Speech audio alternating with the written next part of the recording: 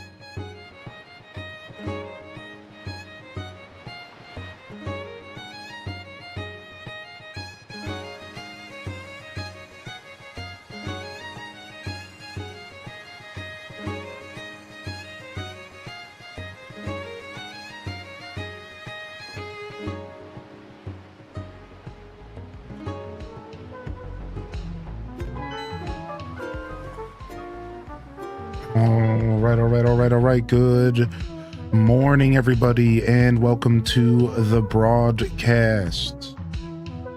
Hey. Happy Monday.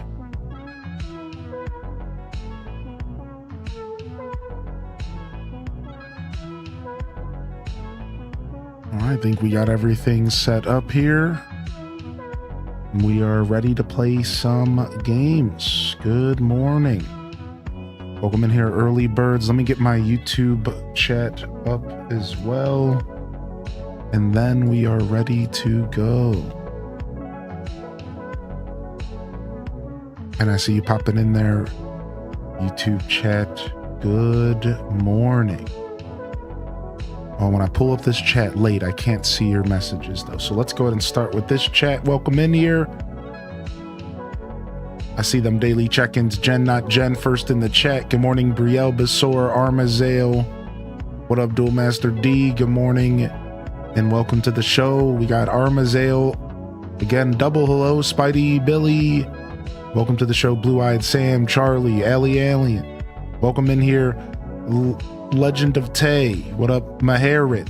Good morning, lights, come on. Anybody else we missed out there? Welcome to the show. All right, doing some island designing today. Good morning, Mocha. Thanks for popping into YouTube today. Welcome in here, Alto Girl, LF, Chris, and Gamer Zoids. Good to see the YouTube chat popping in here today as well.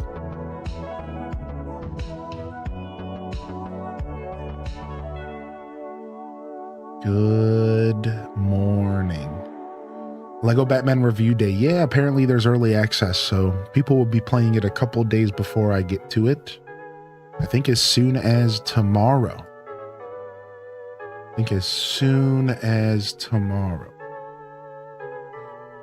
Bum, bum, bum, bum, bum, bum. So I'm sure it's gonna be a successful game if it's anything like the success of the previous entries. I think it will be a solid experience.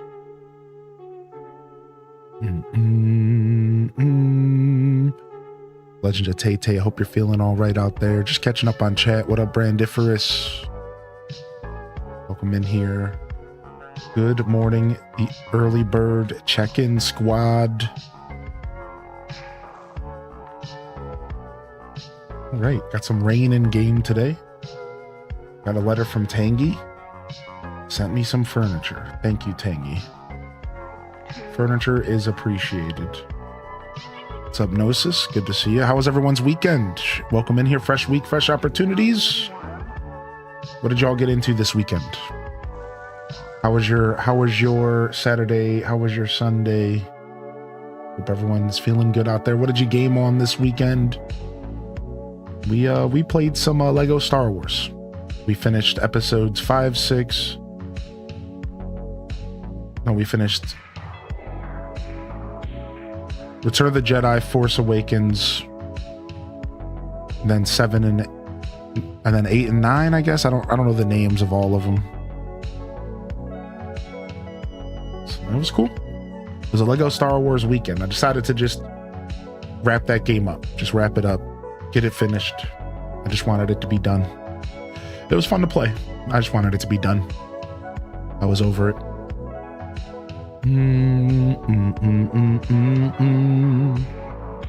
Picks in the miscellaneous in Discord. I touched grass yesterday. Nice. Nice. We love a little grass touching. That's always a blast. Good morning, Card Shark. Welcome to the show today. And welcome in here, Tiny Bit Stressed. Guess what I'll do here is we'll turn back on boom, boom, boom, boom, boom. How do I do that again? How do I do that again? Oh, okay, that's filters. That's what I need to do.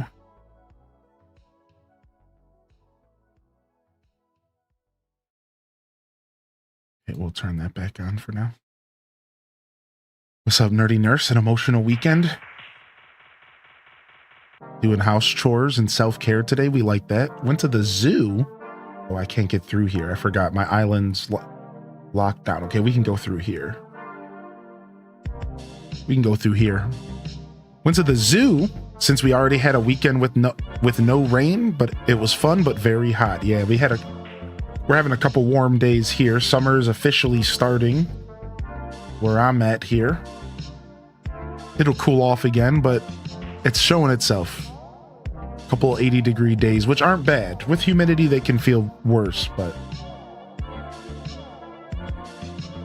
What up, Spartan and Crystal Alpaca? The worst part about it getting warm is that I'm in on an apartment that's very susceptible to humidity. So it can get real gross hot. So I like to run the air conditioner during the summer, but I was really enjoying having my windows open. So I can't wait to get past these 3 days so that I can go back to having my windows open and a nice cross breeze going through the house. Oh, I cannot wait because I was really enjoying that. And then all of a sudden, old summer heat miser had to rear its ugly head. Get out of here.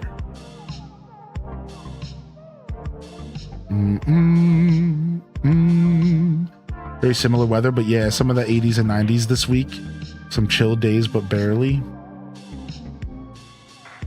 Yeah, I'm not interested in summer weather. I have zero interest in the summer. I would prefer negative 20-degree weather than 100-degree weather, or 90 even. That's just me, though. That's just this guy. You know, maybe not you, but that's just me. I'd much rather it be so cold that I can't go outside and I have to wrap myself up in a blanket all day than to sit here and deal with any kind of heat. I'm good. So, guess we're hanging out in the air conditioner for now. What up, Ghibli Gal? Good morning.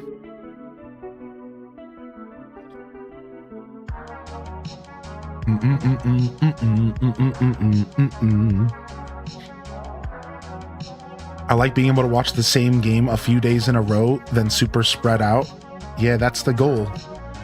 That's the kind of change we're trying to make a little bit here on the channel. It's a hard balance. We'll see if we can figure it out. What up, Wavy? Spring was yeah, dude, spring was nice and cool this year. Oh, we could have used maybe 1 or 2 more rainstorms where I'm from. I do like a spring shower, but we didn't get a ton. We had a couple though. We had a couple real good storms. You know, the perfect storm is when it's not scary, but it's still enjoyable, right? Like that's like, it's hard enough to go sit on your front porch and get goosebumps. But it's not so hard that you're worried about tornadoes or something crazy, right? That's like the perfect storm. And like we had like 1 or 2 of those this year, which was pretty nice, but you know, I was wondering if how the Cavs were doing last night, but I forgot to look it up.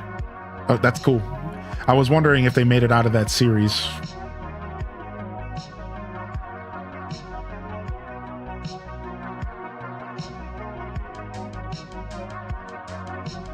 All right. We've been working on some island design here, and the last episode was not really a designing episode. Outside of this beautiful bridge that we set up for Tanguy's property, we're going to do something real fun here for Tanguy. And really what we worked on the last episode of our island design here in ACNH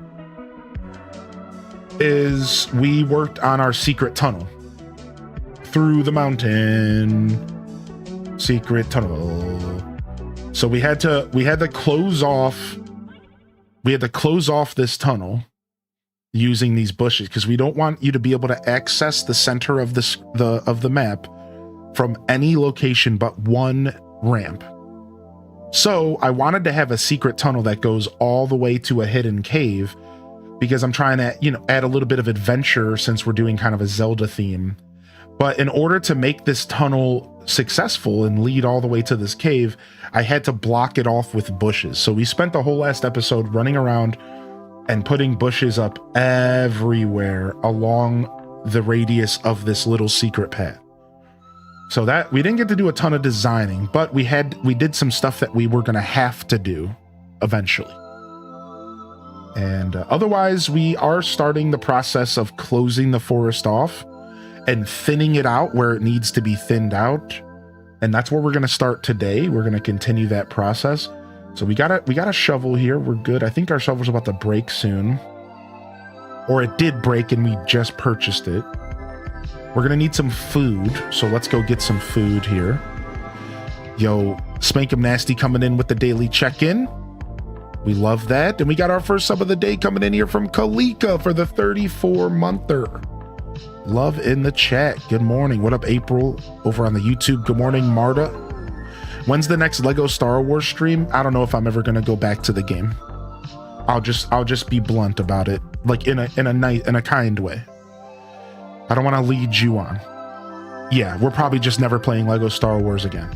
Maybe one day in the future if I'm in the mood, but I don't want to go back to 100% or anything like that. Yeah, sorry if I gave you the wrong impression. I was thinking about maybe doing an extra episode, but I'm just not. I think I'm done. I'm trying to go play other games. Eyeball. Yeah, we're just trying to play other games. Yeah, we're done. We'll put Lego down. I think we had a great Lego Star Wars journey. Next Lego game we pick up will be Batman. Later this week. Lego Batman. I thought you were a Lego Star Wars streamer now. I mean, that game has enough content to hold us off for a couple months.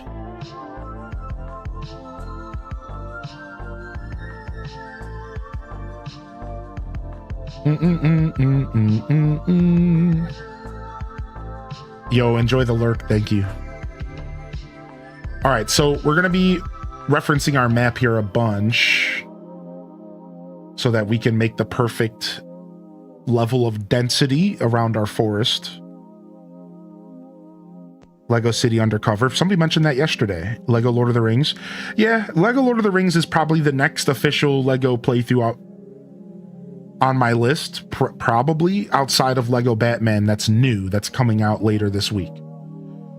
So we'll do Lego Batman, and then we'll probably just pause and we'll do our normal thing, because we have lots of catch up. We have Zelda games to play, we have Grand Bazaar to play, and then maybe for Hobbit Day this year we'll bust out Lego Lord of the Ring or something. Maybe something like that could be cool. But yeah, sure, in the grand future of the channel, Lego Lord of the Rings is totally on the docket. It looks great. Yeah, it looks great. Yo, what up, Cynical Panda? Good morning. Ooh, Lillian's in the house. How you feeling today? What up, Classy Saya? Welcome to the show. Happy Monday. All right, so this is gonna be dense. We could maybe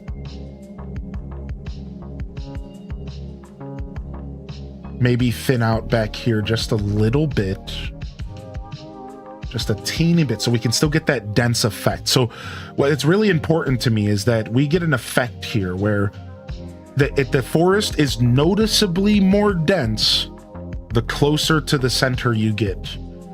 Now it's hard to do on the top and the bottom, because the top and the bottom are a lot thinner than the sides. So I'm not going to be able to do the effect that well on the top and bottom. I wasn't planning on doing it at all, but it seems like up here I can do a little bit of it, just a little. I think I'll scoot this tree over here. I think I'll scooch the booch here. Good morning, Ham Labs. Welcome to the show today. The stretches are contagious. Introvert Latina, welcome back. What up, Cynical Panda? Yeah, we're doing all right. Besides for my eyeballs attacking me right now.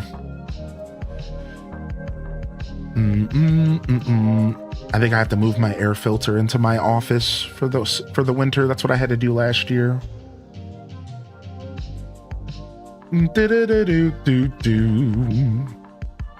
What up, Runa Light? Good morning. Nice, dude. The zoo sounds fun. I've been itching to go to the zoo myself. The Cleveland Zoo is actually pretty dope. I've been itching to go to the zoo myself, and it's been a long time.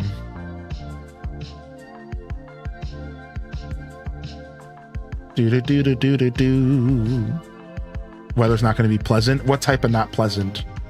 Heat? I assume heat. Band slams in the house. Welcome in. Don't forget Lego Harry Potter. I probably won't play those games on stream. I'll probably skip over the Lego Harry Potter stuff. I'm not really the biggest Harry Potter fan, but I do like Harry Potter. I do like the movies, but there's just too much controversy around those games and stuff. I don't care enough to actually play them. I just don't. Just a little bit too much nonsense. You know, it is an unfortunate fact that the artist of that IP absolutely sucks sweaty, hairy gonads. So, you know, it's not my fault. Yo, what up, UMT? And what up, Mrs. Pirate? Welcome to the show today. Good morning. Grumpy old me. That's right, baby. Storms for you. Man, there were some pretty scary storms out there the past couple days.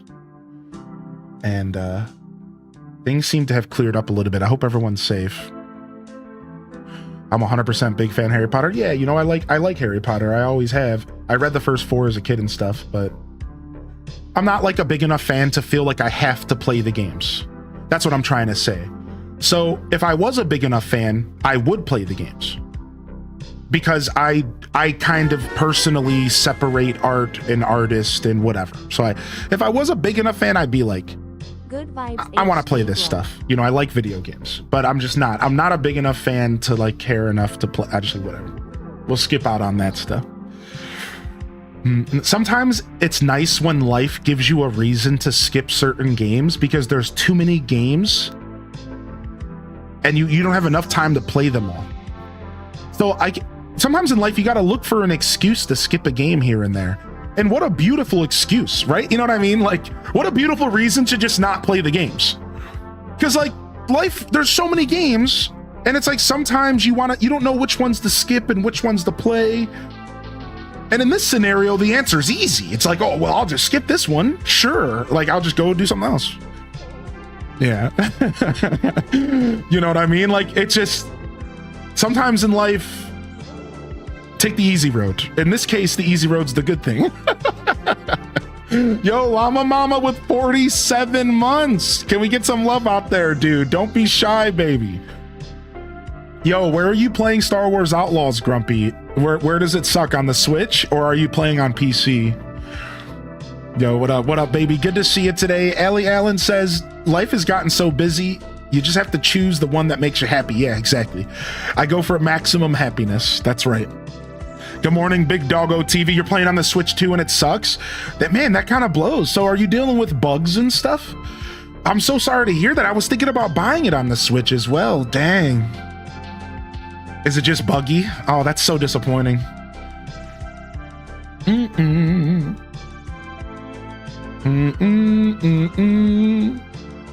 Yeah, our chat's beautiful. Well said, Lights and Mrs. Pirate. Y'all are the best. Just lots of bugs, huh? That's unfortunate. The only bugs we want in our Star Wars games are the species of bugs that I don't know their names. I was really trying to pop off and make a sick joke, but then I don't. I'm a fake fan. But you know what you know, the guy with the wings that hangs out with Anakin, he's like a big bug, right? I don't know. Anyways, whatever. I tried. Boom, boom, boom. Harch. Spidero, Star Wars character, Harch. There we go. There it was. There was the answer I was looking for. There it was right there. But you are having fun with Indiana Jones. Really? You might have just helped me decide which of those games I maybe showcase. Man, I was really looking forward to the new James Bond game, but they delayed it to August and I don't want to play it on PC, so we're just waiting. Nah, Midna's elsewhere. She usually doesn't spend too much time in here because she can't get my attention while I'm doing my stream. So, also, the air conditioner in here makes my office really cold. So that could be a problem for our future cat cam plans because I don't think she likes spending time in here when the air conditioner's on. I wouldn't if I was her. This office gets pretty freaking chilly, dude. Like, I'm cold right now just talking. So I feel like she doesn't really like hanging out up here or in here when the AC's on. I think she'll come in here for pets, but I don't know if she'll sleep in here. She's not in here right now.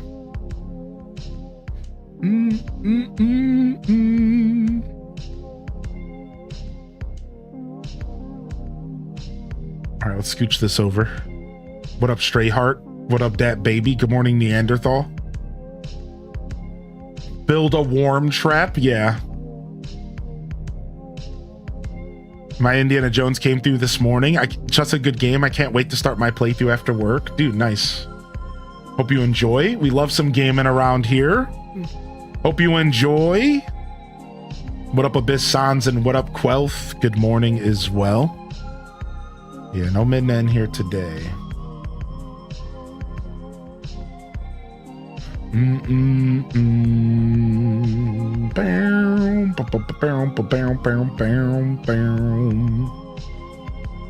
We're just uprooting trees here, don't mind me. Ugh, it's a Monday. Looks like someone's got a case of the Mondays.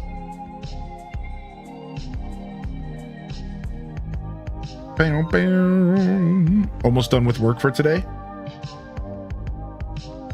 Okay, so this is where it gets a little thinner. I like it being a teeny bit thinner up here. And then right here, it just gets mega dense. And if we could put another tree here, that would be nice to extend that density here. What up, Kaisky? Good morning and welcome to the show. Yo, Kaiski's getting a house, catching a flow, gonna tune into the Hylian Descent design stream. As they come in here, they get a gleam and they glean the vibes. I don't know. I should keep my day job. I'm not feeling rapping today. Oh no, we're glorping. No glorpers. Glorpers, no glorping. Get out of here, you bunch of glorpers. No, none of that.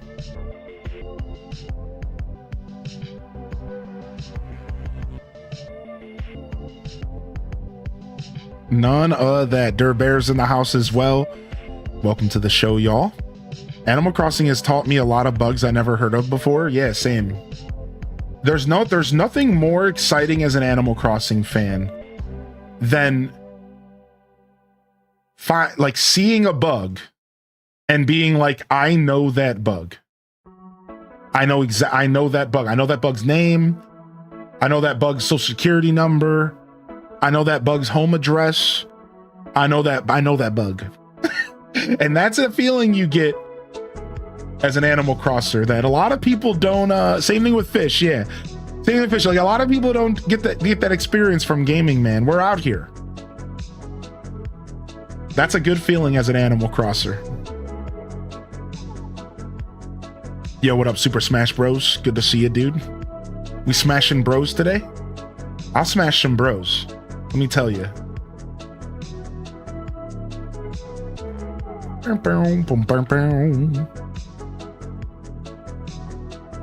Let me tell you what.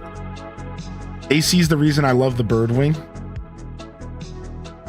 ACNH has taught me a lot. Facts. Yeah, it's fun, dude.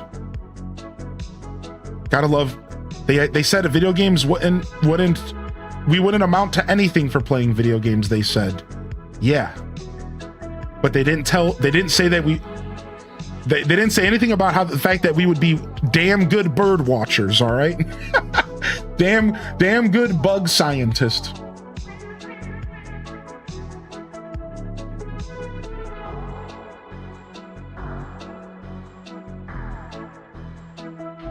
All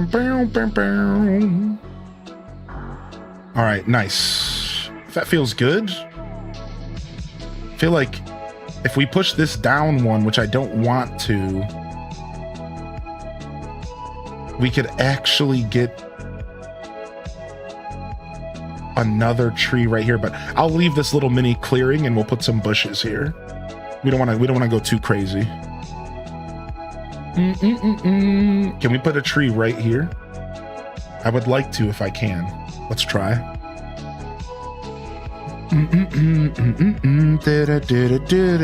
All you coffee drinkers make you jealous? It's funny because I'm trying to pull away from coffee. I'm trying to give coffee up for good. That's my goal, I think, for 2027. Because I think the only reason I even started drinking coffee was because I was only sleeping like 5 or 6 hours a day. I was grinding 2 jobs, so I always felt like I needed stimulation because I was yawning during my broadcast. So I was drinking these RX Energies, which are just Arizona iced teas with like some ginseng and stuff in them. You know, like if you've never seen an RX Energy, it's basically just like, it's got like more natural energy stuff and a buttload of sugar than something like a Red Bull. And then eventually I got gifted a coffee machine. I started dating my current partner, and she didn't like that I was always drinking all that sugar, which she was right. So she gifted me a coffee machine, and as an alternative to the amount of RX Energies I was drinking, these Arizona iced teas. And that's where my official journey with coffee begun. And here I am like 5 years later, and it's everyone feels the same way. Almost everybody, when you have this conversation, you start to feel like you need coffee. But I remember not too long ago in my life that I didn't ever drink anything like this. And the only reason I even started was because I was yawning in the mornings of my show. But now I'm like, I got I have like a better living situation, and I can get better sleep if I'm not a degenerate playing video games all night. Like, I have a better bed. I can sleep for 8 hours a night. I'm in a better ecosystem, if you will. So I realized, like, it might be time for me to start giving up coffee and just resting more and sleeping more. So I'm gonna try. I'm actually gonna straight up try. I'm slowly but surely trying to move away from it. It's tough though, because I really like having extra energy, because it is a drug at the end of the day, and it's a stimulant. So there are days where I like to drink coffee because it's just fun to drink. You know what I mean? Like, it's just like, it's not even like I need to. It won't even be in the morning. Sometimes I'll drink coffee at like 4 p.m. because I just like drinking coffee. I like the act of getting a little jazzed. But I'm trying to cut coffee out in the morning. So I want to be clear, in the morning. I don't want to be drinking coffee in the first 4 hours of my day. That is what I'm actually changing in my goal for 2027. That I will not be drinking coffee for the first 4 hours of my day. And then if I want an afternoon cup of joe, I'll drink one. Right? That's gonna be the game. Like, if I want an afternoon cup of joe, I'll drink one. But I don't want to drink coffee in the morning.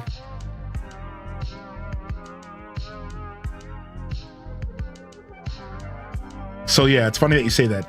I consider myself a coffee drinker, but I feel like I'm shifting away from it. I've always been an all natural guy though. I'll be honest. I've always been this way. This is nothing weird for me. I've always been the kind of guy that if I can go all natural, I will, with everything in life. When it comes to, like, you know, just all sorts of stuff. Headaches, for example, like, I'd rather a headache resolve itself naturally if I can. That's not always the case, but I'd rather take a nap or turn off the lights and massage my temples or something. And that's how I dealt with headaches for most of my life. You just don't always have that option. Sometimes you got to get up and go to work. So you're like, well, what do I do?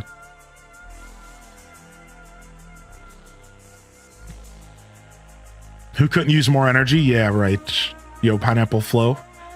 Drinking it late at night for your body. I know. I don't drink coffee too too often. I do like the 4 or 5 p.m. cup of coffee very rarely.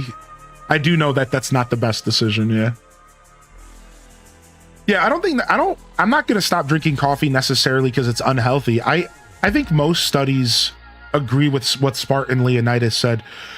Coffee isn't like inherently unhealthy if you're not loading it up with a bunch of sugar and stuff. Yeah, I think that's actually relatively true from everything I've read. Yeah, I think so. You know, for me, it's just about, I don't like the idea that my body feels the need to get energy from another source.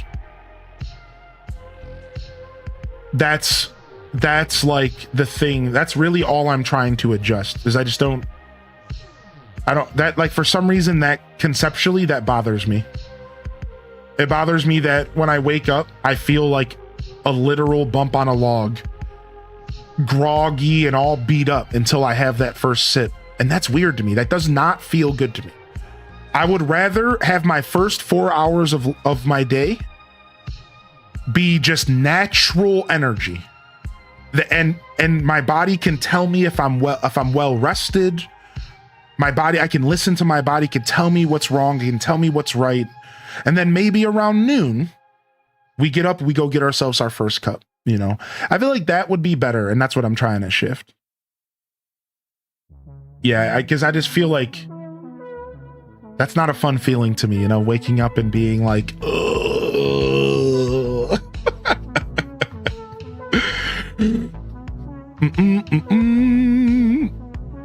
I like sugary coffee. It would be nice to drink it plain. Yeah, that's me. I can't drink coffee. It puts me asleep.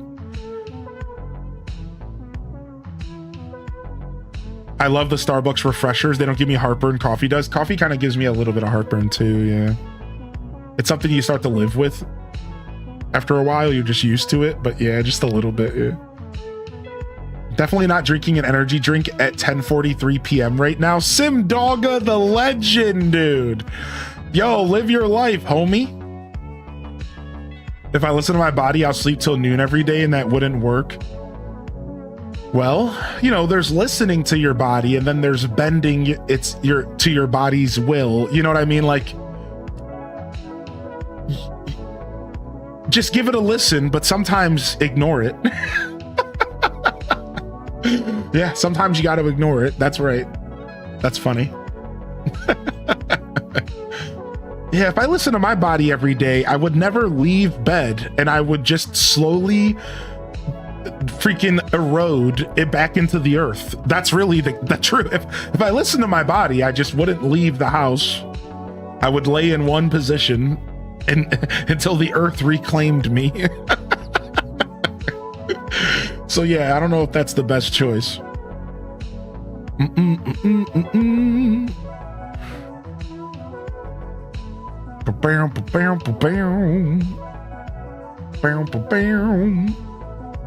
In real life, mall slacks. Yeah. In real life, mall slacks. Exactly. All right, let's get rid of this tree right here. What's up, Hula? How you doing today, Hula? Good to see you in the chat this morning.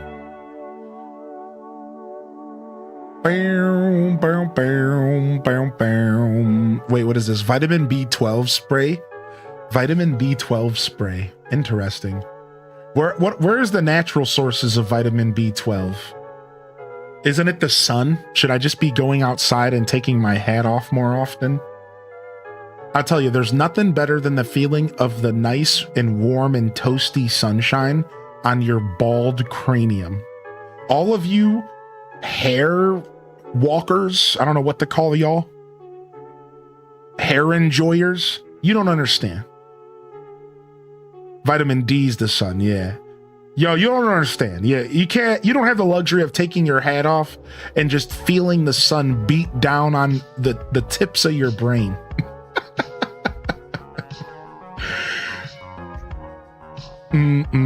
What up, Zella Zephyrah? You just don't get it.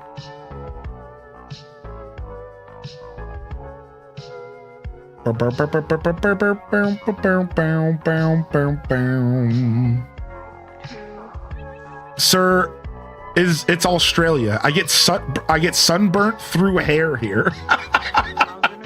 Y'all get sunburn on your scalp through your hair in Australia? Why do I believe that? Dude, Australia is just such just an extreme environment, dude. It's like one of those planets in Starfield or something where it's like in like No Man's Sky where it's like labeled red and it's like you can't go here unless you have certain equipment. That's Australia's everyday life. Don't go to Australia unless you have certain equipment.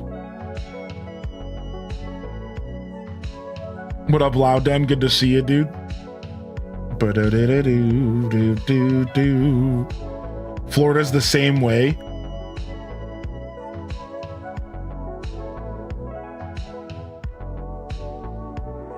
Sun gives me a headache. I'll stand under a tree. All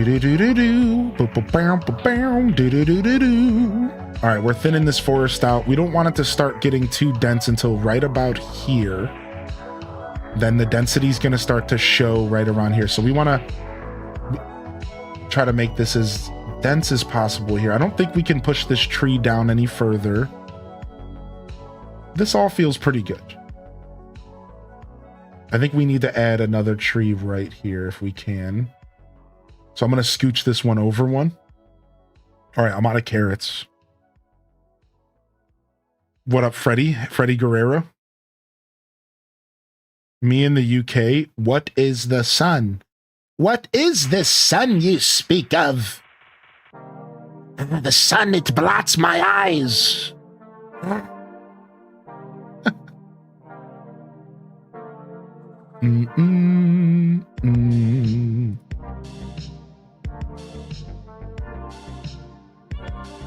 All right, that feels better. Let's go and grab some other foods that we can eat. We can continue this process that we're undergoing. Boom, boom, boom, boom, boom, boom, boom, boom. If you're just tuning in, good morning and welcome to the show. Hope y'all are feeling good today. Happy Monday. See Cozy popping in. Welcome to the show, Cozy. Kaiski, welcome to the broadcast today as well. We get sunburned through our hair here in the South too, depending on how short you cut it. That's crazy. I rarely see the sun. I live in a rainforest.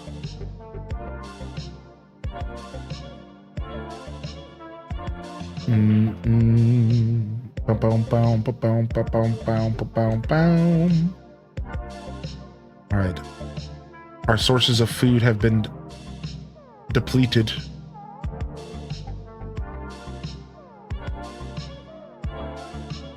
Our sources of food have been depleted.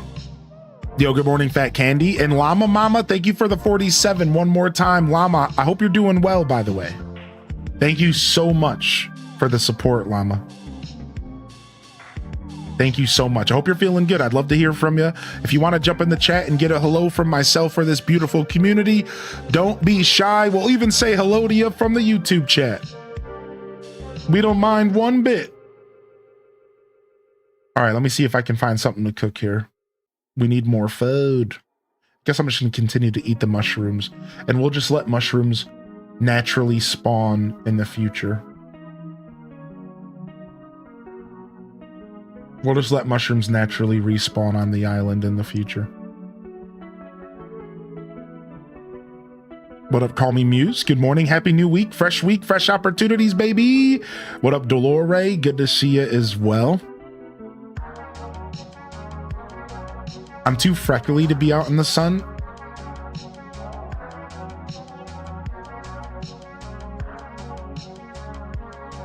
I love the variety of environments represented here. Yeah, I like how diverse our community is. It's pretty awesome. I want out of Florida. What up? Hey, Famed, how you been, man? What's life been like for you, Famed Guardian? Trying to get more sun this year? Yeah, me too. Yeah, me too. Getting out of the house more is definitely a priority. It's tough. It's tough when you're a degenerate gamer. It's just tough, you know? Sure, people say, woe is me. Oh, woe is me, dude. Oh, degenerate gamer.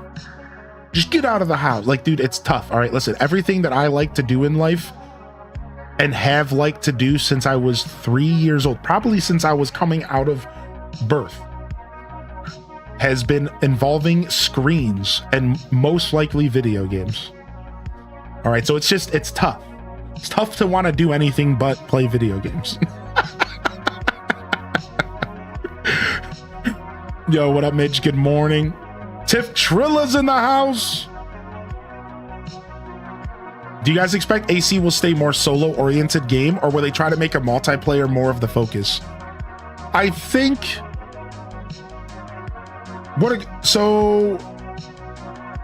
First off, to answer your question, I think Animal Crossing stays more solo-focused. However, I do think that there was enough of an outcry about the lack of multiplayer activities in this game's release that Nintendo will put more of an emphasis on multiplayer for the upcoming Animal Crossing title that is not yet announced, but we all know it's on the way.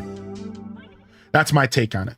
I think that they're for sure going to... I think they're likely, I don't know about for sure, going to add more multiplayer elements, because that was a massive outcry. There was a huge outcry for more multiplayer in this game. And I think that they will listen to that. I believe they will. To some extent, there will be somehow a more fleshed out multiplayer experience, but don't get it wrong. It's not going to be Hello Kitty. It's not going to be, you know, extreme. It'll be like mini games. I don't know. Like maybe that's it. Maybe it's literally just mini games, which I think most Animal Crossers would be happy with that solution, right? I think most Animal Crossers would be totally chill if the answer was just mini games and that's all they really added, because that's all we really want. You know, I think most Animal Crossers are pretty content with New Horizons. You know, just give us a little bit more exciting dialogue. Just give us a little bit more realistic and relatable dialogue. Give us some mini games, and I think Animal Crossers are pretty fucking happy. Give us some mini games. Give us a little bit more relatable dialogue, and I'd say that we're all relatively happy with the way that this game is working. So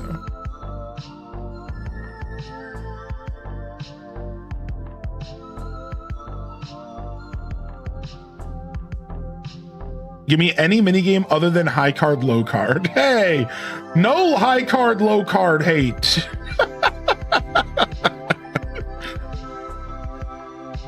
If the game grinds to a halt when someone joins, then it's still dead on arrival.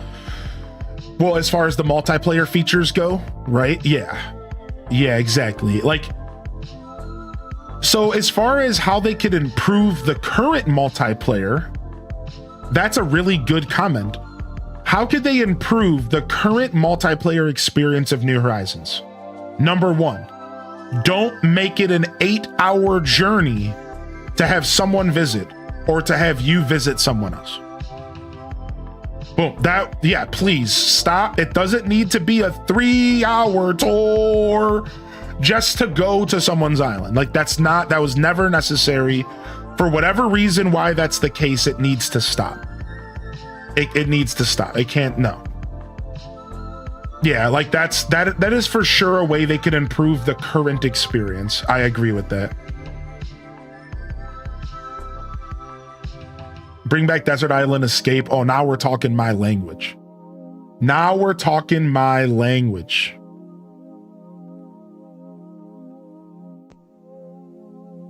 Imagine being on Switch 2 will help optimize that. Man, I hope that they do more of the games within games thing. I'm really, like, they added the consoles to New Horizons, and I hope that they do it again in the next Animal Crossing. What if the next multiplayer is that you could go to someone's island and load up a Nintendo game and you could both play it? Wouldn't that be crazy? What if, like, you showed up to my island and I clicked on the Nintendo and it loaded up ice hockey, and then it asked you if you, like, to join, and you had to click, like, yes to accept, and then we could both play ice hockey together, like we are sitting in the same room, you know, playing on the couch or whatever. Like, that would be sick.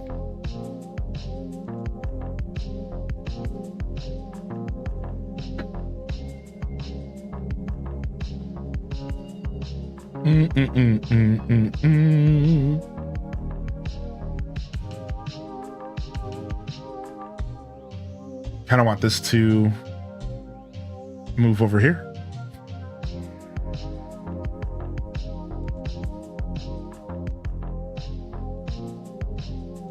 We actually need to get out and get some sun in our lives. Vitamin D deficiency is real.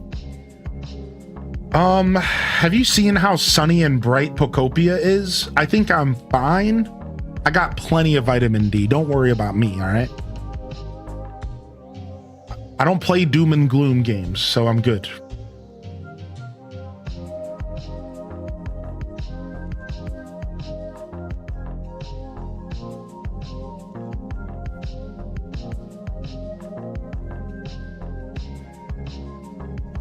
Oh, okay. Proud of you.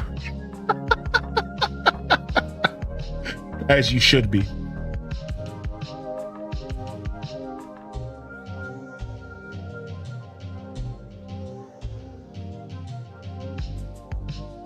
All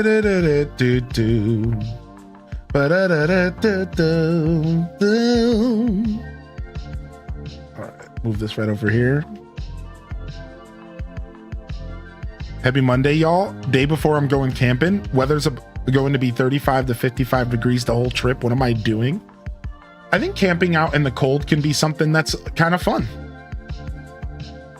Just make sure you have layers, dude. Right? I'm sure you've been told that 1,000 times, but just, dude, that's all that matters is layers. I think you're gonna have a blast. Just layer up, dude. Get yourself some long johns. I think you'll have a good time. For some reason, I have a lot of really strong memories camping in chilly weather because we used to do everything we could to get out to those campgrounds. Every year, everything we could to get to those campgrounds. We would go out as soon as possible. We'd be out there in the brisk of spring. We'd be out there in the chills of fall, all to get our fix. I grew up in a campground, so I could give you some tips and tricks. I even had like a Boy Scout kit that I could bust out at any time and start a fire, and it came with a little pot so you could cook food right there. And I was not a Boy Scout, but I had a little kit.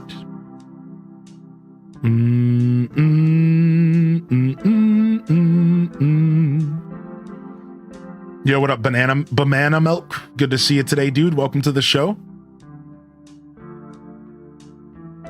Yeah, you just gotta go out there with some layers, baby. We got a balloon in the Twitch chat. Sniffers.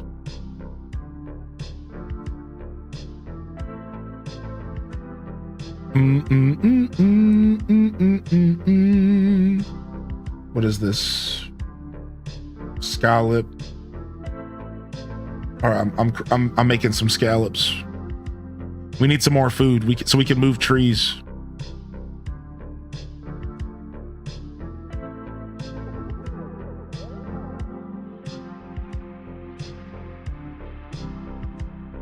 All right, let's make one of these. All right, I'm turning this AC off for a little bit. It's too cold. Boom, boom, boom, boom, boom.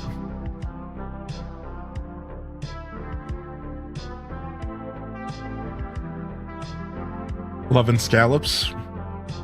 Yo, hope you're doing well today, Vanessa Quick. Good morning. Sounds like campfire time. Y'all, one of the best treats you can eat on a camping trip. You ready? 3 ingredients. No, 5 ingredients. 5 ingredients. Banana. Chocolate. Marshmallows. Graham crackers. And foil. And you take the banana and you cut it along its crescent. And you split it, but don't cut it all the way. Don't unpeel it. Keep it in its peel. And split it and shove chocolate and marshmallows into the split. And then wrap it up in foil or whatever you want to cook it in. Foil's preferred. And throw it on the fire. Take it off the fire a little bit later. Unwrap the foil. And you got yourself a gooey banana marshmallow chocolate concoction all inside of the banana. And this is the secret. You scoop out the innards with the graham crackers. Crack yourself off a graham cracker and scoop out the banana marshmallow chocolate mix. And you got yourself the best campfire treat, baby. S'mores can eat their hearts out. Now, a good s'mores though goes a long way. So I don't want to try to knock down s'mores from its rightful legacy. But I'm just saying, if you haven't ever had a banana s'mores, you're missing out. Can I substitute the banana for any other fruit? No, you monster. What do you want, a nectarine? Get out of here. Trying to ruin traditional campfire treats. Oh my Lord.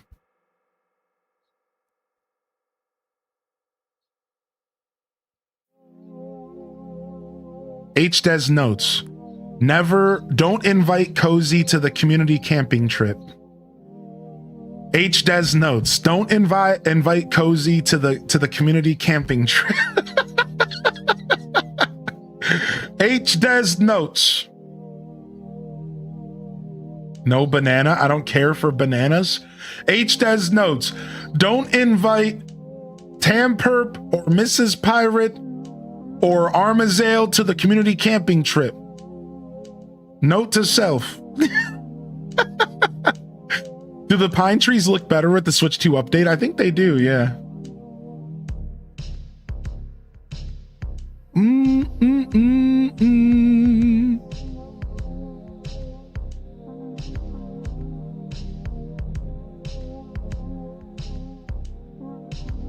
What was I doing over here? I got distracted.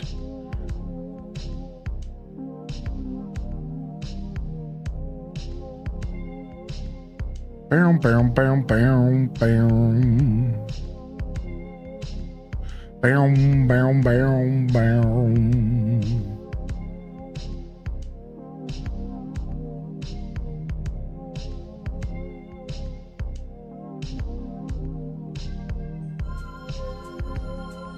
All right. I think the pine trees do look better. So what's the story mode like on Animal Crossing? What's up, Jack? Are you still out there, dude? Jack Frazinelli? What's up? So Animal Crossing story is pretty light. It doesn't really exist, and it's pretty much just a character named Tom Nook has an idea for a like resort that he wants to build, and he wants to start said resort on a deserted island, and then he wants to build the island up basically from scratch as a part of this plan, and that's where the game begins. So he invites you to join him on this journey and to help him start basically like a new capitalist venture. What do they call that? Whatever kind of venture.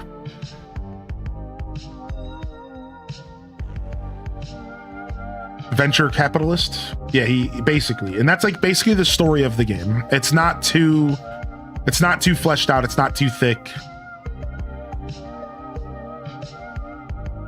Bananas are yuck. Bananas are nasty. Bananas stole my lunch money at school. You know what, Unitato? Get out of here. Time them out of here. Time them out. Get them out of here. Get them out of here. Are you okay? No more banana slander.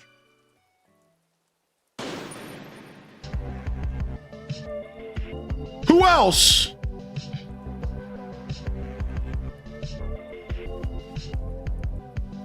That's right. Yo, what up, Samantha? Good morning. What did I walk into? Nothing. That's right, chat. Nothing, huh? Nothing. Banana stole my homework. What up, Quirky Sloth Gaming? I'm scared. I only timed him out for 60 seconds. Don't worry. I wouldn't actually be mean. I'm just having fun. Unitato's okay. It was only 60 seconds. It was probably a long 60 seconds, but it's I think it's already over.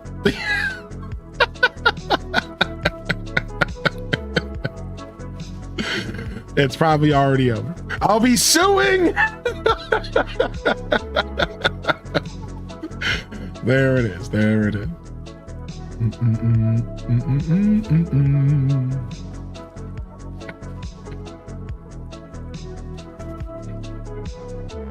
Yo, hear from my lawyer. What up, Elliot B? Justice for Unitato. Happy Monday. It's a holiday here in Canada. Oh, what's up, dude? What holiday is it in Canadian land? Hylian out here being the soup Nazi from Seinfeld. No banana for you. I don't like Laffy Taffies, but I love bananas. Yeah, fake banana flavor is a whole different conversation. If your mindset towards banana is based off of fake banana flavor, that's your fault. That's not banana's fault. That's your fault. That's like me with coconut. Like, listen, I don't like fake coconut flavor. Almond Joys, no. Fake coconut shavings on a cake, no. Get it out of here.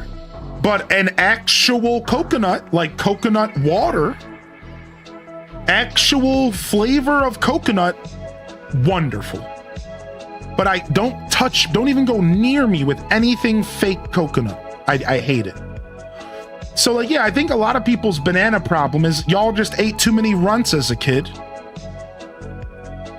And you know, that's your problem.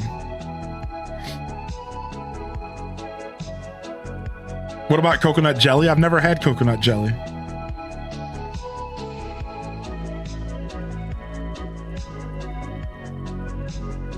I just cannot stand the taste of it. Yeah, I know, it's okay. Not everyone likes everything, you know?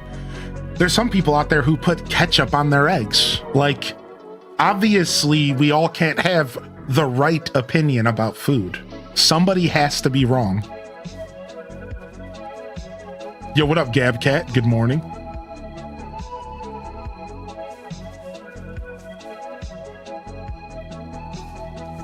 Maple syrup on eggs? Listen, if maple syrup slides into my eggs, I'm not mad, but I'm also not really trying to eat sweet eggs. Wahoo. Good morning, Hylian and chat.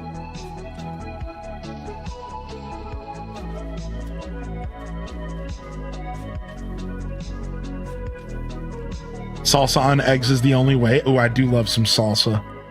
Salsa. Speaking of Seinfeld. Yo, Stephanie hitting us with a 3-month resub. Good morning, Stephanie. And welcome in here, Sleepy Cat Loaf as well. Good to see you, dude. Thank you for 3 months, man.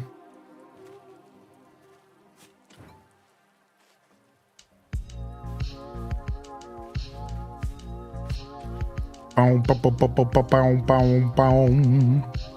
Boom, boom, boom. Salsa. Everyone wants to say salsa. Would you like some salsa? Or did you say salsa? Salsa, salsa.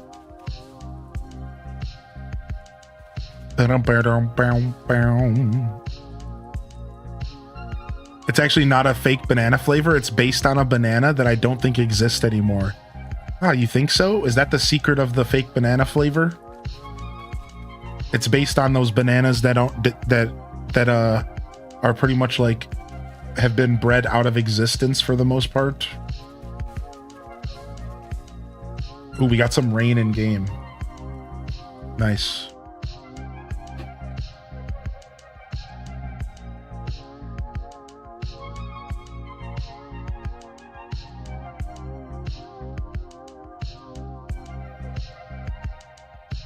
I was giving some men to some pets. Don't mind me over here.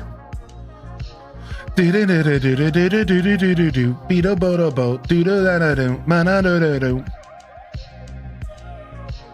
you're the one slandering bananas, actually?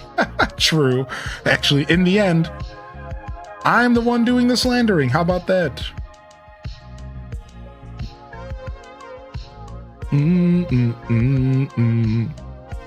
All right, just in case we need a little bit more food, let's go grab some now. Are you guys kissing? What's happening over here? I've never seen Rossetti so happy to be close to somebody. This is why New Horizons has a problem. Because the villagers are too chum with each other. We need some drama. I need someone to rob somebody in this game.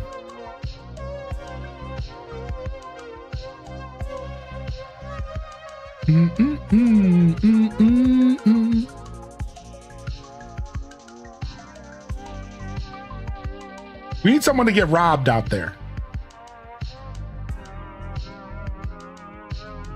ACNH GTA mod. Show cat. I can't at the moment. I'm still working on setting up the camera for y'all. For now, you have to take pictures in the Discord.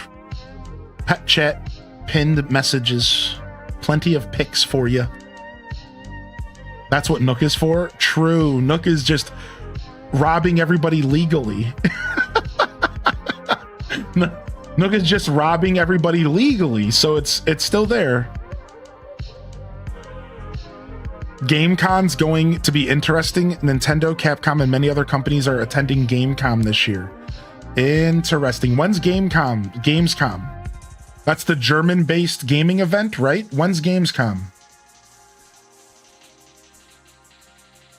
I think that's the German one. Maybe I'm wrong about that. Our ducks are loving their greenhouse. Yeah, we showed it off yesterday. It looked good. Dang it, I went up the wrong section. My own forest has got me trapped. Gosh darn it. Yeah, Gamescom's in August. That's right. It's a little bit later. A little bit later. Yeah, I think it's the German-based gaming event.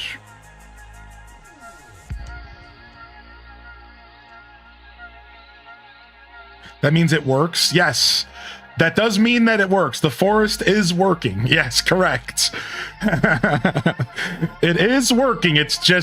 It's working too good, so it's going to make decorating a little annoying until I get my bearings. But once we get our bearings, we'll be fine. We just have to figure out how to get to the sections we want to get to cleanly.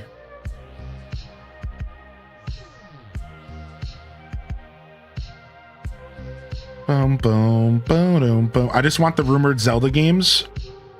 Nintendo's being real quiet, man, and I hate it. I hate this game that Nintendo's playing.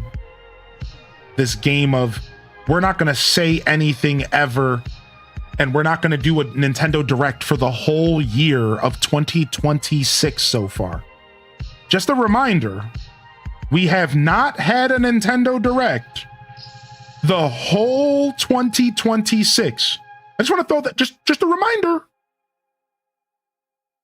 Like, what? I think we maybe had a partner direct in January, maybe. Pokemon doesn't count. Pokemon does not count. It's a whole separate thing. Too bad you can't fog the forest. Well, we can, because in this game, if you wake up early enough, Classy Saya, there's naturally fog all around your island. So when we save this island's dream address, we will be saving it in the foggiest moment of the day, which is on random days at like 5:30 in the morning. It's like because it's the fog starts at like 5 and then it ends at like 6 or 7. So you have to catch it like in the middle of the hour when it's like at maximum potency. So yeah, we are going to be able to get fog into our forest, and we are going to be able to make it cool, but it's only going to be really cool for the dream address. Outside of the dream address, it won't be as cool as it could be, but that's fine. You know, whatever.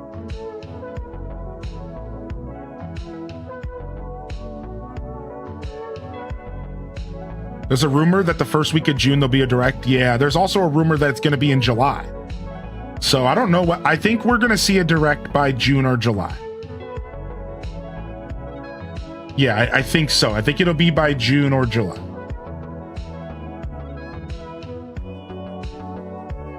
I don't see them pushing it until August. I think that's a little bit too much.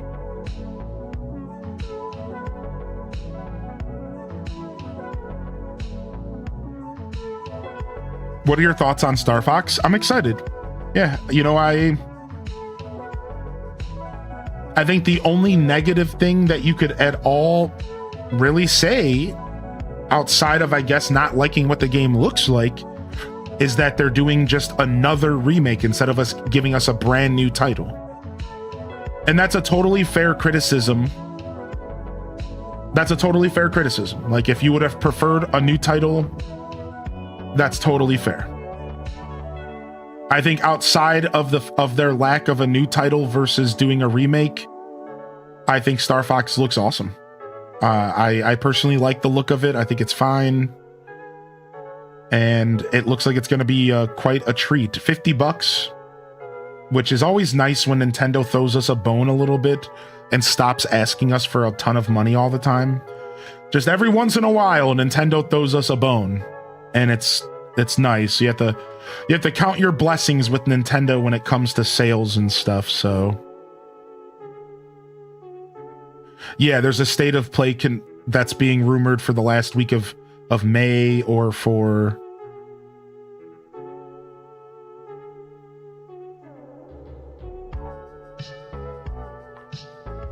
the first week of June.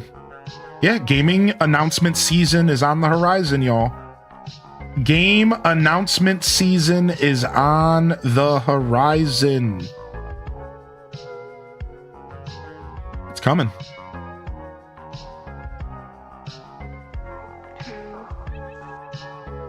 It's gonna happen.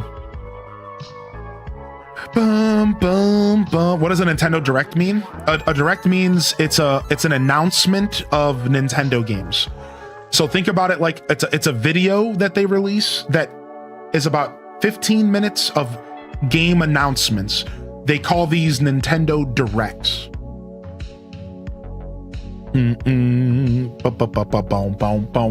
What's up, Aquana? There was a disease that made it go extinct. Interesting. I didn't realize that. What up, Twinil? Welcome back. Good to see you today. Elizana as well. And good morning. Welcome to the show. Fresh week, fresh opportunities. Hope y'all are feeling good today. If you haven't gotten a good morning from me, jump in the chat and let me know you're out there or not. You can always just sit back and relax and enjoy the show. We appreciate our lurkers. Our lurkers are valued. Our lurkers are appreciated. Thank you. So if you didn't hear this, Spawn Wave got me hip this morning. There's apparently a mega sale happening on GameStop's website right now, and you're all invited to check out this craziness. So we're going to look at it together right now on stream. If I can quickly make sure that I'm not being doxxed here, because sometimes these websites will just automatically grab my location on this browser. Okay, I think we're good. So take a look at this, everybody. Take a look at this. There are $15 physical games you can purchase right now at GameStop for Nintendo. Like, we're talking $15 games. Look at this. You can get Super Mario RPG physical for $15 in-store pickup if you have a GameStop near you. This is the time to pick up some games, y'all. Look at this. There's PlayStation 5 games, Xbox Series X. Look at Persona 5 Tactical Launch, $15. Mario Luigi Brothership, $15. And again, these are physical games, not digital. Like, I really wanted to make sure I talked about this morning, because y'all need to get out there. If you were looking to pick up some of these games, you actually might want to go and take a look at this. You don't get a $15 Sonic game often. Look at this. This is like 80% off physical copies of games. This is actually kind of insane. Now, it's unfortunate that it's not a ton of really good stuff. I'm scrolling through it right now to show you all, but there is some decent stuff in here. Look at Suikoden 1 and 2 HD Remaster, Phantom Brave. Like, dude, these are some solid games that you might have been holding off on purchasing because maybe you just couldn't find it in your budget to spend $50 on one of these games. $60, $50. These are down to $15. I think I'm going to be heading to GameStop here early this week and trying to get my hands on a couple of these games. The Marvel vs. Capcom Fighting's collection disc, the one that we wanted to play on stream, Marvel vs. Capcom 1 and 2, I think is on here. $15. So, yeah, I just wanted to bring this to your attention because Spawn Wave brought it up this morning during my morning news, gaming news watch. $15. Will there be 100% of Lego Star Wars? I don't think so. Nah. We're just going to wait and play Lego Batman this weekend. All right, everybody. Lego fans, we're just going to wait and play Lego Batman this weekend. Those are regular prices, I'm pretty sure. Those are not pro membership prices. At least that's what Spawn Wave told me this morning. I think those are actually just regular prices for everybody. Yo, what up, Faux for All? Watching on YouTube since Twitch is blocked at school. I mean, to be fair, Twitch should probably be blocked at school, but not for the teachers. What's up? What's up? How you doing today, Faux? Good morning.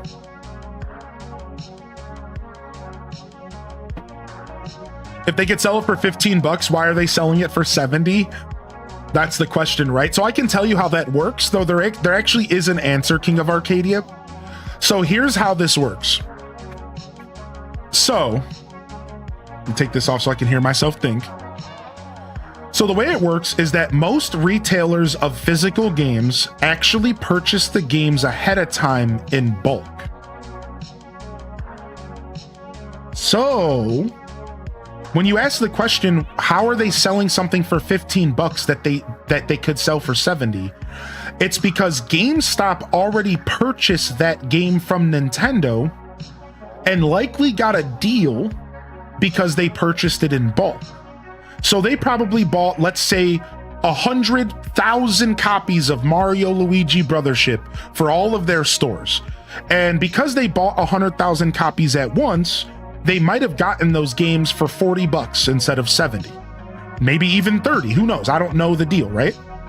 So first off, they're not buying the games for the price that we see because they buy enough of them to get a deal. Here's the second thing that's going on. So as I just said, these companies, Walmart, Target, GameStop, every one of the retailers, they already purchased the game. They own it. It's theirs. And now it's their job to get rid of it. Sometimes it's better to mark it off 80% and get rid of your stock than it is to sit on something that's no longer selling. So the reason that those games are $15 right now is because they probably purchased way too many of those games and they don't know what to do with them. And their only option is to offer you and me a $15 sale so that they can get rid of their back stock, because sitting on product makes zero money. But selling a game for $15 at least recuperates some of your losses. And that is why you see some games sell for really cheap and some games sell at full price, right? It's these companies purchased these games all in bulk months ago. And now they just have stock sitting with nothing to do with it. Now, there's one thing I didn't mention, and then I'll move away from the conversation because obviously nobody really cares about this, but it's fun to talk about. Sometimes the publisher will allow you to resell the games back to them at a loss. So let's say that you purchased 500,000 copies of what was the game on PlayStation 5 of Concord? So let's say that you thought Concord was going to be the next biggest game and you purchased 1 million copies of it to sell at your store and Concord flops. What Sony will do is they'll offer GameStop to purchase, to buy back the copies of Concord at a loss. They'll say, all right, GameStop, you already paid for these copies of games and the game is not going to sell well.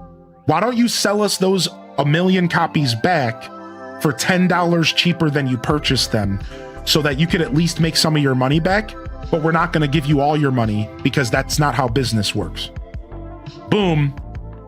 So yeah, so they don't always have to do sales. Sometimes the companies will allow you to resell stuff back and they can reconfigure it back into the system and whatever.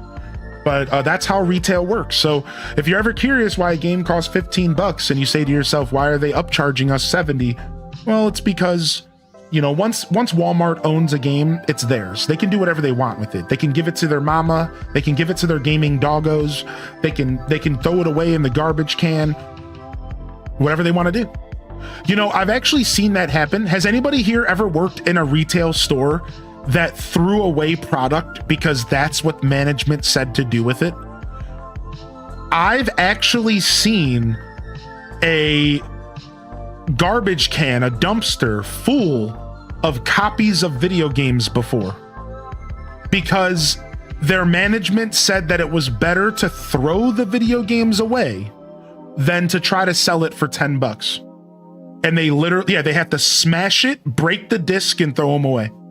Instead of just giving them to free for people and being a kind person, they have to shatter the disc and throw them in a garbage can.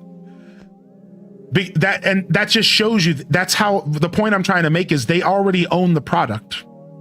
They can do whatever they want with it. They can literally just throw it away. It's theirs.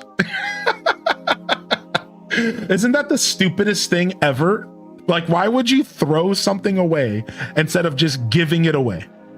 Welcome to corporate America. I remember when I worked in retail, I worked at this grocery store that also sold ice cream. If you know, you know, United Dairy Farmers.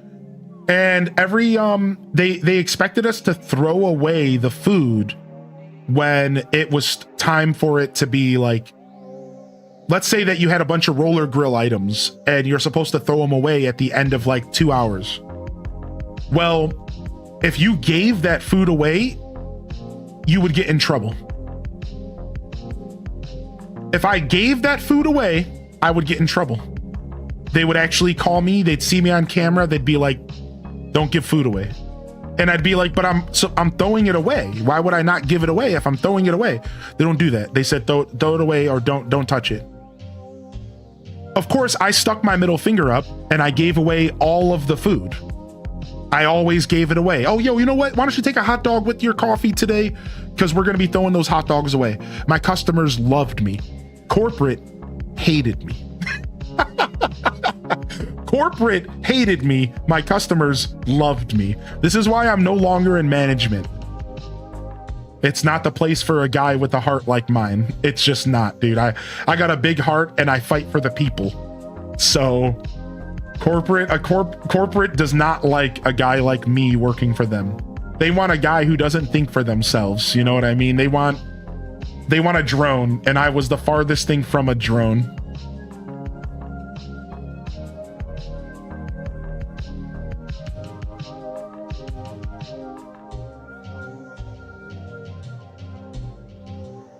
Boom, boom, boom, boom, boom, boom, boom.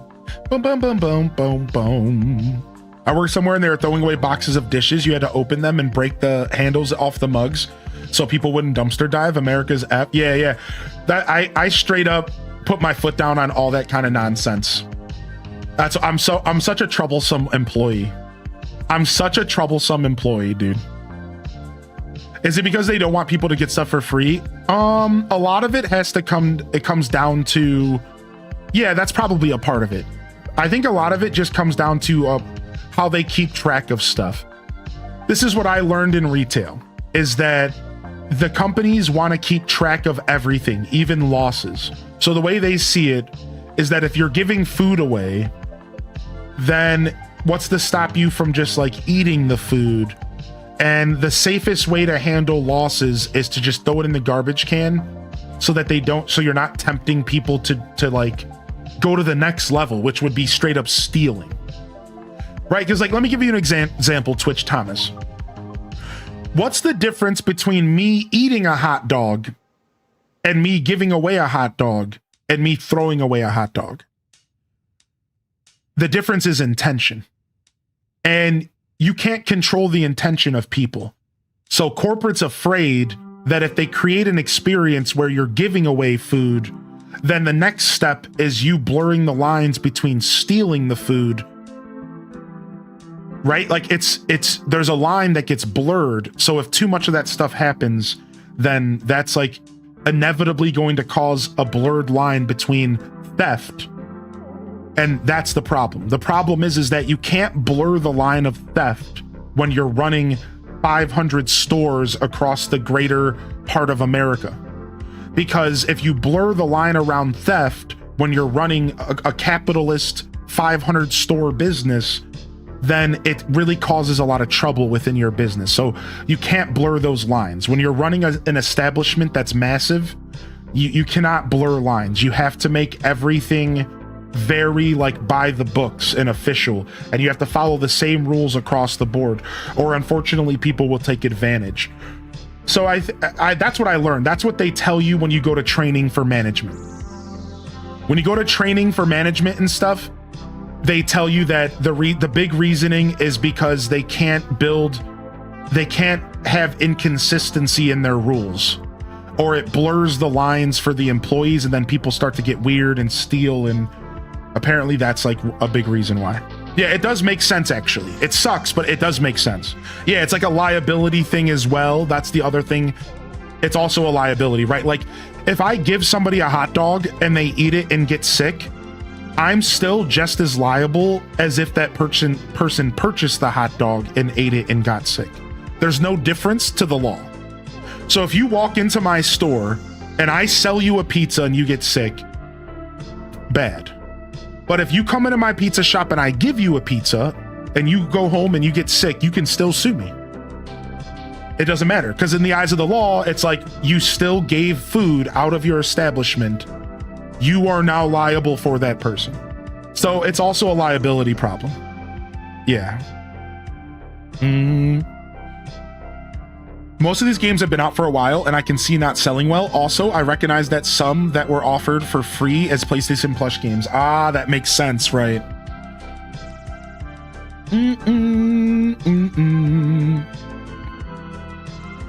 Yeah, exactly, Mandy Cat. I think it also has to do with not getting people used to getting free stuff, right?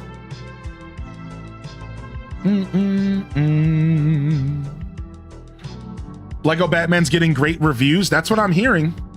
That's what I'm hearing. Lego Batman's getting some decent reviews. I feel like it was destined to get decent reviews because it has such a good track record. Don't people love Lego Batman games?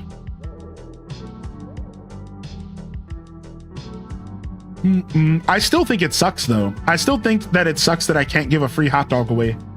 It's not my business, though, you know?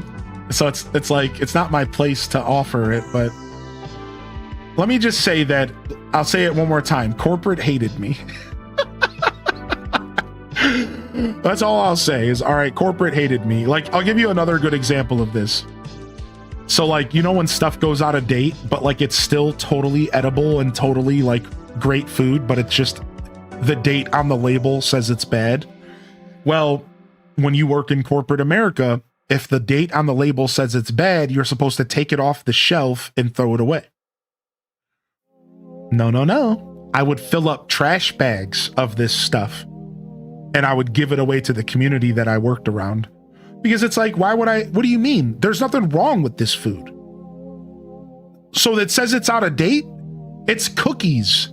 Cookies could probably live through a post-apocalyptic scenario. And you're telling me I can't give somebody some cookies today that are maybe hungry and starving? Screw you. You know what I mean? Like, screw you, man. Like, I'm giving these cookies away. You ain't gonna stop me. I never forgot I got into a fight with my supervisor about it. And he was like, no, but you're going to get in trouble doing that. And you're going to get me in trouble, dude. And I was like, well, deal with it. And he got mega pissed. And he wrote me up about it and everything.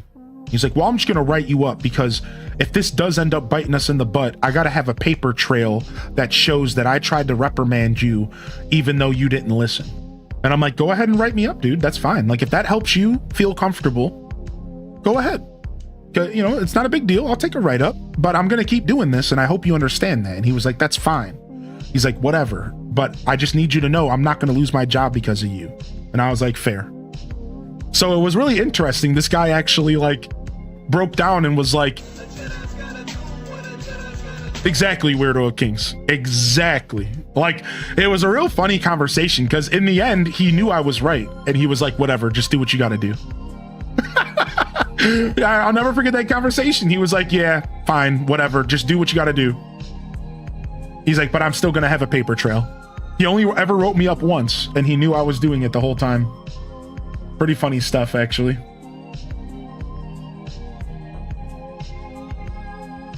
A Jedi's got to do what a Jedi's got to do. So, Lord Vader, I'm coming for you. I should have honestly made that clip a little longer. I should have made it add the Lord Vader part to it because that part's so iconic. So Lord Vader, I'm coming for you. A Jedi's gotta do what a Jedi's gotta do. We got Death Star, Death Star, Death Star, Death Star.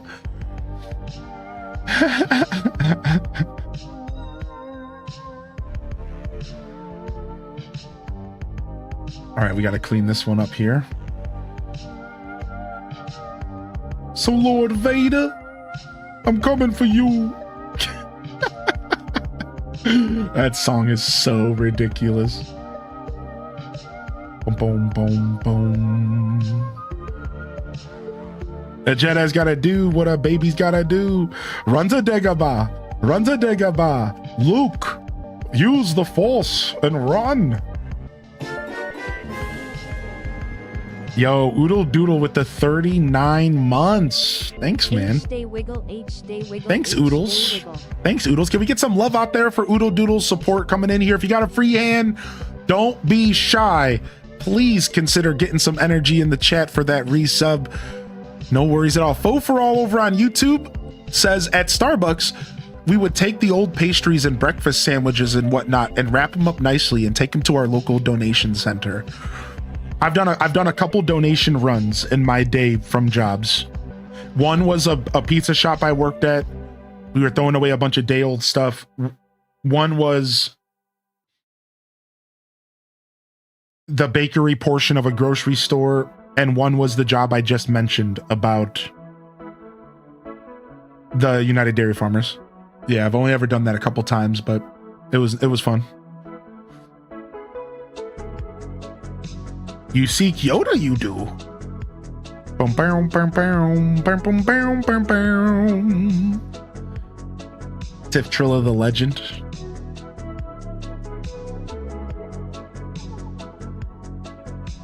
They were so appreciative. Yeah, of course, man, because it's human. It's a human thing to do, man. Holy heck. Boom, boom, boom, boom. I think we can go ahead and scoot this one over.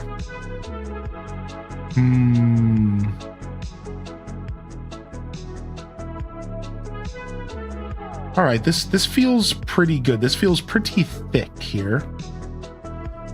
All right, we're finally kind of done thinning the forest out. So when I first built this forest, I accidentally made everything a little too thick on the outskirts, and that was never the intention, but I just needed to get these trees planted, so I wasn't really thinking too hard about like the end game. But now that I'm finally making this forest work, I really need the outskirts of the Lost Woods to be very loose and not too foresty, because I need there to be a very strong contrast so that when you walk into the forest, it feels very different. It goes from kind of loose to denser to more dense to, oh my gosh, I can barely navigate what is going on. There are too many trees. So I wanted to go from this to basically like nothing out here. Like I want it to be like country roads, you know, maybe some houses out here, some properties. So I want this to be nice and open so that you as the viewer, in a sense, get the experience of the forest getting denser and denser to the point of like you can't navigate it. So it seems like it's working so far. I'd like to maybe put a tree just right in the middle here.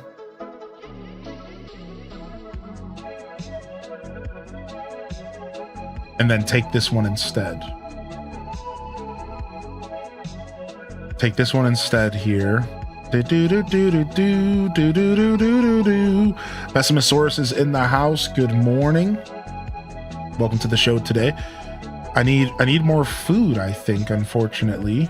We're blowing through our food in game.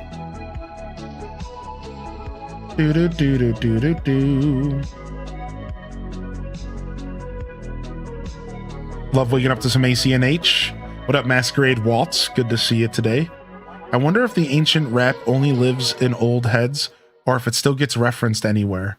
If that ancient rap, yeah, that's funny. It probably only lives in the old heads. Modern day memers don't appreciate old memes too often. They're not ironic enough. Old school memes were just outright funny, and you knew why it was funny the whole time, and you could instantly tell what they were trying to do. Modern day memes, you stare at it and you look at it and you try to figure out why it's funny, but like it's not, but like it is, but it's not. And then you realize that the actual thing that makes it funny is that it's not funny. So it's funny because it's not funny, and that's modern day memes. That's like Gen Z stuff.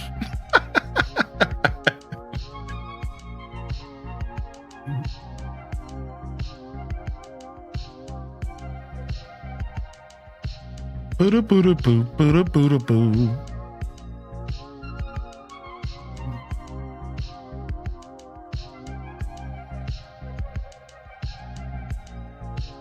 Let's go ahead.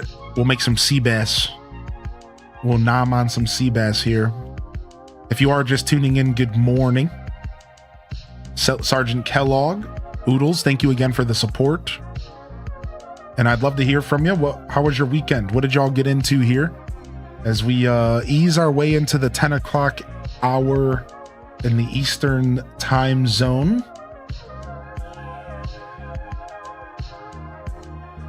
Happy to be here. We had a good weekend of Lego Star Wars, and we're going to be jamming on Lego Batman. We also got Yoshi releasing on Thursday. So a lot of games to play.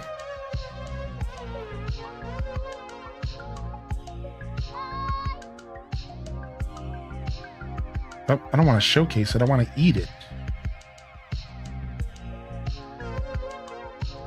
Corporate hating you is a green flag for me.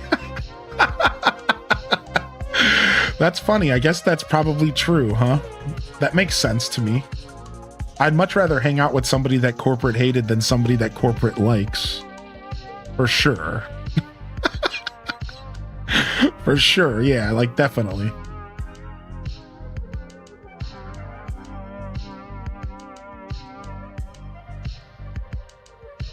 Do do do do do do do do do do do do do do.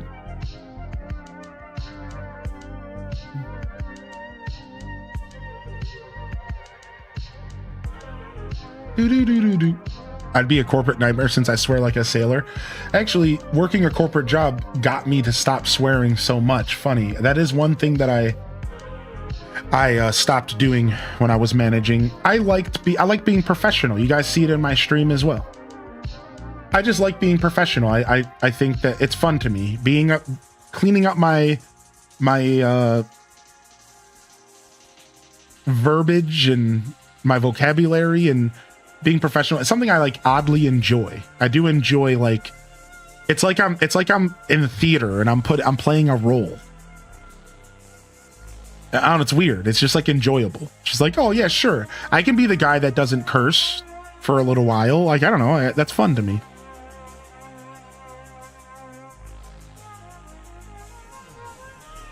I do kind of like this area up here being like a little patch of kind of density, so I might just like a teeny little patch of density up here, and we might do something nice up here with I think I want to add a windmill over here. All right, I'm just gonna leave it the way it is. I think it's all fine.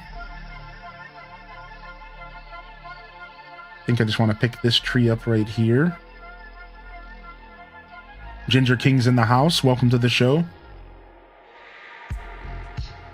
Good to see you. All right. I think we're gonna scoot. No, all right, we're good. Nice and loose forest here.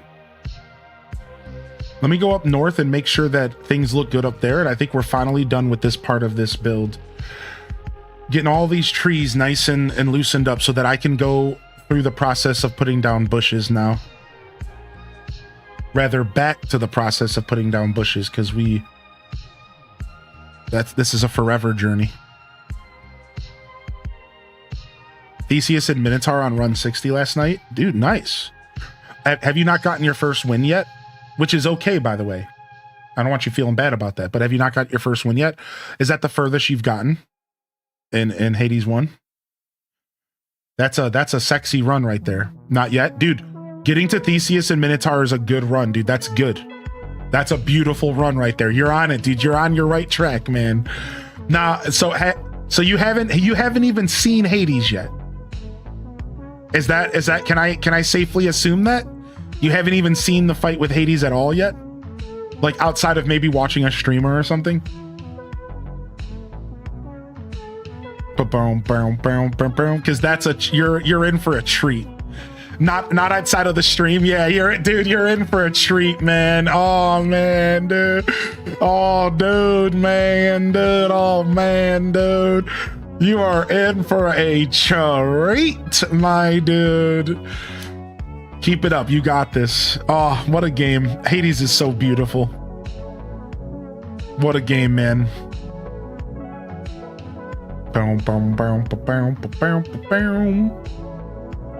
What up, Sam Theirs? They Sam Theirs.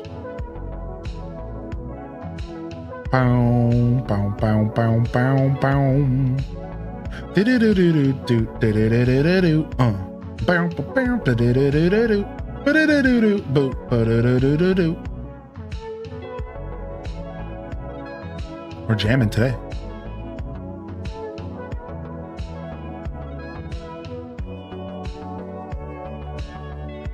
Twelfth. Hope you're feeling good, by the way. Thanks for being here. Thanks for the support again. Thanks for the support again. Get this stuff out of my face. Gosh darn it, dude. They're always asking me to boost. Discord is just always in my face with monetization. You're worse than a video game, dude. Boost me. Boost the server. Boost it. You want to buy some gems? Boost me. Like, dude, shut your mouth. leave me alone, dude. You're not getting anything else out of me. Yo, what up, fancy mom? Freaking Discord. We got Bong Chop coming in here for 3. Thanks, man. Best GIF on Twitch. Discord hate train. It's so true. Yeah, man. They're constantly asking for... Want to boost this? Dude, I even turned off all the settings for our server, the Deku Scrub Den, where it like ask y'all for boost. Like I turned off all the settings where it shows like a boost bar and stuff, and it still will like pop up like, oh, the server's running out of boost. You better be careful. Like, leave my community alone. You don't need to be pushing this in people's faces, dude.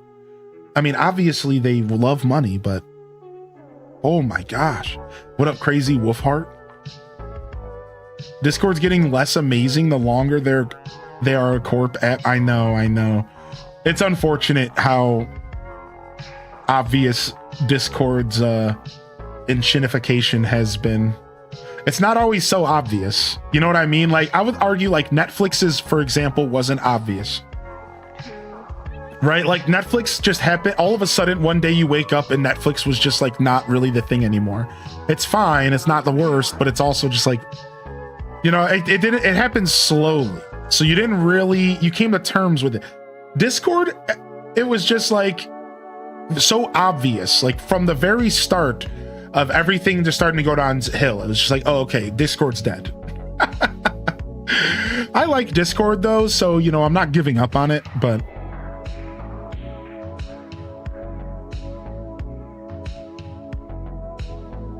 yeah, Crunchyroll took a deep dive for sure, man.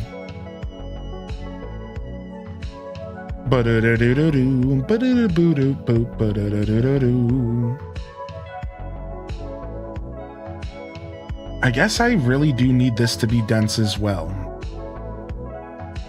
Just this little part right here has to be, I think, to accomplish what I want.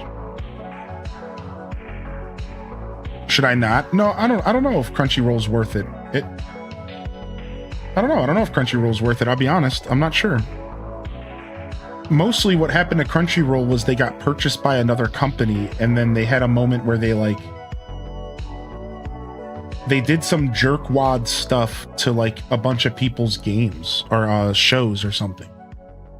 They did something weird. I don't remember what it was, but it was like at one point I think you could like purchase stuff on Crunchyroll or something, and then Funimation or something bought them, and then they just like deleted a bunch of stuff out of people's libraries.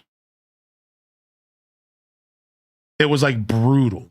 Something like that happened. Like a bunch of people had like stuff in their libraries or stuff that they like technically owned or something, and they were just like, bye, you don't own this anymore. See you later. It was like something like that. So I don't think the app is necessarily bad for people who want to watch anime. Like, I'm sure you're fine. But as far as like their business practices, like something happened. Crunchyroll bought Funimation. Oh, that's what it was. That's the other way around. Yeah. Crunchyroll bought Funimation and then like deleted a bunch of people's Funimation products. That's what it was. Yes, it's all coming back to me now. Yep.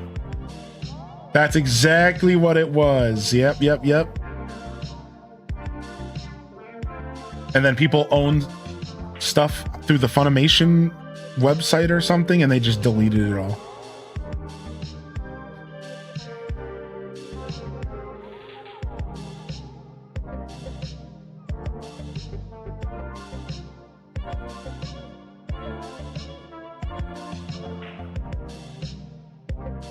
Yeah, it sucked. They have too many tiers as well. Or are they tiered out? Are they tiered out now? You know, we love some good tiers in the subscription service land. This tier, you have to watch ads and you get no extra features for $7. This tier for $10, you still have to watch ads, but you get access to exclusive shows. For $15, you don't have to watch ads all the time, but we're still going to make you watch some ads that we force on you no matter what. And that's it. That's the difference. It's adless, but not really. Actually, there still are ads, but just way less frequently. And then for $20, you can get a completely adless experience unless it's when you watch HBO as a extra $5 subscription, because there's still ads on those movies, but not anything we do. Like that's like modern subscription services. It's like I was so mad when I signed up for Peacock and there was I didn't read all the I didn't read the fine print, so it was like there was like a $9.99 Peacock option, and then there was like a $15 one, and the $15 one said there was no ads. That's what I thought, but there was an asterisk, and it was no ads on specific live TV products, and you still have to watch ads for all the shows. And I was like, what the? And then I looked deeper into it, and they don't even offer an ad-free option. That's the thing. Peacock doesn't even offer an ad-free option. Technically, they don't have a single ad-free option. So you're paying $15-20. There is no ad-free option. Every option has an asterisk where they still play ads sometimes, whenever they feel like it, just less. You basically are paying money for a couple less ads. It's so whack. It's so whack, dude.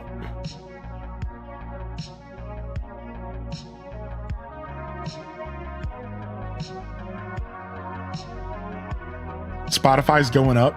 My least favorite part about that stuff is that they don't cancel the subscription. They just start billing you a higher price on auto pay. That should be illegal. Like YouTube, all of a sudden I got an email from YouTube and I was like, what's this? And they're like, by the way, on May 17th, you're going to be billed $5 more for the same service you've been paying for. And it's going to happen automatically. So deal with it. The price is going up. I'm like, what? Like, you should just cancel the person's service until they acknowledge the price increase and then say that they're willing to deal with it and pay the money. Like, you don't just send them an email and then just assume that they want to spend the money. What if I'm not paying attention? Like, I know that's like my bad, right? But like, seriously, how many of you are not always paying attention like that? Like, you know what I mean? Like, what if you're just not paying attention and you're just like, okay, I have this $10 bill that happens every month. I don't need to really keep tabs on it. It's a $10 bill. And then all of a sudden it secretly becomes 15 and you don't find out for 3 months and you didn't even have a choice to, like, it just didn't turn, it just, no, it's $15. Like, that's so weird to me. Like, that's insanely dumb to me. Like, you should turn the service off. That's their hope. Yeah, that's exactly their hope. Right. And that's the frustrating part, is because it's like, that's what they want. Yeah. I know. It's so frustrating.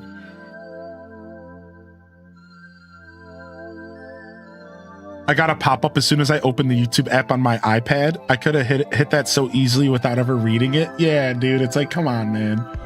You guys are out here scamming, dude. Stop scamming.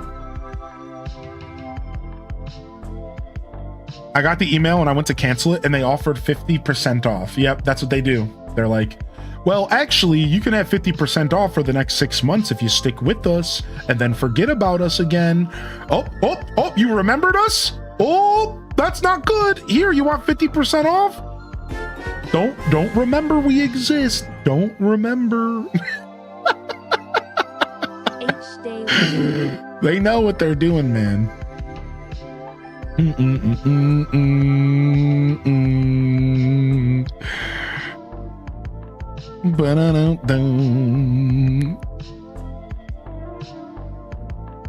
Finally got a moment to say hey. Love over to the cozy. Thanks for getting love out there, Dat Baby. I appreciate that. Cushy Bear coming out here with the 28 month. We got Nugs tuning in on the YouTube.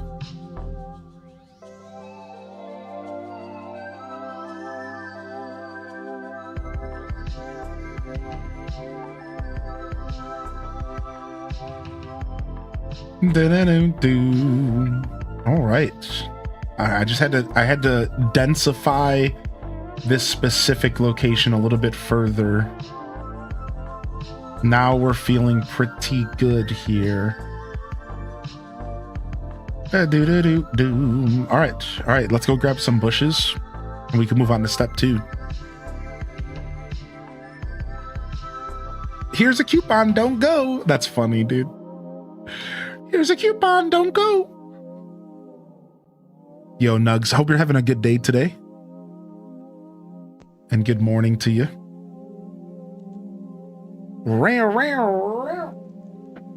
to say hi to the chat? Say hi to chat. Hey. Yeah, say hi to chat. What's up? Yeah. Dang it. She likes to meow when I'm not talking. So, but the microphone will only pick her up when I'm talking, I think.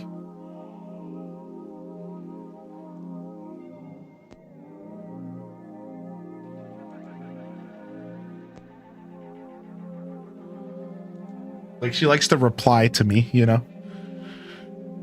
She'll like wait for me to stop talking and then she'll reply like meow meow meow meow meow. Unless she's in the mood to just be annoying, which she's always in the mood. She's always in the, or every once in a while she's in the mood to just walk around the house meowing. And I don't know, I've learned a little bit about what's going on there. Like, I don't know, there's some cat scientists that will talk about the idea that like sometimes they're going around the house and it's like their way to like check the rest of the rooms. It's like they're scouting. But I think that she just goes around the house meowing when she's bored. When she's bored and I'm not giving her attention, I swear she just goes around the house like meow, meow, meow, meow, meow, meow. And I'm just like, oh, okay, all right.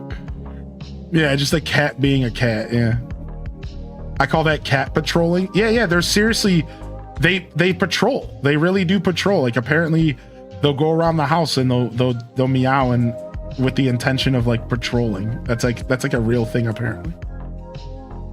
All right.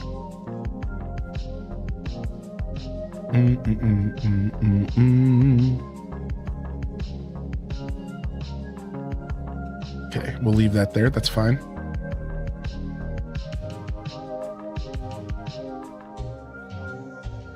Locked in at work for a couple hours, then traveling for work for a few days. Oh, nice. Do you look forward to traveling for work or do you hate it? I imagine that type of stuff is like hit or miss for people. Do you like traveling for work or do you hate it? All right, let's grab some bushes here.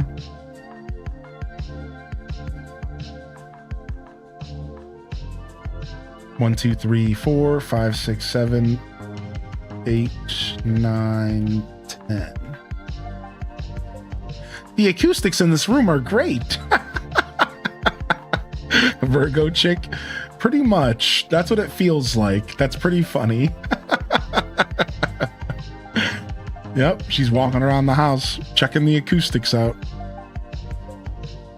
Baby Nug's birthday's tomorrow, so I'm missing all that. I also am going to Toledo this time, so it feels like fake travel. Oh, yeah. That is kind of fake travel.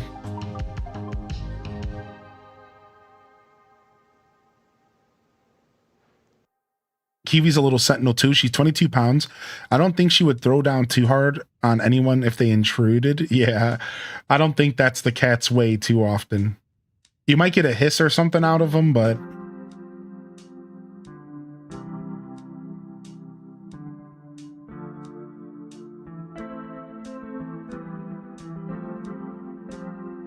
OneDrive is the enemy. No OneDrive.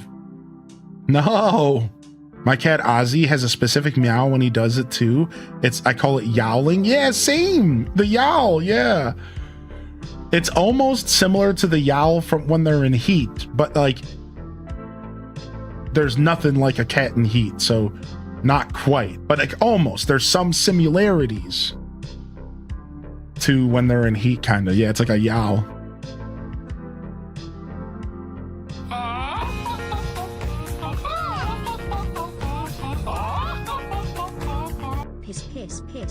Piss here, little midna. Piss, What? Piss. Stop saying what? Stop. I thought that she was just saying PS wrong, but nope. I look over to the message and, well, I thought the bot was misspeaking, but never mind. Bow, bow, bow, bow, bow, bow, bow.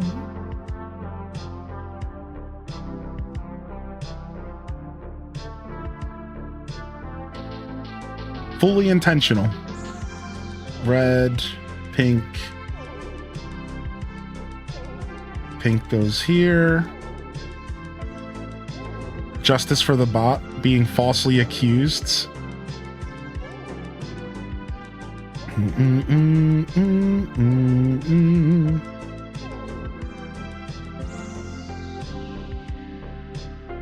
And then back to red here. Back to reality. Oh, back to reality.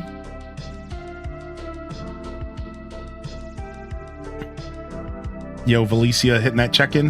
Good morning, Hannah K as well. Hope you're feeling good out there. Thank you for tuning in today. You bunch of beautiful human beings. Thank you for being here. Happy Monday. Fresh week, fresh opportunities. Thanks for hitting that like button over on YouTube. We smashed that like goal as always. Thank you very much. And good morning.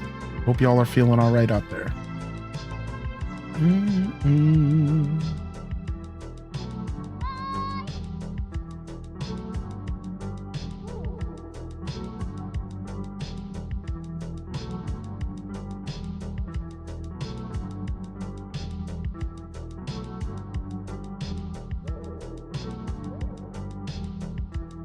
Just a second.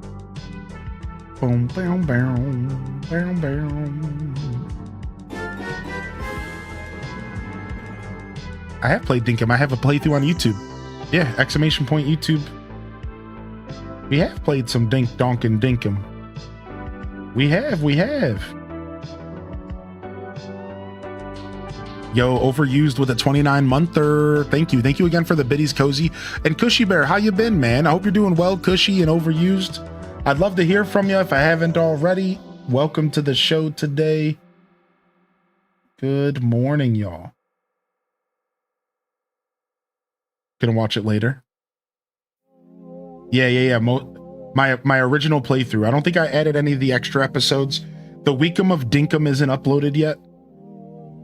The Weekum of Dinkum might not be uploaded yet, but I'm fairly certain most of the original playthrough is, so you'll be good to enjoy it over on the tube there.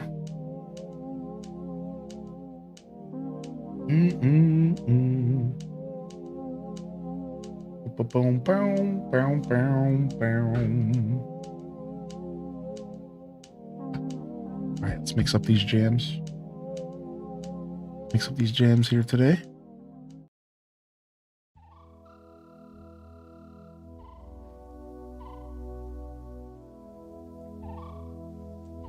All right, let's get these bushes down. Bushels of bushes.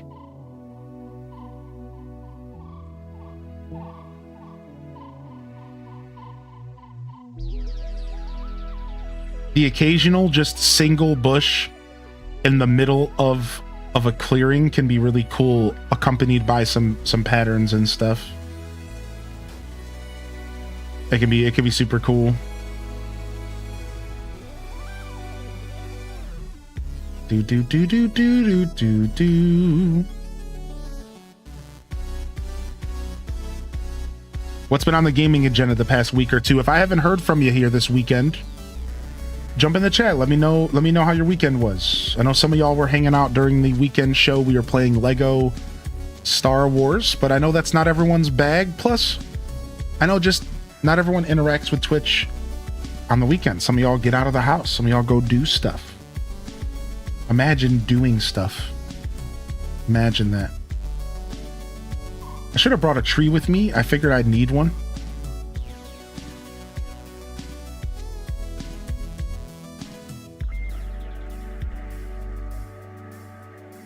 Should have probably brought a tree with me here.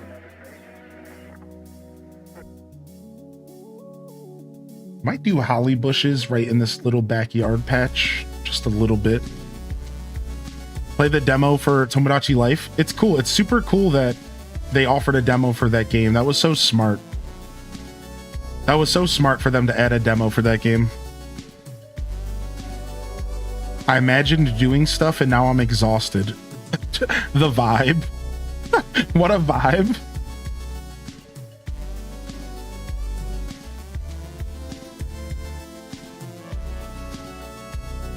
What an absolute vibe. I imagined doing things and now I'm over it. Pretty much. I played the OG, so this is fun. Also, my family and I get together and play poker every Sunday, and I cleaned house yesterday. You guys do poker? That's so sick. We do our own version of poker, but it's Magic the Gathering. And I love it. I love playing it. It's fun.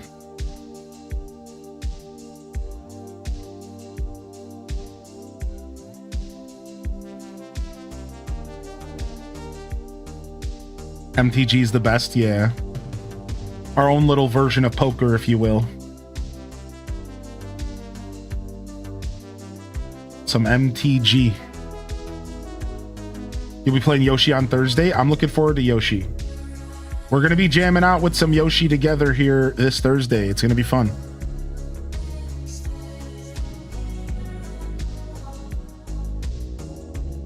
Texas Hold'em MTG. There are some weird ways to play Magic the Gathering. To be fair, there's some fun stuff you could do. Like sometimes the guys do this thing called a pack battle, where they open up a pack and then you take the pack and you make five like mini decks out of the pack. Like mini decks of like 3 cards, and then you play a game of Magic with like altered rules. And then whoever wins keeps the pack. It's like a real interesting way to play Magic.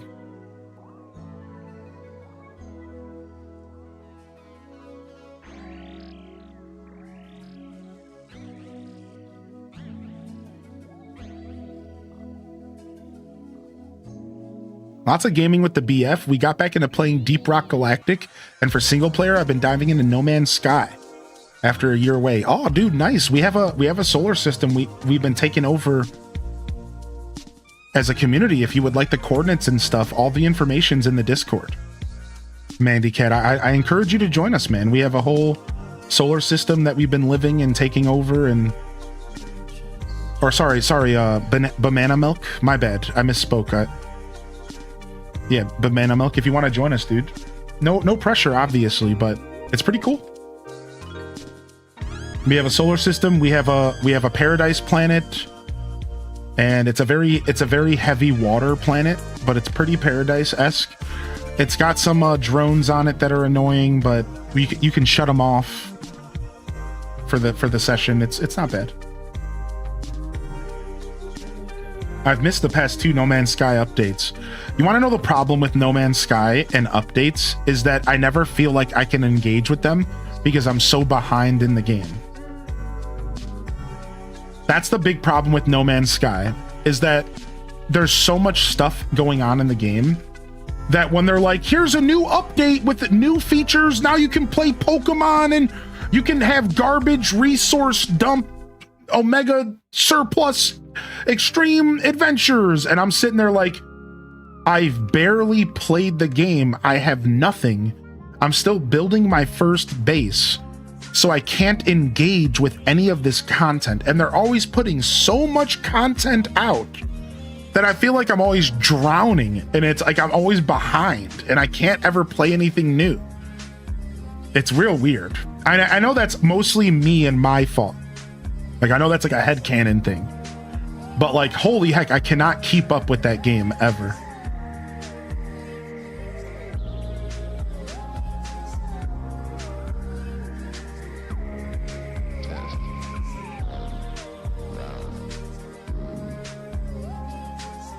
Got back into Palia. It's been bringing me joy. Nice, dude. You've been enjoying the Palia? People have been jamming on it. People have been jamming on the Palia, man. Horseback riding and all that stuff. Pretty cool. You love to see it. I'm just happy to see y'all enjoying video games. Like, for me, I don't care what it is. Just get your gaming on, you know? Just get yo gaming on.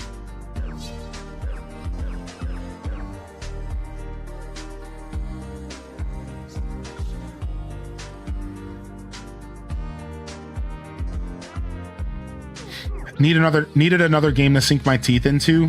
Oh man, the feeling of sinking your teeth into a game, like really taking a chomp, just a whole chomp out of a game. That's a good feeling, man. I've been doing that a little bit with Subnautica Death Run. I've been playing some Subnautica Death Run, and it sounds as ridiculous as it is. It takes the game and it just makes it tedious, but it also makes it more fun for some reasons, but also very tedious. It's a weird way to play the game, but it's cool.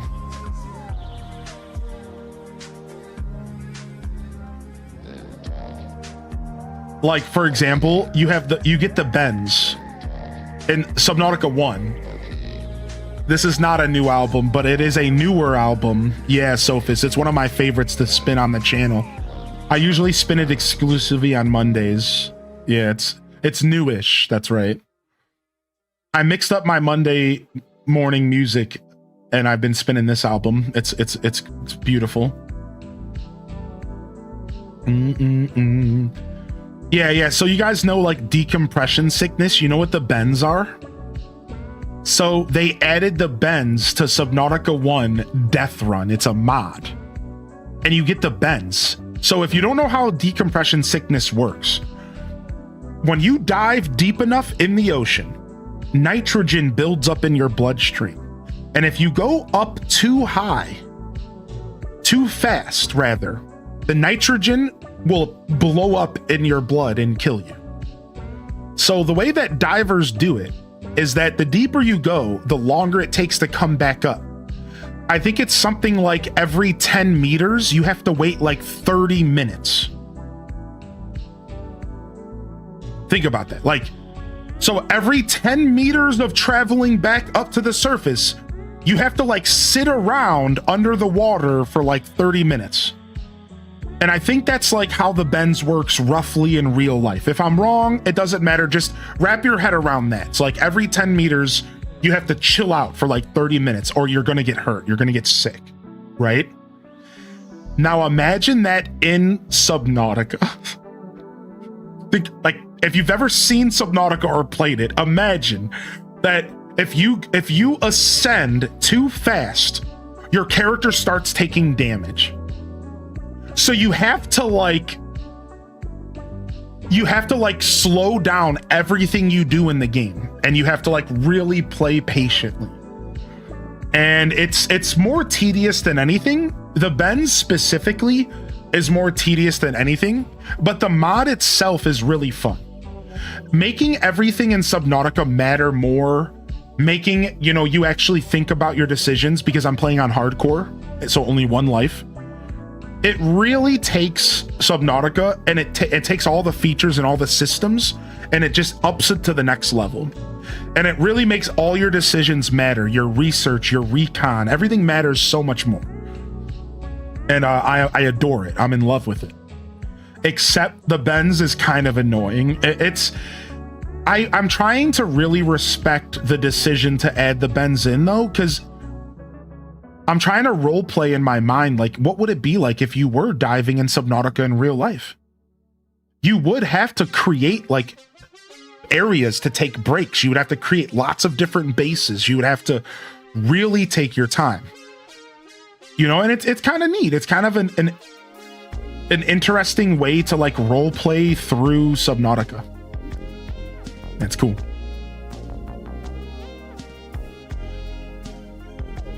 Found a VOD from yesterday. I can barely put together a table, and this dude is building a whole greenhouse. Took us 13 hours. Town Of says, speaking of Subnautica, I beat it last night. It's also my first mastered game on stream. What does that mean? What is mastered on? Is that the equivalent of getting like a platinum trophy? Is that the equivalent of like platinuming on PlayStation? Is that? What an interesting mod idea. Yeah, interesting's the word for it for sure. How's the redesign going? It's going well. What's up, Cozy Weeds? All the achievements, and it gave me a ribbon. That's cool. I've never done that for any game on Steam. Wow. Wow, wowsies, wowzers.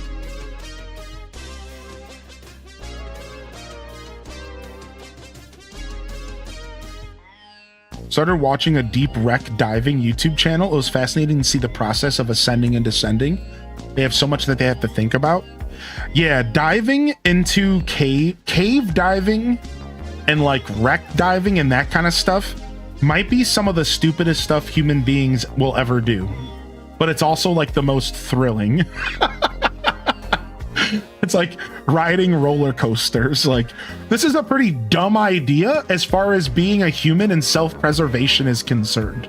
But boy, is it fun! Woohoo! Yo, what up, DJ Psycho Slayer, man? Can I see your map? Sure, give me just a minute here.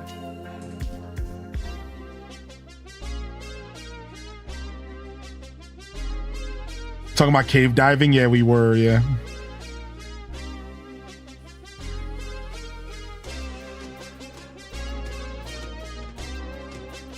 I'd argue taking a sub to see a sunken Titanic is up there with the dumbest things we've ever done. True. Oh, here's my map. So you can't see a lot of the progress in the map, unfortunately. So let me show you what we've accomplished. So the last 2 episodes, we've been working on creating the perfect density of our forest and creating an experience where it gets less dense on the outskirts and more dense as you travel inward towards the center of my forest. We also added this bridge for Tangy, and we're going to create Tangy a new property, and this little bridge is a part of it, and I love it. So really, we haven't really been doing a ton of decorating, but more so starting to create the Lost Wood experience. So here's like the inner forest. All right, and then that's the one path you can take, but now no other path will let you enter the forest. So a big part of what we've accomplished is, as you can see, my character cannot go anywhere outside of this path. There is no way to leave this path once you're in it. And the reverse is also true. There's no way to get onto this path unless you're in it, unless you enter it from right here. Right? If you go through here, this is a dead end. These are all dead ends. Everything is a dead end. So I'm creating a functional Lost Woods. So that's where most of our work has been going recently.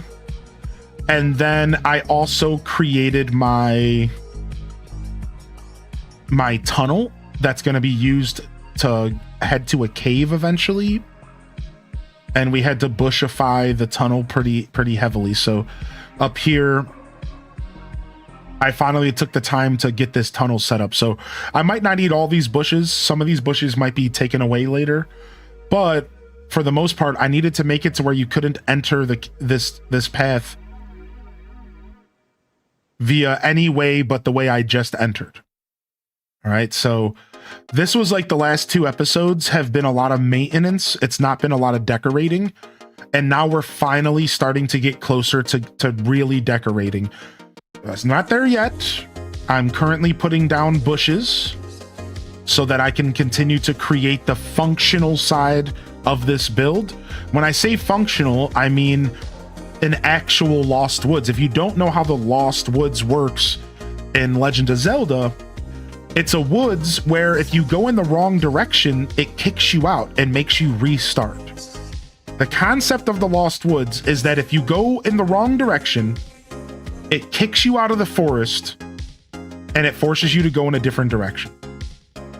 So what we're doing is we are creating that functional experience by making the forest impossible to navigate outside of a specific path, so that no matter how you enter this forest, it is all gonna lead you nowhere unless you find one specific path.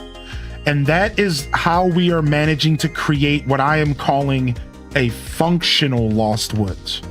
A Lost Woods that, despite this being Animal Crossing and I'm limited on what I can do, will actually treat the person who's navigating this, the dream address enjoyer, whatever, it will treat them, you know, as if they were entering the Lost Woods. So it's pretty cool. It's something I'm working really hard on to create a certain experience. And once we set all the foundation up, we can finally start decorating, right? We've done a little bit of pathing, a little bit of flowers, a little bit of bushes, but we're really not quite at the decoration phase yet. Soon though. TM, soon. We're definitely getting there.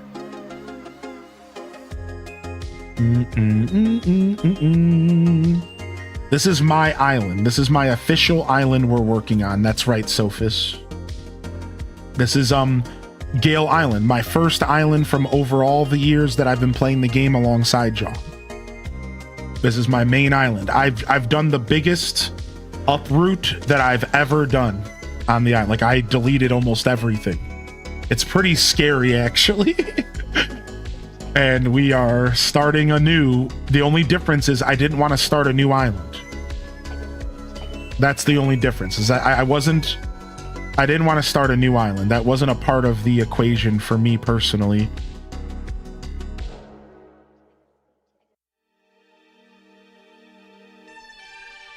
How was the vet trip? It went as well as possible, but getting to the vet was really cumbersome and stressed me out to the maximum. I'm a new cat dad and I just wasn't ready for how hard it was going to be to get a cat to do what I want.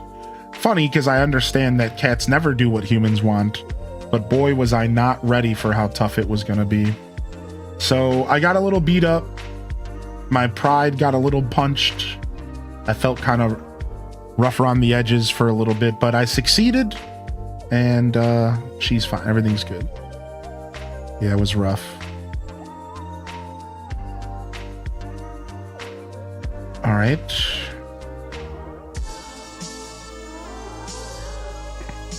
Hey, what's up, Crybaby Ooh?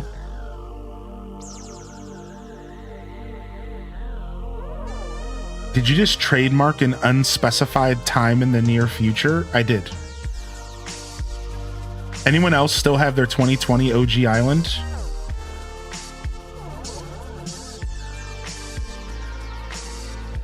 Did you have to pick her up and put her in the crate?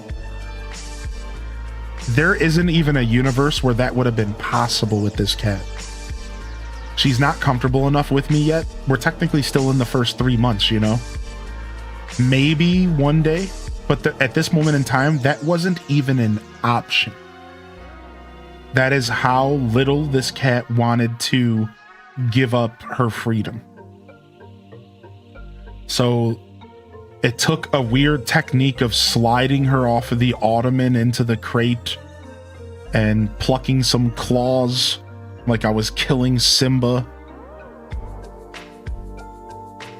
Mustafa? What is the villain's name from Lion King? I keep wanting to say Mustafa, but why do I feel like that's wrong? I keep wanting to say Mustafa, but it feels wrong. Scar.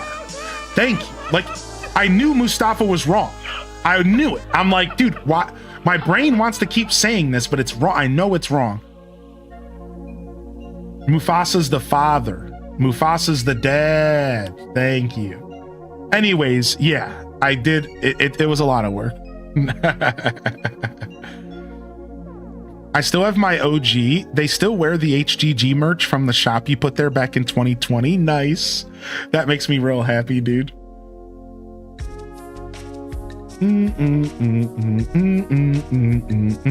Freaking Scar, dude.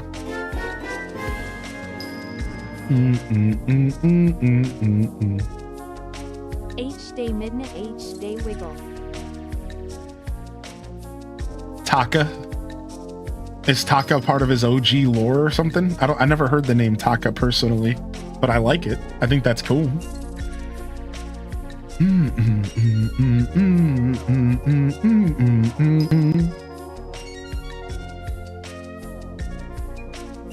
Yo, thank you, Crybaby Uwu. Thanks for hitting that resub. That really means a lot to me, dude. Thank you so much. It's cold and rainy here. Oh, not here. We got 3 like 80-degree days in a row. And then it'll go back to being somewhat chill. But summer's pretty much starting finally. Like officially, you know, summer's here. There's no denying it. Summer has arrived. Why would I not put this down right here? It's just crying for a tree. Gotta do it. It was asking. It was aching for a tree right there. Aching, I tell you. Aching. There's snow on the ground here. Where are you from, Pop? I might have asked you before. I don't remember.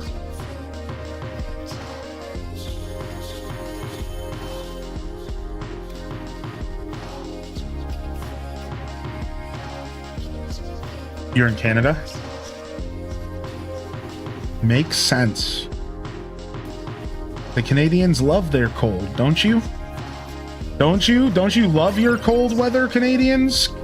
Come on. Aren't you guys... Isn't it your favorite? Not in May? Not in May! That is so valid, dude. That is so valid, dude. That's so valid. Not in May, dude.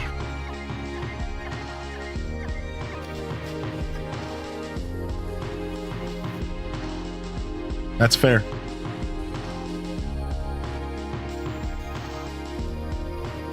Boom, boom, boom, boom, boom.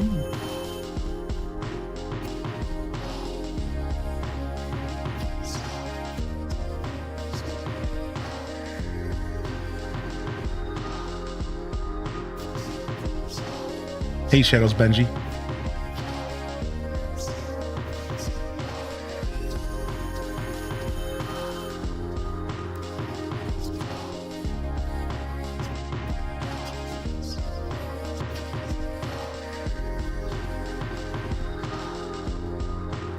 Wouldn't be so bad if it weren't humid and raining so much while being hot. Yeah.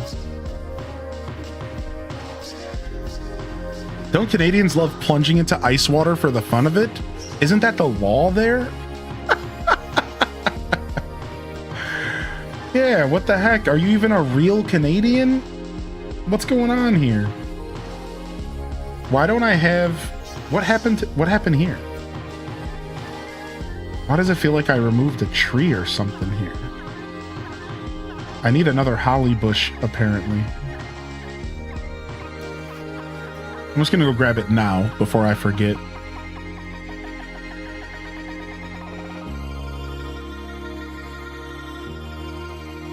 boo, boo, boo, boo, boo. Some people put maple syrup on snow and eat it. That's not any different than an ice, like a shaved ice, right?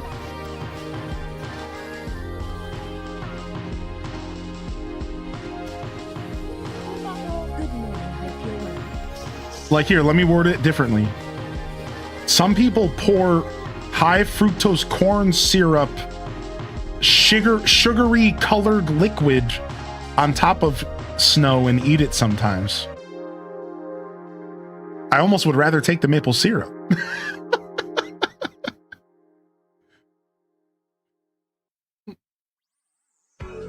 That's yummy.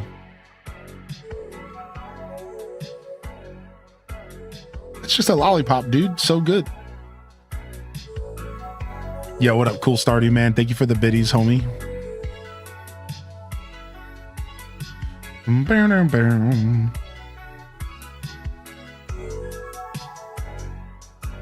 Maple syrup is far better.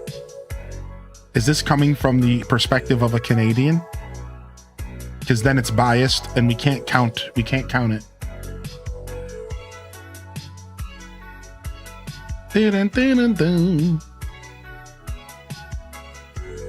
All right.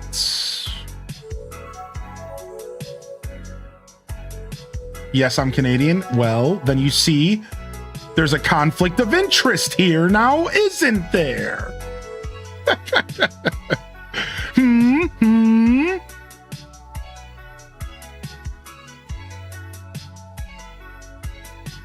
Playing good old Raymond from 95. What a classic. What a classic. What a classic. What a classic. Oh, you just reminded me that I need to check my email about some plans that I have here coming up.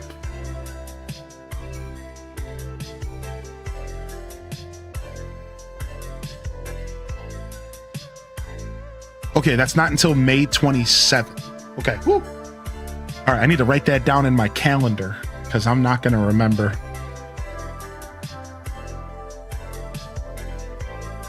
Big maple syrup propaganda in chat. Yeah, somebody who works with big maple syrup must be here. It's Chulu's gum all over again. It's Chuli's gum all over. Show up in our chat, talk down all the other products. Show some pictures of some lungs or something. Get them hooked on gum. Wait, what?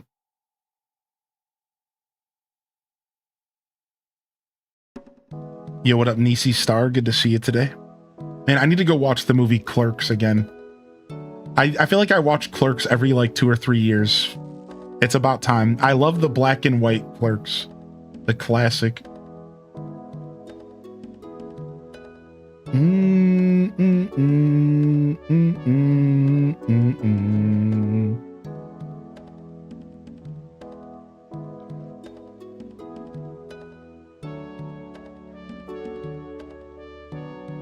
Clerks 3 came out recently? Did it?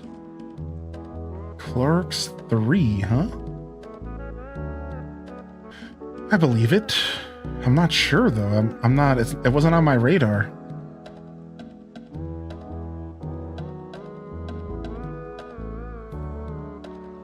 Cardigan's never going to be complete. I believe it. I believe that statement out of you. I believe that.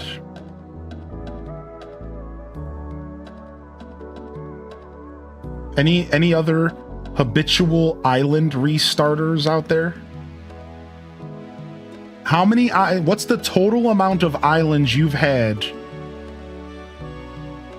since New Horizons released? Go chat. How many islands have you had since New Horizons released? It could be on any amount of switches. It doesn't matter. Don't overthink the question. Just how many islands have you had? I think I've had 1, 2, 3, 4, 5, 6. I think I'm at 6, maybe 7. But I've managed to keep my original the whole time because I just had a second switch.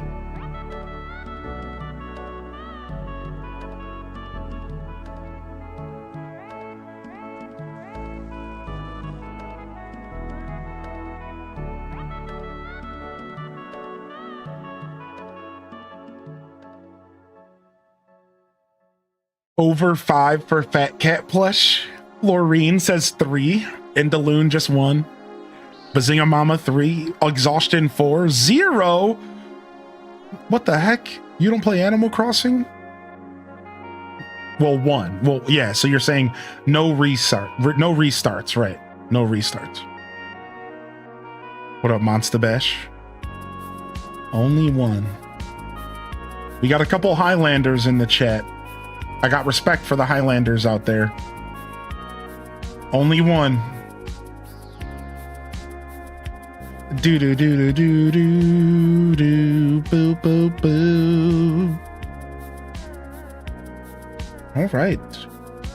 I'd say we still need to create a couple more annoying.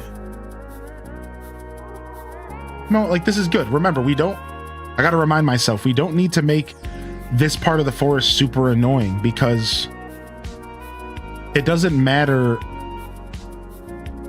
if you can navigate this part of the forest a little bit easier, because it's still going to always lead you to a dead end, which, so no matter what, you're still not going to be able to enter. So I don't have to make it as cheeky. Whereas like when it comes to the actual other side of the forest, which I'll go over there right now, I did have to make it cheeky, because this is where the actual path was. So I had to make this part of the forest a little extra cheeky to accomplish the goal of creating a real path amongst fake paths. But I don't need to make the rest of this whole Lost Woods as cheeky. It can just be a dense forest, just like my old island. All of this extra stuff here, all of this, like that can all be just, it doesn't have to be crazy. The only side that had to be like weird with fake paths and stuff was right here. So I think we are feeling pretty good about going into more of a decoration phase here, which means another deep dive into patterns. Let's see what we're working with pattern wise at the moment, because we probably don't have to switch these out outside of just the seasonal stuff here.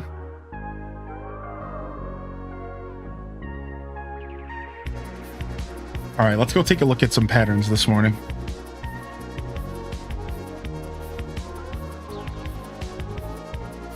There can only be one meant the child? Really? A friend of mine restarted 10 to 15 times.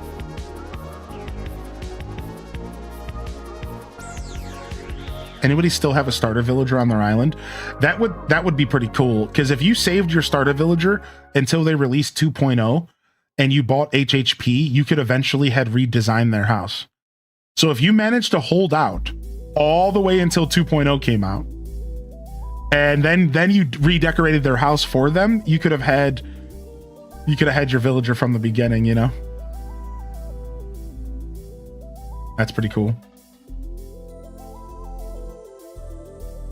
All right, is this the one we want? This is the one we want, I think.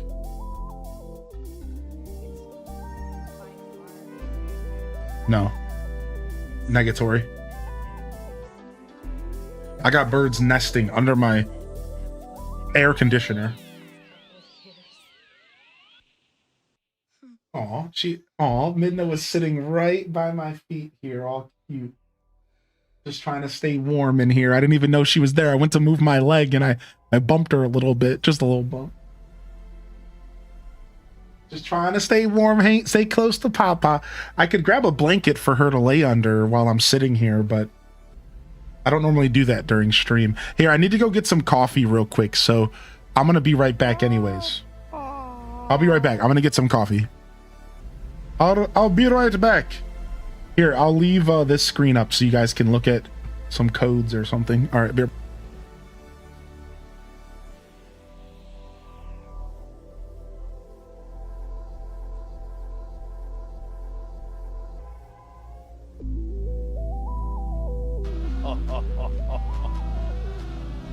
Now, this is epic.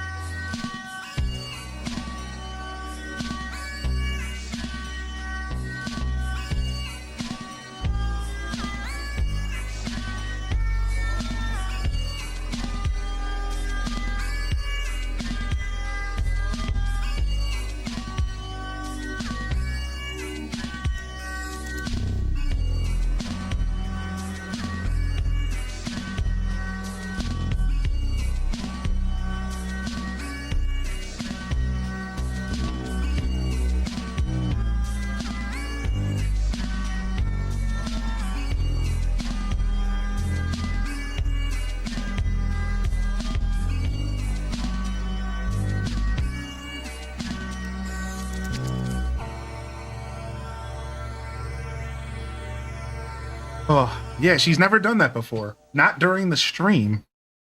Like, she doesn't normally sit by my feet unless there's like a blanket or something there. So I was really thrown off. She's changing up the game on me a little bit the past day or two, where she's trying to find little excuses to get close to me. So she'll just sit by my straight up feet. And it's like, so I have to be even more careful about when I get up and stuff.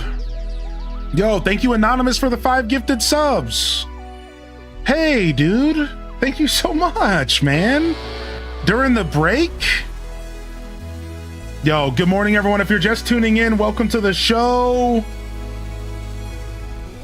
Happy freaking Monday, dude. Hope y'all are feeling good out there.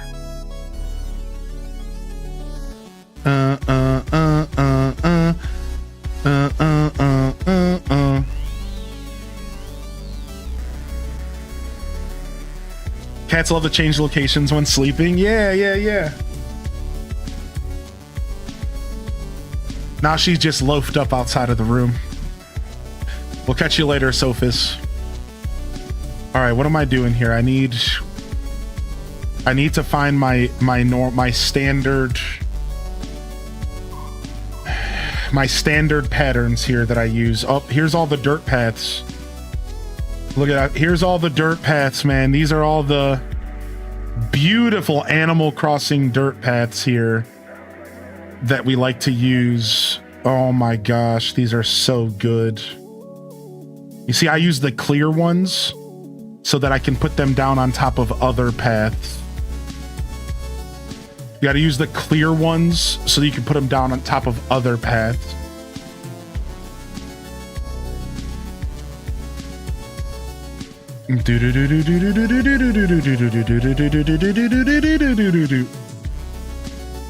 All right, let's check out Moa. Let's check out Moa real quick. Ooh, we got some traditional Animal Crossing GameCube designs. Ooh, look at these treats here, these gems here. Do I have room for these dirt spots? I think I already have dirt spots in my setup. Oh, I'm using this dirt spot. This one's taking up 9 of my freaking slots. It's such a good dirt path, but do I need it anymore? Maybe I'm evolving past this. 9 of my spots. That's insane. Oh.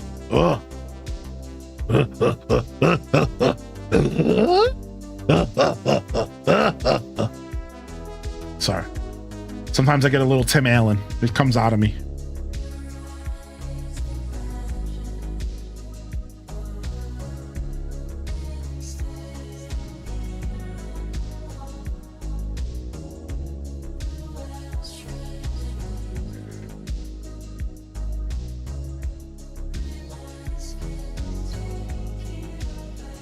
Tim the Toolman Taylor. That's right.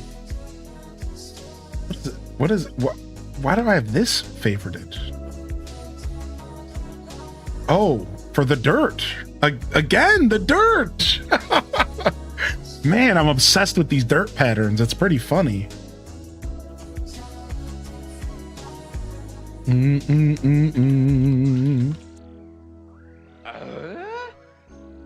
The dirt again. The dirt strikes, dude. How many dirt patterns do I have? Okay.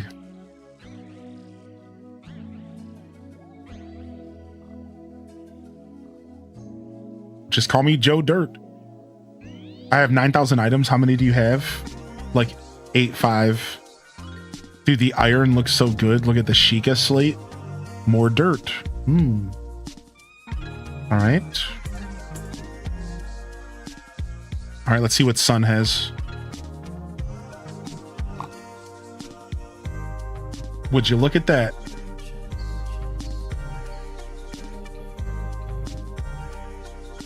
More dirt paths. I guess I just went through a dirt frenzy at one point. There's got to be more than just dirt in my patterns. There's got to be more than dirt, all right? I do more than just forest designs in this game, all right? I'm more than a one-trick pony.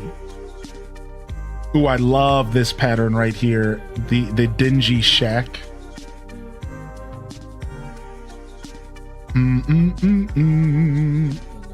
Random old cement.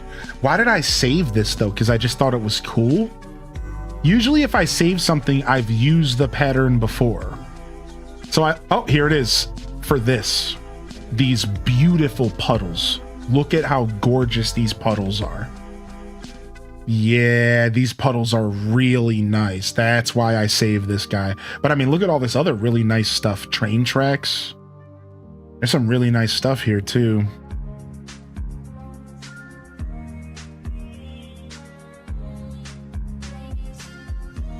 All right, D's one of my favorites. This is where we get the dirt pattern from. This is where we get the Animal Crossing bushes and the Animal Crossing dirt circles. We love our Animal Crossing bush here. And randomly Pee-wee. Just don't ever count Pee-wee out here. Random Pee-wee. All right, I think we need to replace our bushes for the summer bushes here. So let's see if we have summer bushes set up. We do not. All right, let's go ahead and get our summer bushes set up here. Since this design will most likely be finishing around the summer, I'd like to finish this design before the end of summer. Otherwise, I'll have to redo everything for fall, which would suck. So our goal is to get our dream address in here in the middle of summer, or we're gonna have to kind of design stuff differently. What's the appeal of Subnautica that gives it such wide appeal? So Subnautica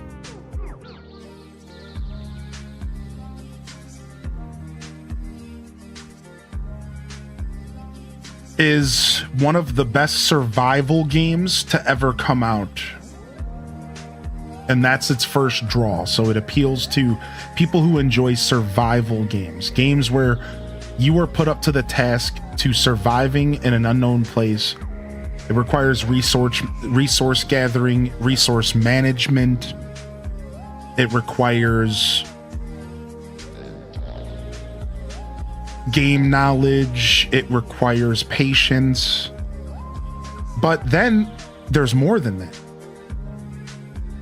Then, slowly but surely, Subnautica turns into a mystery. And this is the part that nobody talks about because this is the spoiler, that the whole game is actually a mystery that you're solving. So when you first start Subnautica, you crash land on a planet and you start off just surviving. At first glance, Subnautica just looks like a survival game.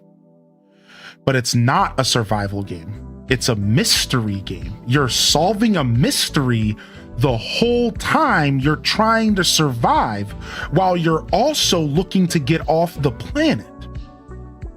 So it's not just survival, it's also, can I get off of this planet? And then you also get wrapped up in a mystery during the whole process. And the mystery is really cool. And it's really, really, really cool. And I don't want to spoil anybody here, so I'm gonna leave it at that. But if you're curious what makes Subnautica so appealing, is that it's one of the best survival games ever made. It's also a really fun game to play. It's also a whole mystery that you're unraveling.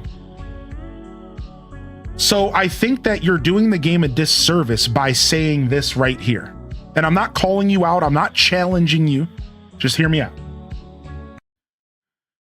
There's a gazillion survival games, and I can't understand why this one has a following.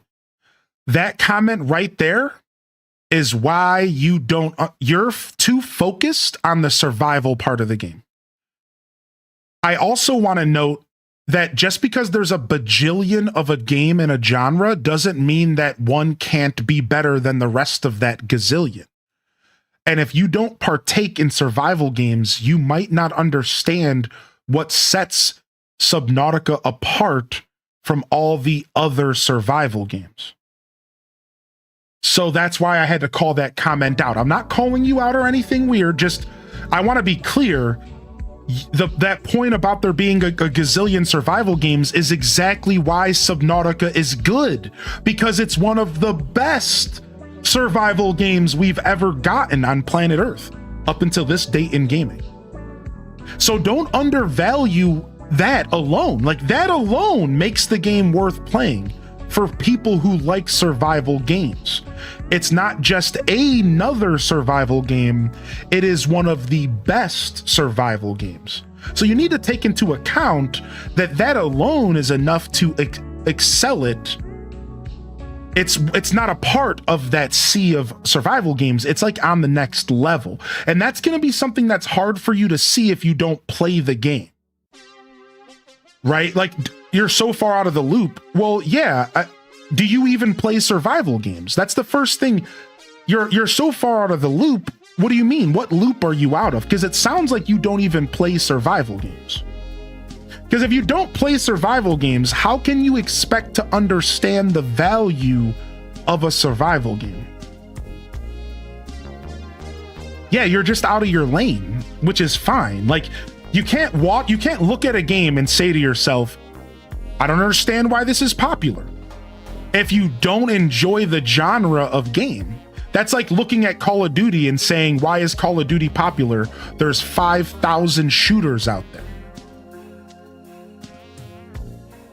Well, because Call of Duty is the one that's above the rest of them. You see what I mean? Like, if you don't play the genre, how can you understand the genre, right? So, like, I can't speak for you, Kerbu. Like, I don't know what kind of games you play, but it sounds like you're asking a question that isn't even relevant to you as a gamer. It's like, it's not like, how many survival games have you really played? You know, how interested in survival content are you really? Because I can tell you from my perspective, I am a massive fan of survival games. And I can tell you firsthand, Subnautica is one of the best survival games I've ever played. So just take it, take my advice, like, as somebody who's played a lot of survival games and who considers myself really close to the genre, it's one of the best ever made. So, like, that might not be something that translates for you if you don't, like, play those games a lot, right? Now, there are some other details that I wanted to mention, but I really wanted to touch base on the comment about a gazillion survival games. I just wanted to touch base on that because I think that's an important part of this conversation. But here's the thing that I've seen mentioned twice in the chat that I think is some of the most important reasons why Subnautica is hype. Listen to this. First off, Subnautica's atmosphere is beautiful. Listen to this. When you first start Subnautica, you are in this gorgeous open ocean and you're running around the game and it's bright, it's colorful, the music is fun, and you're having fun. It's this classic it's this classic experience of a survival game that's like lighthearted and cute. But the more you play Subnautica, the deeper you go down a hill of terror. The game accidentally turns into a horror survival game. And they don't tell you that when you watch the streamers play. So Subnautica goes from being this survival game, you are surviving in the ocean, to a survival horror game where you are put up to the task of venturing into the depths of a planet to solve a mystery, and you're terrified of everything around you in pitch black darkness the whole time, with nothing but a flashlight on you. So when you ask the beautiful question of what makes Subnautica so appealing, you realize that you're not even scratching the surface if you think that Subnautica is just a survival game. This is such a strong fact that the developers of Subnautica even came out and said that they never even intended the game to be a horror game originally. They were set out to create a survival game. But the game over time through early access turned into a survival horror game. And that is the difference between Subnautica and another survival game. Doesn't Subnautica suffer from Pocopia's problem of hitting credits? Yeah, but why are you comparing Pocopia and Subnautica? Wait, what does that question have anything to do with anything? Yeah, there's a story and there's credit. It's a regular video game. Wait, hold on a second. Do you think that Subnautica is Minecraft and that you play it forever? Wait, hold on. No. That's not how survival games work. A good survival game, you play it until you survive and then you turn it off and you go play another game. Wait, hold on a second. Do you understand? Like, the definition of a survival game has nothing to do with being able to play it for longevity, like a long amount of time.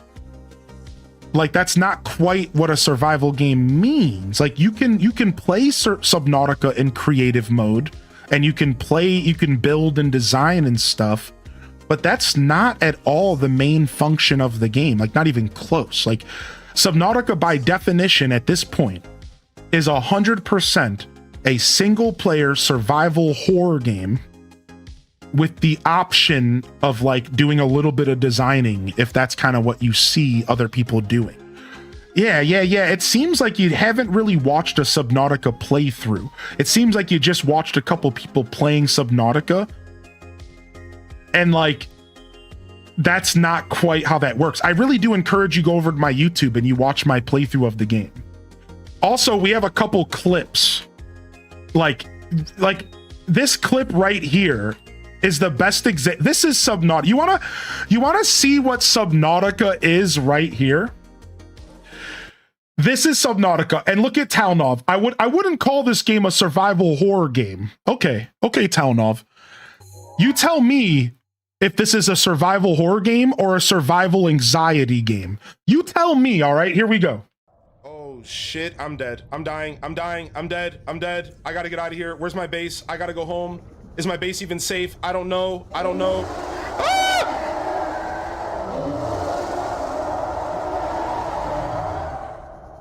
I'm going home. I'm gone. I'm never going back to that ship again. I'm never going back. I'm never going back in that direction. I hope I don't have to go back. I hope I don't need anything there, because I'm not going back.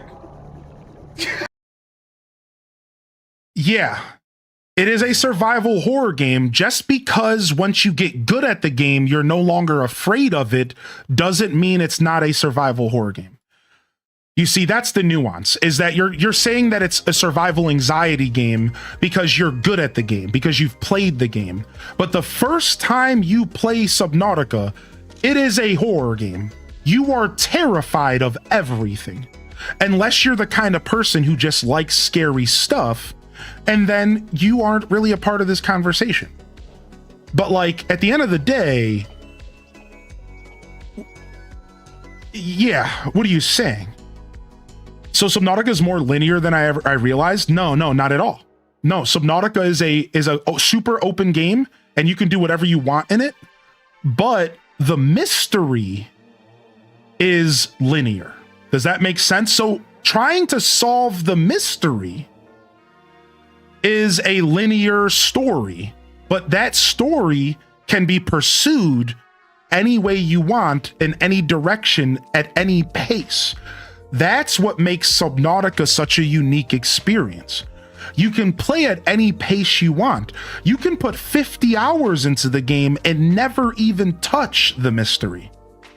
Or you can put 30 hours in and you can beat the game. Or I've seen somebody beat the game in literally 24 hours. Like literally one day, like one sitting, because they knew the game so well.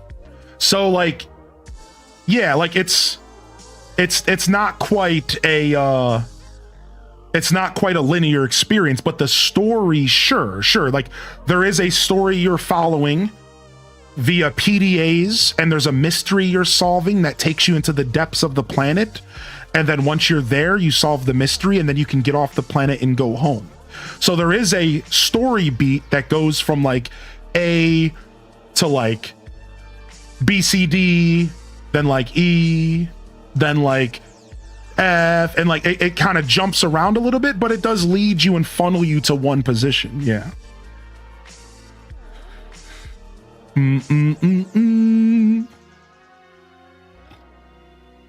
Now, here's the thing, though. It sounds like you're talking about Subnautica 2. And you're asking the question, why is Subnautica 2 so popular? Well, that's because Subnautica 1's success. And Subnautica 2 is a completely different game. We don't know anything about Subnautica 2, besides for what people are playing now. And Subnautica 2 does seem to be following in the same footsteps as the original. It's going to add multiplayer, and it seems like it's going to be a similar experience. But you can't really compare Subnautica 1 to 2, because 1 is fully released, 2 is in early access, and we don't really know the direction that 2 is going to be going. Not quite yet. Like 2's not even near completion. Like they're saying 3 years. So you can't really watch Subnautica 2 and compare it to number 1. You kind of need to go watch 1 to understand what really started all of the hype and excitement. And also, Kerbu, I was never saying that you were trying to criticize the game. I just wanted to comment on that. Yeah, your comment was, it's hard to... Twitch chat is hard to make my curiosity clear without sounding judgmental. No, you weren't coming off judgmental at all, but it's really easy to have a conversation if you use a specific point to springboard off of. So I wasn't taking your comment about a gazillion survival games as judgment or criticism, but that was the perfect way for me to explain to you just how different and unique Subnautica is compared to these other survival games you mentioned. I mean, dude, there's nothing wrong with looking at a game and saying, why is this popular? Not understanding a game's popularity, there's nothing wrong with it. There's nothing judgmental or criticism about, I could say the same thing about shooters, right? I don't play first-person shooters. But if you presented me Tarkov and I didn't know anything about the genre, I would look at it and say, how is this any different than any other shooter out there? And then you would sit down and explain to me, well, Tarkov is actually a extraction shooter and it's very different. And I would say, how? All I see is people shooting with guns. And then you would say, well, actually, in Tarkov, it's about escaping. And you would go through this whole explanation on what makes Tarkov a different style of first-person shooter. But you see, at first glance, it just looks like another game with guns to me. And I think that's what was happening with Subnautica. Like, to you, it looks like another game that you have to craft stuff. True. But that's just the surface. Subnautica did a really good job creating an experience a lot deeper than that. So,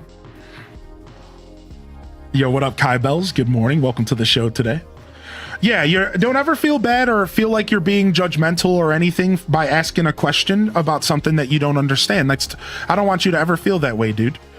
But everyone's excitement to reply to you should show you just how much people love Subnautica. So don't take it as everyone jumping to reply to you as people saying, whoa, you're wrong. No, take that as people's excitement to talk about a game that we love, dude. Like, dude, what a great question to come and ask a gamer community. Why is Subnautica so, what's all the hubbub? Oh, dude, I could sit here and I could tell you the hubbub. Like, I love that game, dude. I cannot recommend enough. I think it's on sale for $7. So look into it if you're interested in single player gameplay. However, the new one's multiplayer and it might be more your speed. So what up, Marshmelly Melly Mel? Good morning.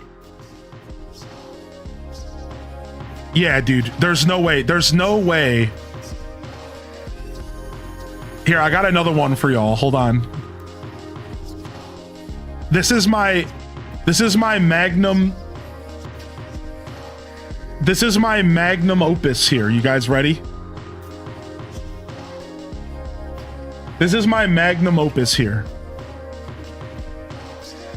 This is the best thing I've ever done in the content creation space of my whole life.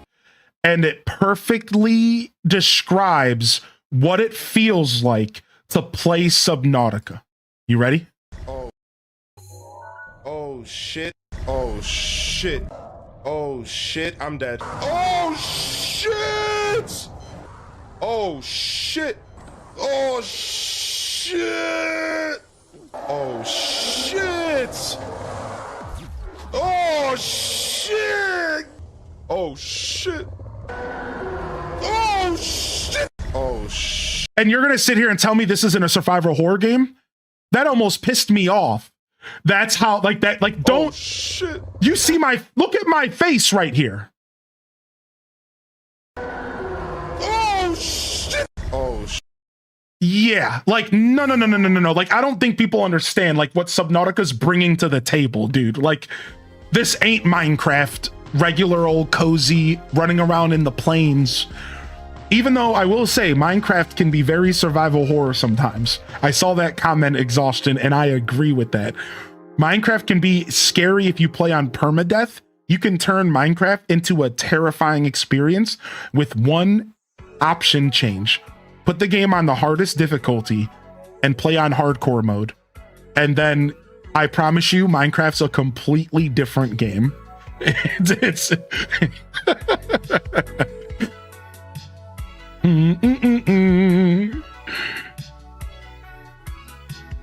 Oh shit. Oh shit. Oh shit. Holy heck, is that a fun one?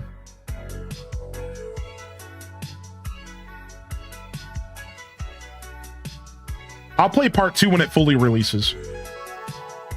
Yeah, I'm gonna put my foot down on some early access experiences, and this is one of them. So yeah, maybe 3 years.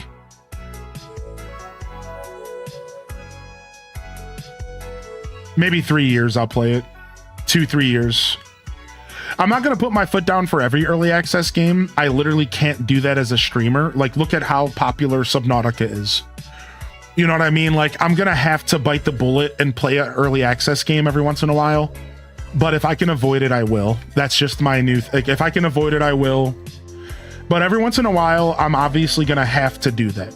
Like, that's just a part of being a creator. Like, I do have to ride the wave sometimes, you know, but this time I'm skipping it. I'm skipping early access Subnautica. I don't have any interest in playing half of a mystery. Because that's what's happening. I literally watched somebody get to a super cool chamber last night, a super epic location in the game last night, or 2 nights ago. And like, it looked like everything was getting super amazing. And then all of a sudden, the screen, a prompt comes up and it goes, "Thank you for playing. You've experienced early access. Thanks for coming by." And I was like, okay, this is why I'm not playing early access. Because like, I don't want to play a quarter of a mission. I don't want to play a quarter of a mystery. That doesn't sound fun to me at all. As a streamer, I probably should have sat down, sucked it up, and played it. Because the game is blowing up. It's got over 500,000 players. And people want to watch it. Sometimes you got to make decisions that as a creator that don't make sense. And not playing early access games is kind of one of them. It's like, I would be better off, but I'm still going to put my foot down for some early access stuff. Just some of them. And this is one of them. But I don't want anybody to come at me in a month when I'm playing an early access game and be like, "What happened, Hylian? I thought you hated early access." Like, listen, this isn't a rule. I'm not going to skip every early access game. Please don't throw it in my face in a month when I'm playing an early access game, all right? Don't. I would appreciate that, because I know somebody's gonna. "Oh, I thought you hated early access, Hylian. What happened?" Like, I don't hate it. I just don't want to play it all the time. More of a guideline, yeah. Listen, Linda. Are you gonna get GTA 6 on release? Probably not, but if I buy a PS5, then maybe. But I'm not a big Grand Theft Auto guy. I might skip that one as well. I'd love to hear your comparison with Minecraft and Vintage Story once Vintage Story is fully released. I want to play Vintage Story, but I'm also waiting for it to be fully released. Didn't you just play Forever Early Access? I did. Yo, dude, when's the Adventures of Elliot come out, man? Adventures of Elliot.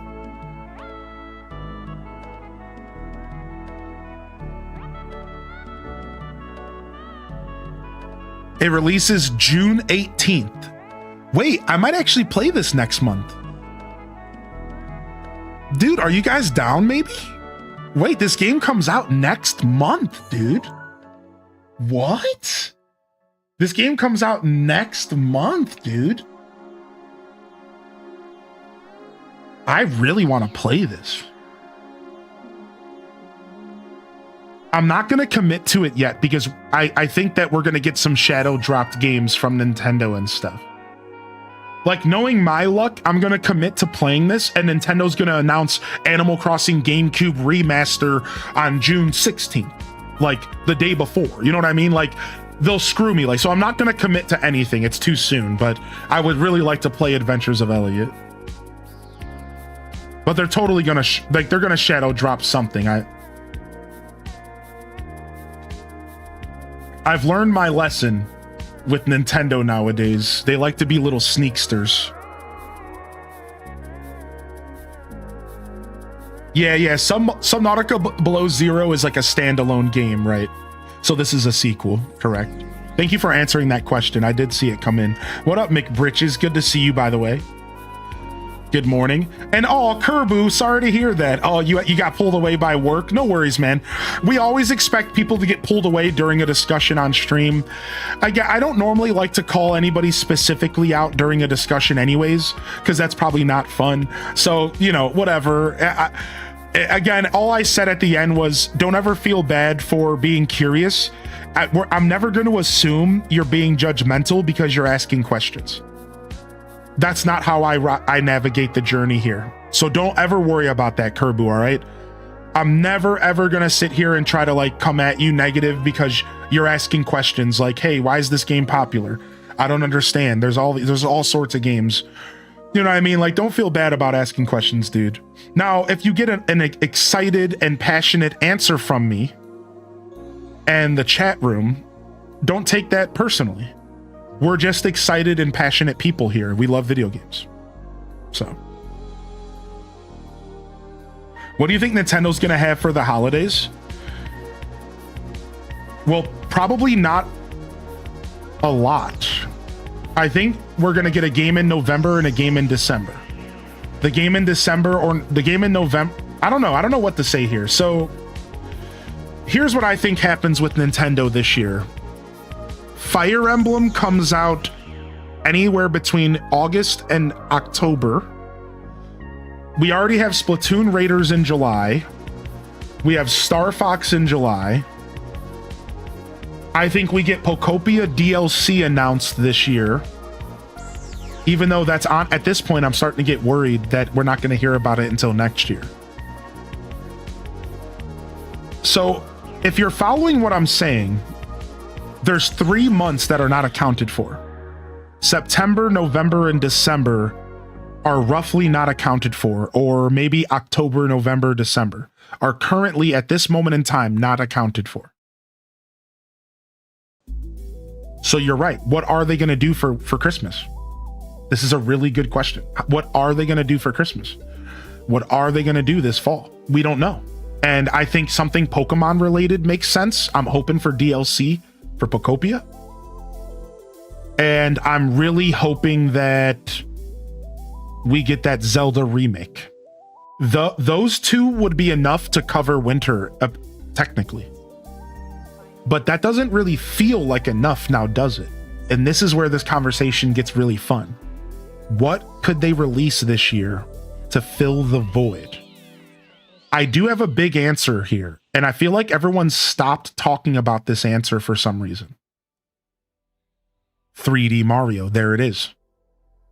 3D Mario. It's like, I feel like everyone stopped talking about it. Everyone was like, oh, 3D Mario is going to be releasing this year. And then nobody said a word because Nintendo's being so weird right now. Mario Galaxy 3. Mario Odyssey 2. Or just a brand new 3D Mario. Christmas. I think we get a Zelda, we get a Mario, and we get something Pokemon related. A side game, a remake, a DLC, something Pokemon related. Those are the 3 IPs I am expecting to fill the void the end of this year. What do y'all think about my prediction? I think Fire Emblem's going to be October or September. I think you're right on the money with that. I think Fire Emblem is August or September. I think Fire Emblem's August or September easy. I think that's a shoe-in right there. That makes too much sense to me. I don't know why. Kind of a track record thing, but I think it makes too much sense. So I think we see Fire Emblem before winter for sure.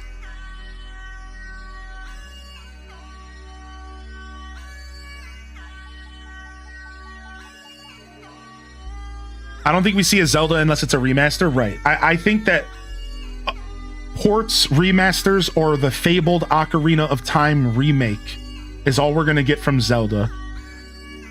Which is a lot of options, to be fair. Ports, remake, that is a lot of options. I wouldn't be surprised if Tamagotchi Life DLC and updates.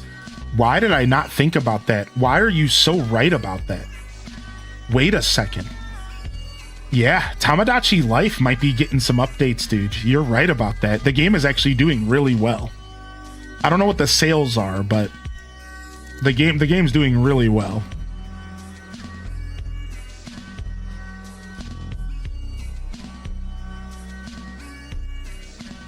I saw that Nintendo allegedly sat on Tamagotchi for a year before releasing it. Yeah, they've been apparently doing that a lot. I've heard that a couple situations of that.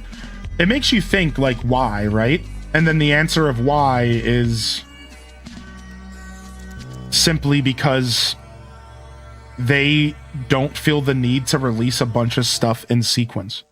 Like, Nintendo is forever only competing with themselves. So it's kind of weird like that. But because Nintendo is only competing with themselves, they don't have to release stuff. Like somebody just asked in the chat, in YouTube chat, do you think GTA 6 is going to affect Nintendo? Nope. Not even close. Not even a little bit. Now, yes, in the grand scheme of gaming, Nintendo fans will be a little distracted during the release of GTA 6. We all are going to be. But that's not going to affect Nintendo's release schedule. They don't care. Dude, Nintendo is so bold, they would be bold enough to release a game within the same week of GTA 6. And they would stick their middle finger up doing it. Like Mr. Bean. They'll do it. Nintendo would do it. They would be the company to purposefully release a game the week of GTA 6. Just to be like, yep, hi, sup. Like, they're that company, dude. So, yeah, I don't think GTA 6 matters at all. And I don't think it affects anything we're doing this year.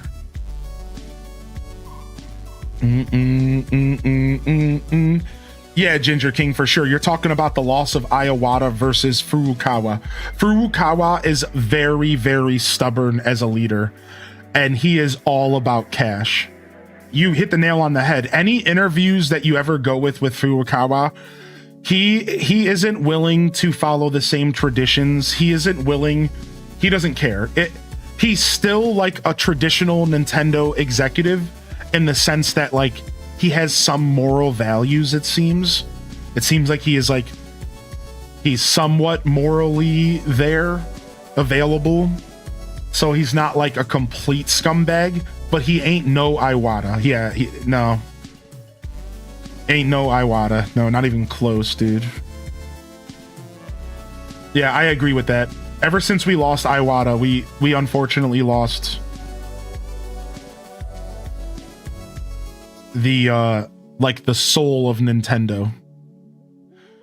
That's kind of the way to look at it. Like Nintendo still has a heart, and I think Nintendo's still fine in that sense. Like it still has a heart in my opinion, and it still makes decisions that aren't always the worst, you know?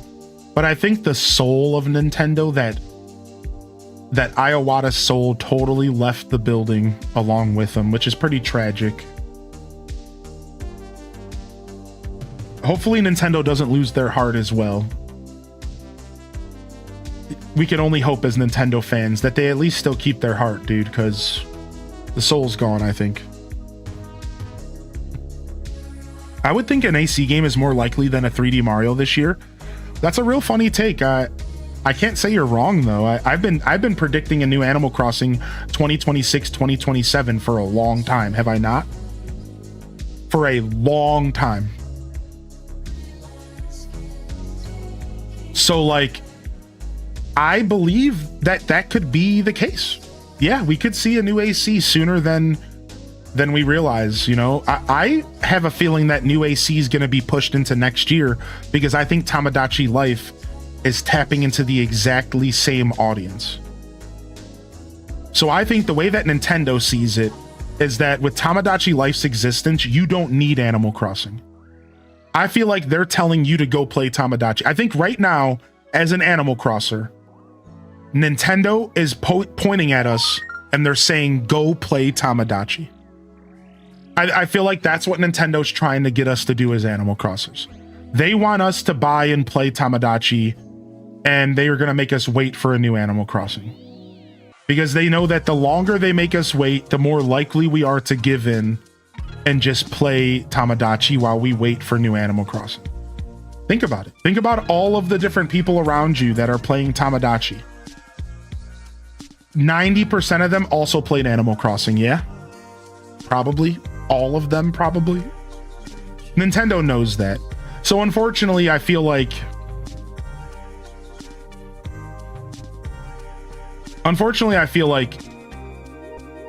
now that Tamagotchi was so successful, we're just waiting.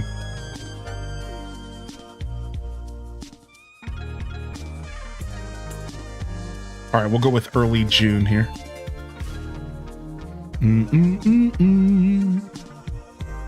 This is the perfect time for me to give up one of these puddles so we can free up an extra space there. I'm considering buying it myself. Yeah. So yeah, I don't know, man. I don't know if a new AC does come out this year. I think Tamagotchi's success kind of sealed the nail in the coffin.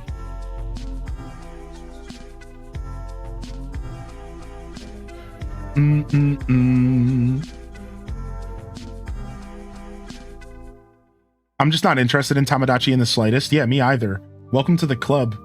Thanks for saying that out loud so I don't feel like the only idiot in the room. Tamagotchi makes me feel so bad.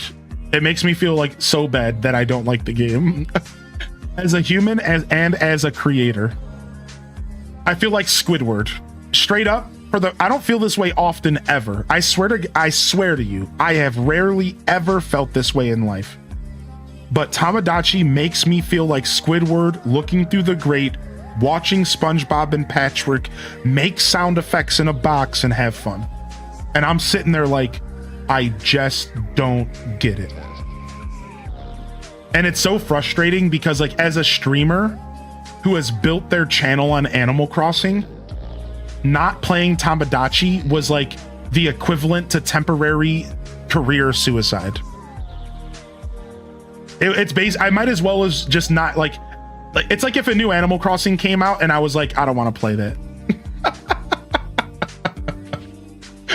That's basically how I feel about Tamagotchi, and I'm just like, what do I do? Like, I just can't do it. I'm not gonna force it. I'm just like, whatever. So I'm just gonna hold out. I'm gonna weather the storm and hope the Animal Crossers come back to watch me eventually. But I don't know, man. I think Animal Crossing has finally kind of met its fate. I think Tamagotchi finally put the nail in Animal Crossing's coffin. And let me tell you right now, Animal Crossing New Horizons was hanging on a thread for about 3 years. and it's been hanging on a thread, and it's been real hard to create content around it unless you really love the game like myself. And we've seen the community dwindle and get smaller and smaller. And then I think Tamagotchi just straight killed off the game completely. But I'm holding out faith that it's only temporary, and that given another couple weeks, people will get bored and they'll come back and play some more Animal Crossing, and they'll come hang out.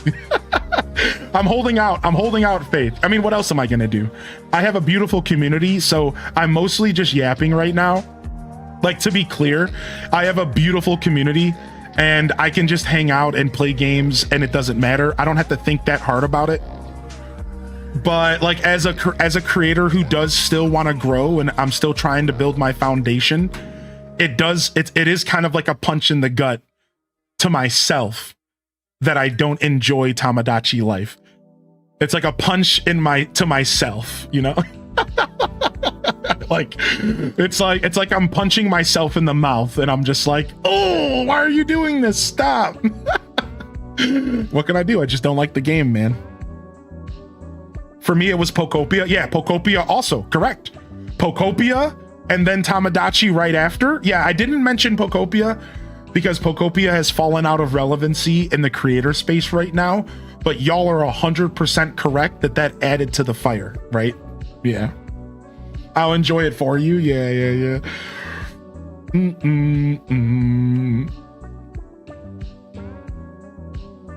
Like to yap on Mondays? That's right, baby. We're just yapping and going through patterns, everybody. I'm trying to get ready to start designing my island a little bit more detailed. So if y'all are curious what I'm doing right now, I'm trying to get my island, I'm trying to clean up my patterns here so that we can start to do actual designing. We're finally ready to start designing our forest with some details. Little flowers and patterns and items. We're finally ready to start really designing. And I'm getting excited. You can probably tell in my voice, I'm getting giddy about it. We're finally ready. It took a long time to get here because I just was burning out. So I'm really excited for us to start like actually decorating. So I'm just going through some patterns right now to figure out what I want to do here. What's up, Alex K? Good to see you. I really appreciate y'all sharing your disinterest with Tamagotchi, because I seriously feel like such an idiot. I feel like such a Squidward about it, dude. I feel the same way about Palia, so it's not like I haven't felt this before. I feel the same way about Palia. The way I don't really feel like playing Palia, but everyone loves the game, I feel the same way. I'm like, oh, why don't I like Palia? What's wrong with me? What's wrong with you, brain?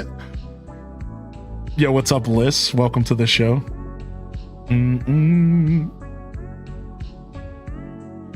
Also, I'm not sure it's a hot take, but I don't like Tamagotchi. I don't think Tamagotchi Life's a good game for long streams. You'll eventually run out of things to do. Yeah. I understand that for sure. So you're talking about like once you settle in. So what you're saying, Charlie, is that outside of the beginning of the game where there's a lot to do, you're talking about like the daily stuff. Once you like settle in, it's really limited. So like maybe like after 20, 30 hours, right? It kind of sounds like that's what you're hinting on. We can all be Squidbillies together. You ran out of things to do as well. Yeah, it seems like the game has a really strong start. If you're sitting there designing these and designing items, you're having a blast. But it feels like once you get past that point, it does start to kind of feel a little dry. From what I've been seeing, that kind of feels like what you're saying. Some of the best content related to Tamagotchi has been out of context clips. I believe that. I liked Palia, but I found myself farming Sweetleaf and Palium all the time. Well, that's the problem, Tamperp. A lot of us got introduced to Palia before the game had anything to do. Here's the thing that's even worse. Now you can go hunt plushies. You can go on Omega bug hunts. Yo, if random 18s out there, or if any Palians are out there, why don't you tell us what you do every day in the game? gas us up a little bit. What do you do in the game? Like, there's so much to do now, isn't there? You can play hot pot. You can go do jump quest. You can go and hunt pallium. You can go hunt sweet leaf. You can go do cooking parties. You can go hunt bugs and do big bug parties. You can go ride on your horse. There's 18 different zones. Now the game's great. But when I played it, there was 4 things to do and the end of the game was decorating and I was bored. So it sucks, man. It's like, freaking games releasing unfinished are so frustrating. It's like, yeah, of course the game's great now when I'm over it and I don't want to play it. Of course, it's awesome. It's a blast, I bet. It's like, of course, dude. Of course it's awesome and I'm over it. That's why I'm kind of holding out, because I feel like one day we are going to go back to Palia and we'll start with like a week of Palia and maybe it'll get its hooks back in me again and maybe we'll dive back into it. But for now, I'm just biding my time like an onyx.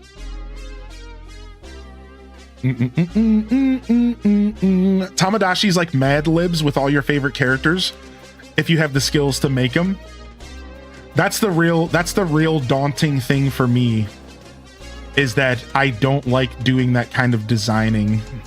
You know, when I was playing Tomodachi on stream, if you all want to see my interaction with Tomodachi Life, you can find it over in the live tab on YouTube. You can find it over on the live tab.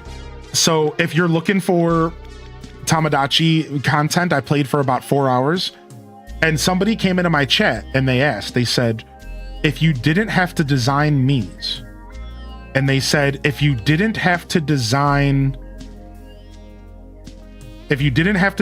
stuff, if the game wasn't so creatively focused, they said, do you think you would enjoy the game more? And you know, that question really stuck with me because I think the answer is yes.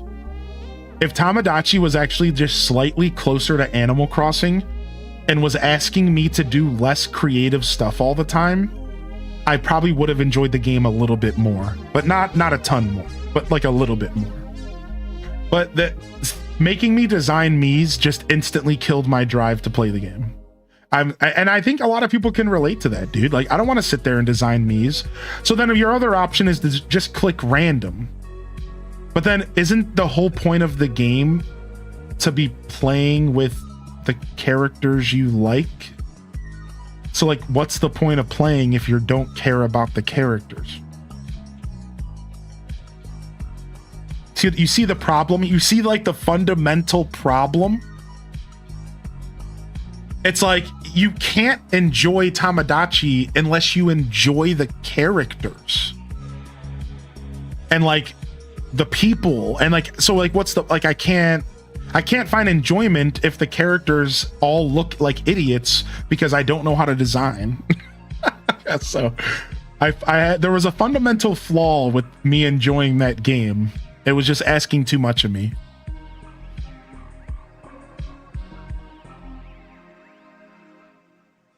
What's up, perpetrator? Sounds like Animal Crossing villager hunting. Wait, what do you mean? In what contexts? Villager hunting is basically shiny hunting in Animal Crossing.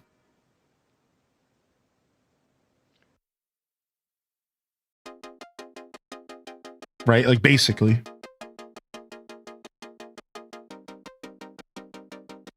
Bum, bum, bum, bum, bum, bum. Bum, bum, bum, bum, bum, bum. We got some pebbles here. We have a stop, a bathroom stop. Wow, this is all Zelda stuff. Look at this is the Zelda Nest stuff. Wow, this is a bunch of Zelda Nest cliffs and stuff. This is cool. Do do do do do do do do do. My partner loves making blorbos, and then I get to play with them. What's up, Ace of Jades?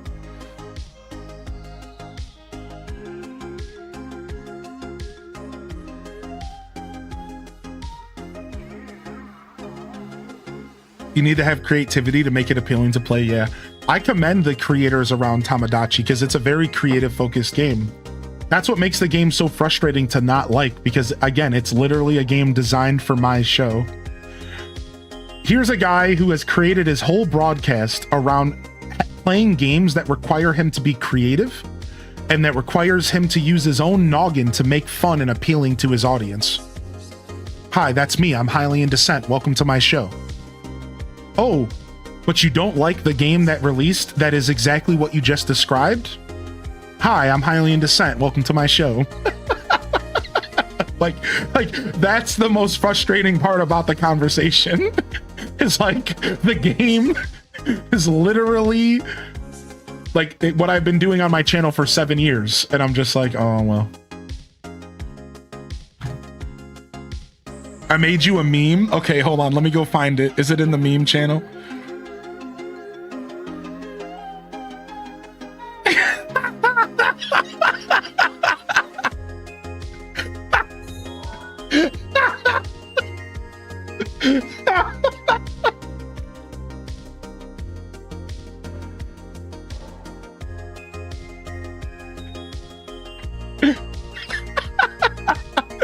Yep.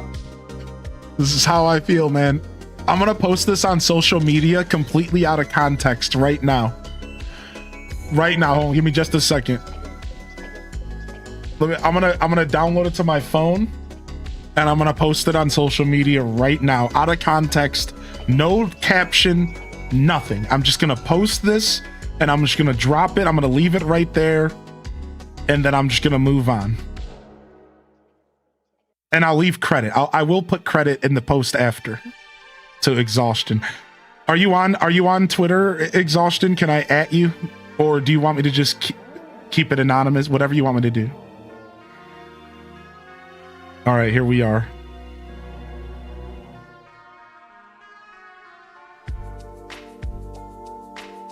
I'm posting. Post has been made. No, I'm not. Okay, that's fine. All right, hold on. Profile. All right, post has been made. Now I'm going to go in and I'm going to leave a comment and I'm going to say, meme credit, :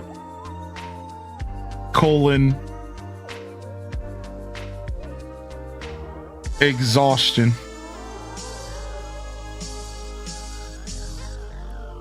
We'll just use your Twitch name.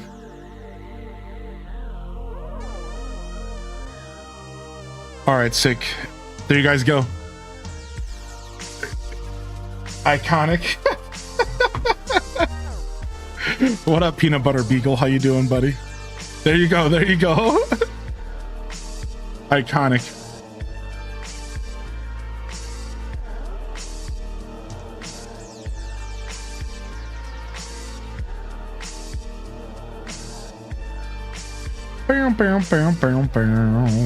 Daphne. Good, how are you? I'm doing well. We're looking through patterns right now for our Lost Woods forests. We could add some sneaky little Zelda references in the Lost Wood if we want, but we'll get to that later. I like most of the patterns I have, so I don't really feel the need to change too much. I just want to go through and see what other options I have saved in here.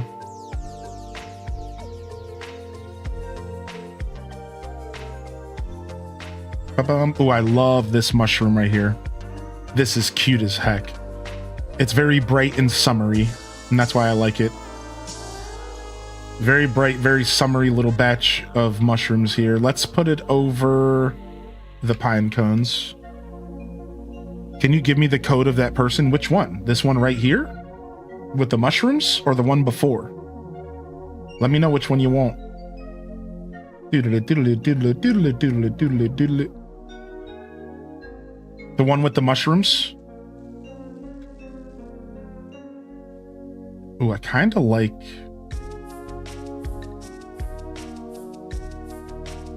that. The one with the signs.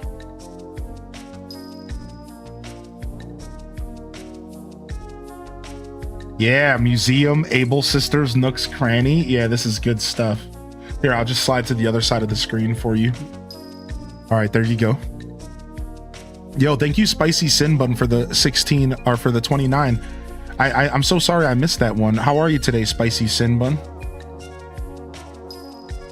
Thank you for the support, everyone. Seriously, thanks for sticking with me. Thanks for coming and hanging out. Thanks for enjoying the content.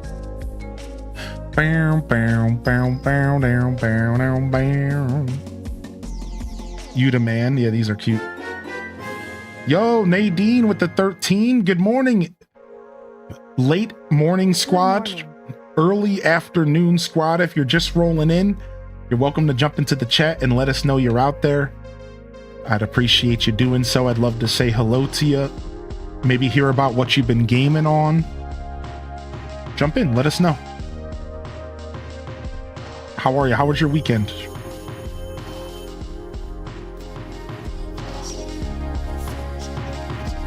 How was your weekend, baby? What's up? The do.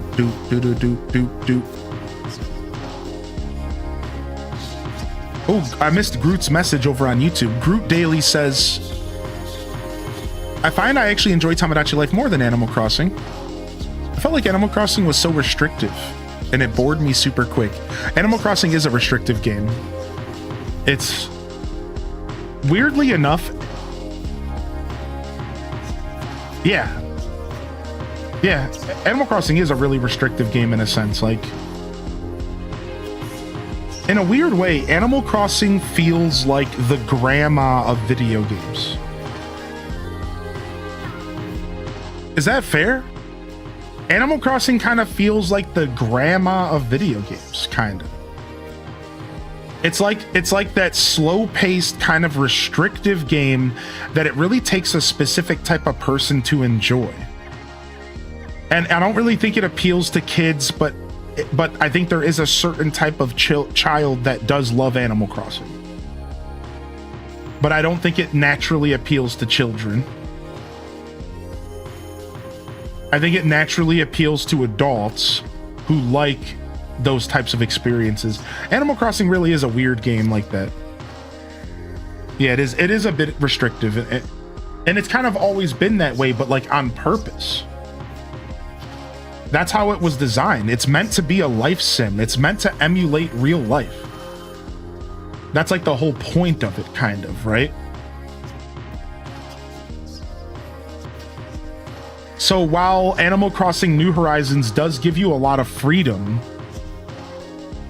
to like design and terraform, it was never really meant to give you like Sims level of freedom, right? It was always just meant to give you like just enough freedom to not make it boring, but to also hold back so that you feel like you're living a second life, right? Like I've always interpreted Animal Crossing like that. Like you were meant to feel like you were living a second life. I'm also very creative, so it kind of feeds into what you were saying. Right, exactly, Groot Daily. Yeah, Animal Crossing is a hard game to explain to people. I agree with that. It's a real hard game to explain to people without playing it.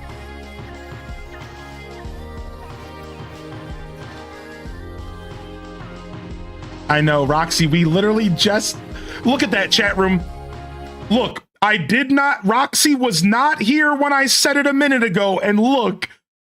Now, isn't that crazy ironic, dude? I swear Roxy probably was not here. It seems like they just popped into the chat. That's so funny, dude. I know. We were just talking about that. Good morning, Roxy. How you feeling, dude? How you feeling, homie? Good to see you. We were just talking about that topic. Roxy came into the chat and said, hello, they need to announce a new AC because Tamagotchi Life killed the Animal Crossing. Now, as we said earlier, I think that it's fine. I think it's just a temporary beheading. And I think Pokopia didn't help the cause. But yeah. Yeah, we just said that. That's so funny, dude.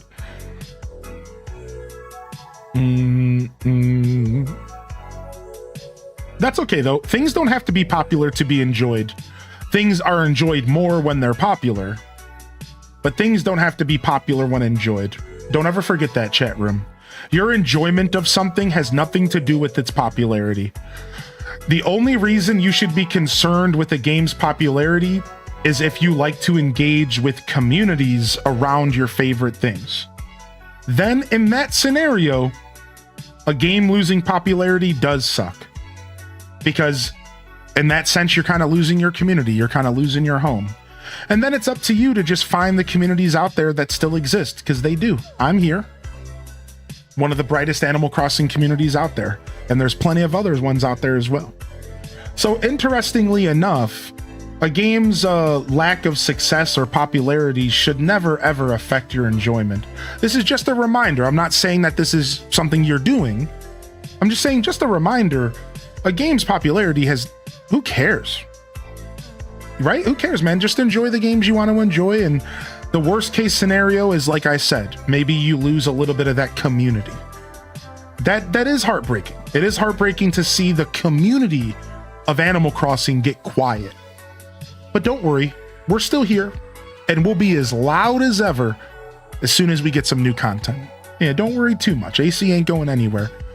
AC always ebbs and flows. It's always been an ebb and a flow game, just like Stardew.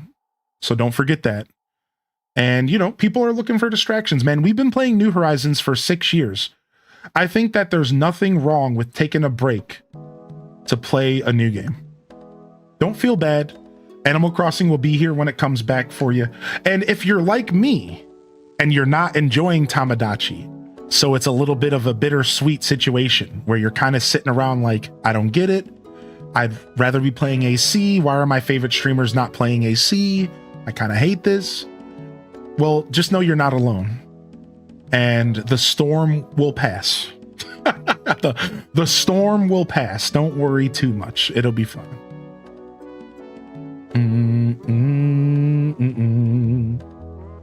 Yeah, we will weather the storm as AC fans, as we weathered it for 3 years between 2.0 and 3.0. What was it, 3 years between those updates? And we weathered it just fine. Finally got my husband to play Stardew with me, and it's like trying not to scare a deer. I don't want to get too excited or it'll spook him. I'm that guy. Yeah, you're playing it right. Arati, keep it up.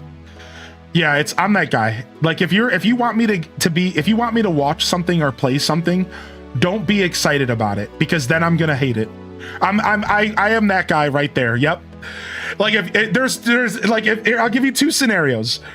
Let's say you show up in the stream and you're like, listen, Hylian, I think you're gonna love this game. I'm so excited for you to play. You gotta play this game. I'm gonna be so uninterested. Now, let's say you just show up in the stream and you're like, yo, Hylian, you ever heard of this game? And I'm like, yeah, maybe. And you're like, oh, okay. All of a sudden you've planted the seed.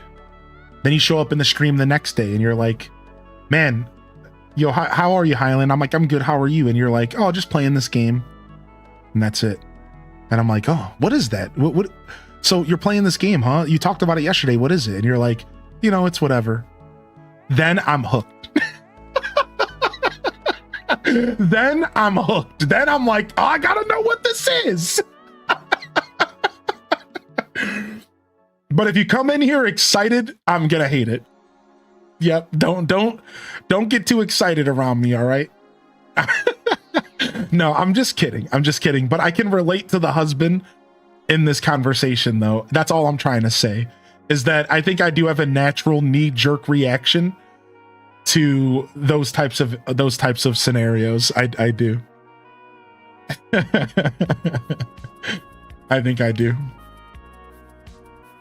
Yo, what's up, Leia? Good to see you, baby. My worry is when Pokopia popularity drops off, a lot of people I've seen it are Cozy fans rather than Pokemon fans, whereas I'm a Pokemon fan first before a Cozy fan where Pokopia is concerned. That's a real interesting topic of discussion, because for me personally,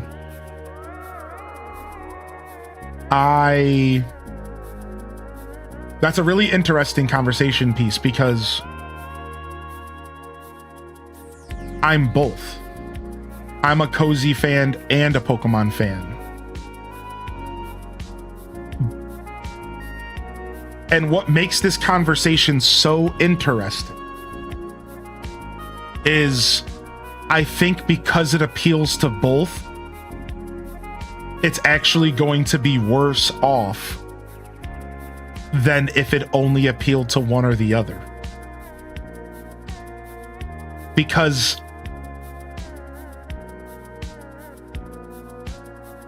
I've said it for a long time, I don't think Pokemon fans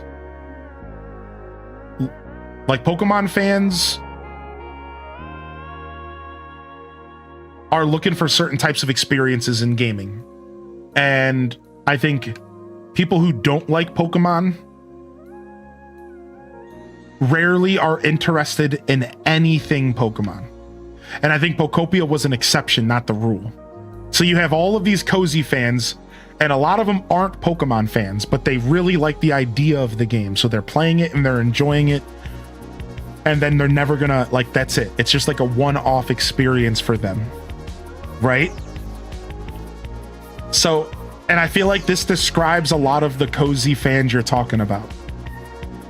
And then you have the Pokemon fans, where it's not really a Pokemon game. So after you get over the novelty of hanging out with Squirtle, you leave the game to go back to a real Pokemon game.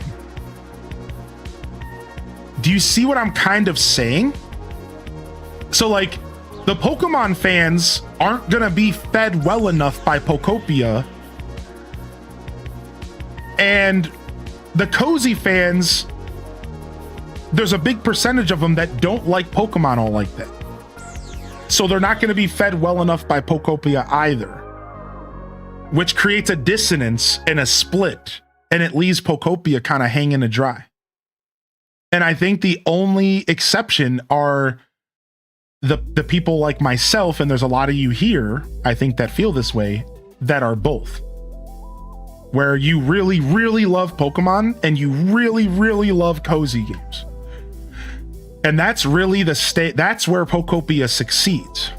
Like for long term, is the people like myself who love both genres of game and want both. Right? Like we love it. So it's a real interesting conversation topic, because in my humble opinion,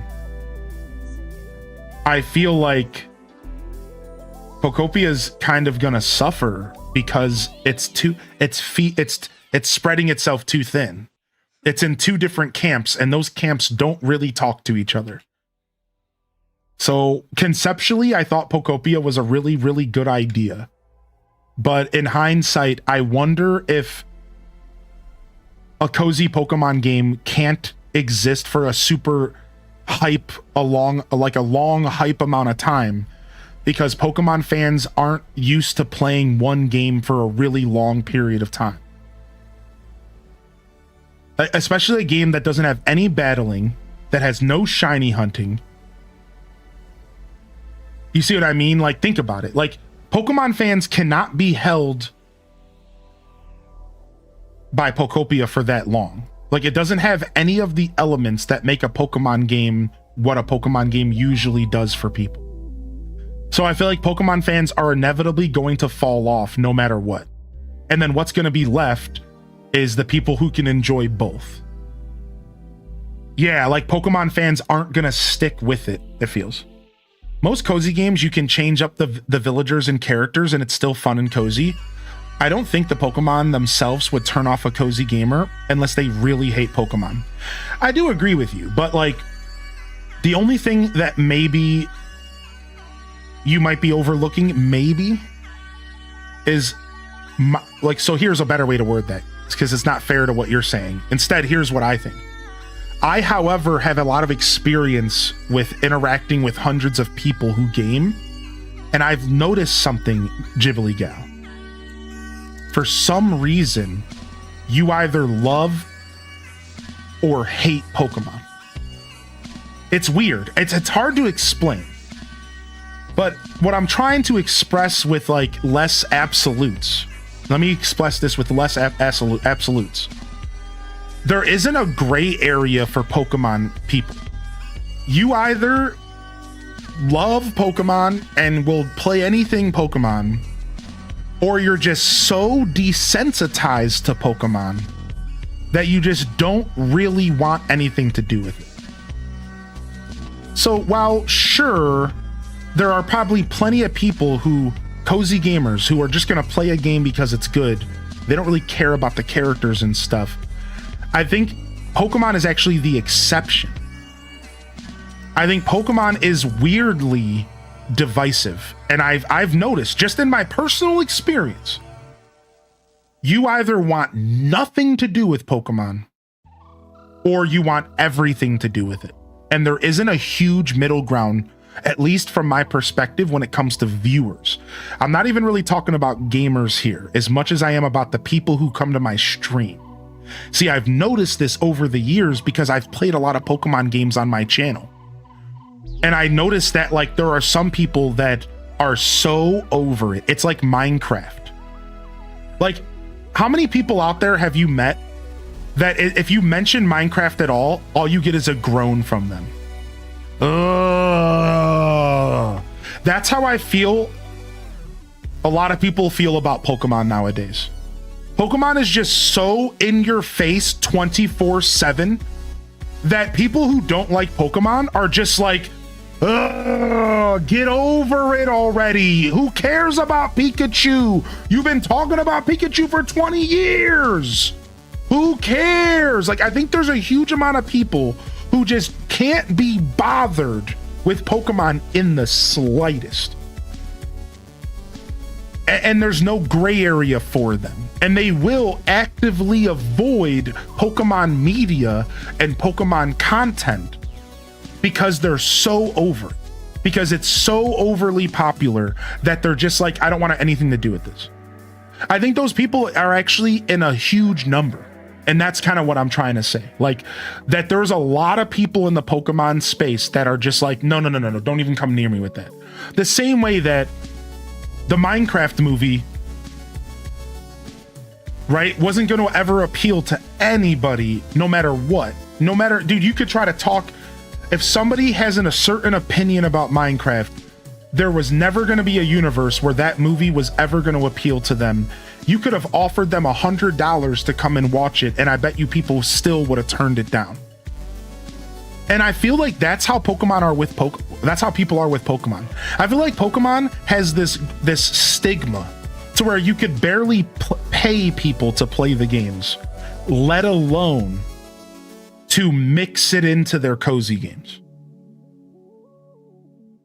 Like, I really do think those people exist. Now, anyways, I went off into a bit of a rant there. This is all just a theory, chat. I don't know if I'm actually right about this. This is just a vibe that I have gotten over 7 years of streaming and over maybe 10 years of just, you know, being around humans and in a gaming space more so than just gaming in my own bedroom. I don't know if I'm actually right about this. This could be a complete misread from me. I'm not convinced I'm correct. I'm just convinced that this could be correct. Like, this could be what's going on in the Pokemons. Like, it feels like it's an accurate assessment, but is it actually accurate? I don't know. I've noticed two kinds of people: love or Pokemon is made for kids. Exactly. That's what I'm trying to say, Groot. Exactly. There's two different types of people in life. I love Pokemon, or Pokemon's a kid's game.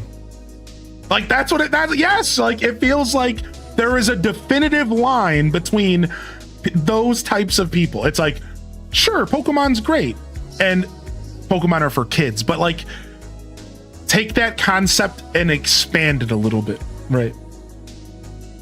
You still love Minecraft, then my friend's kid ruined it because he kept destroying everything. That's funny. Ginger King got played by a kid on Minecraft.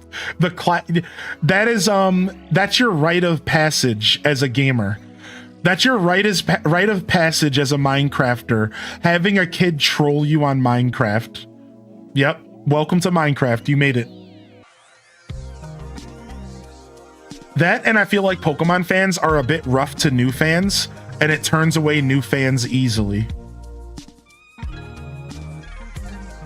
Maybe the reason I don't hear about that is because I'm surrounded by people who love theme parks. Yeah, I don't know though. I don't know if it's true. You know, even just saying that theory out loud and expanding on it a little bit more detailed and reading some of your opinions in the chat, maybe that opinion is not as correct as it could be. I guess the vibe I really get is mostly just because the game is so popular that there's going to be more negativity.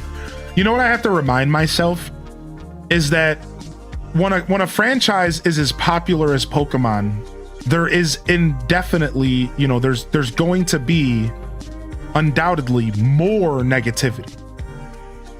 So it doesn't mean that there's, you know what I mean? Like there's just more voices. More, because there's more of everything because it's massive. Right? Yeah, like maybe I'm just noticing that stuff because it's just such a massive, like so many people are so opinionated about it, you know, it's so big, it's so popular. I watched a couple cozy game streamers that got bullied like crazy for not knowing a common Pokemon's name. Wow, really? Oh my god. I'm that way with Souls games. I've never played a Souls game before, but I've always been interested.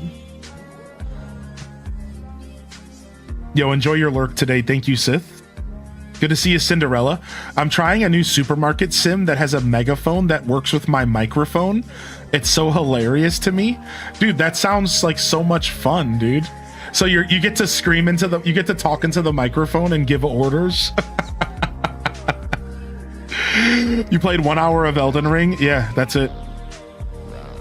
I think I would love Souls games. Weirdly enough, the only reason I haven't even played a Souls game is because too many games in too little time.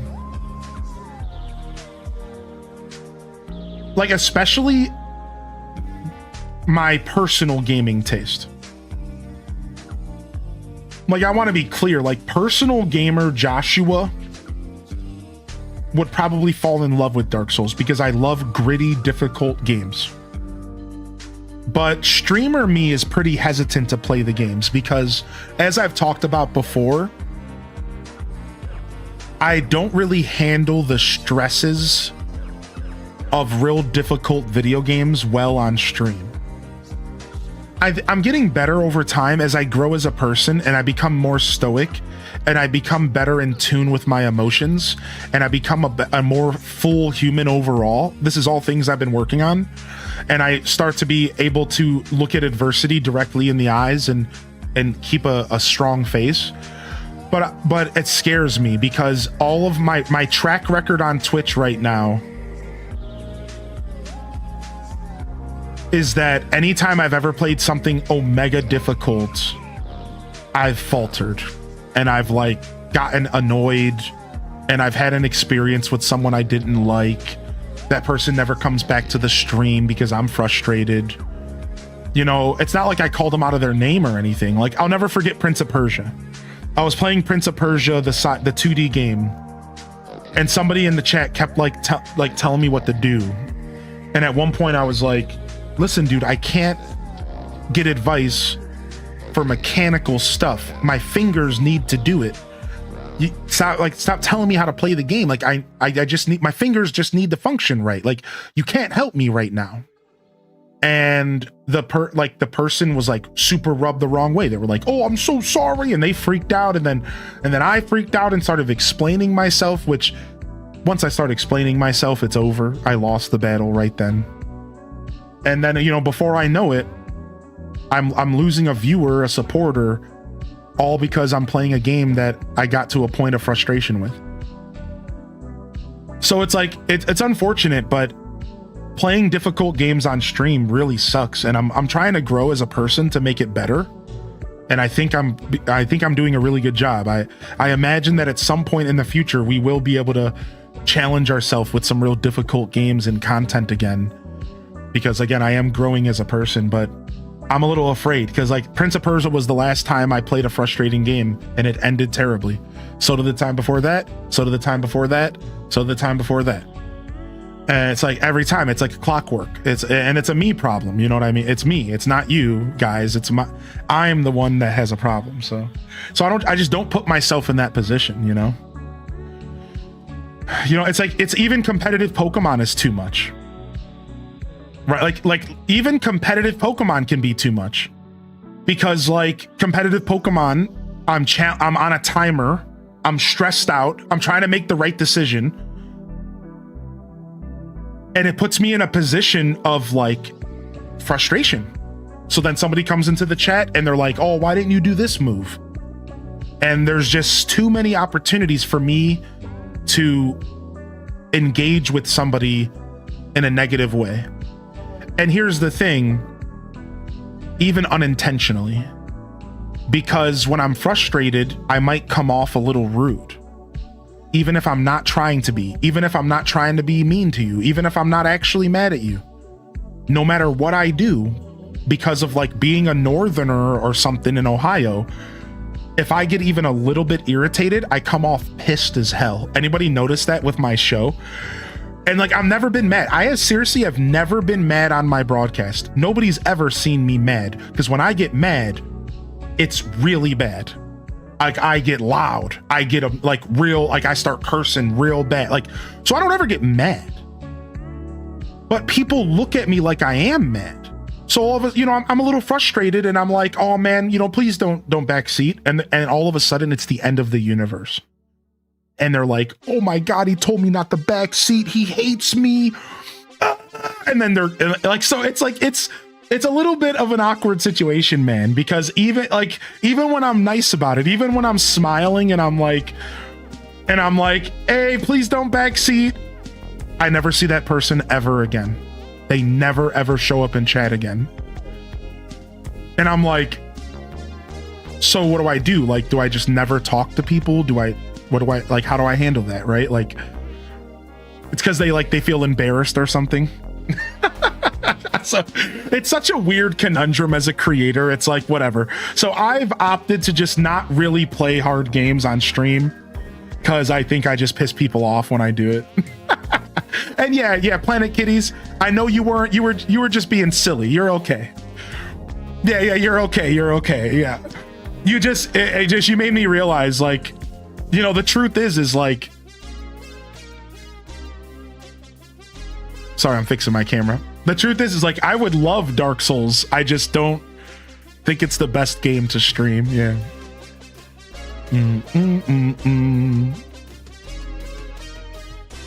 What the heck, man? Hold on. Is my camera smudgy, dude? Hold on. How do I unsmudge this? I need to unsmudge my camera. Hold on.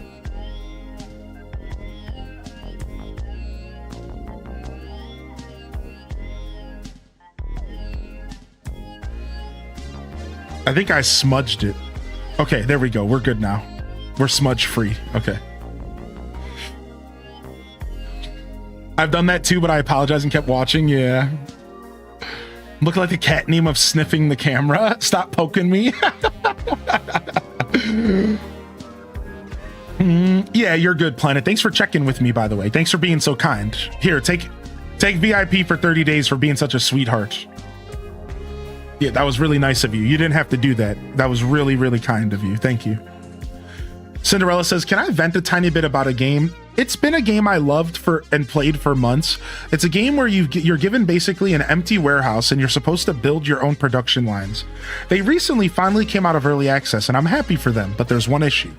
They added so much stuff in the past few months that even with the space upgrades there's no way to put everything in the space that you're given. That is kind of frustrating.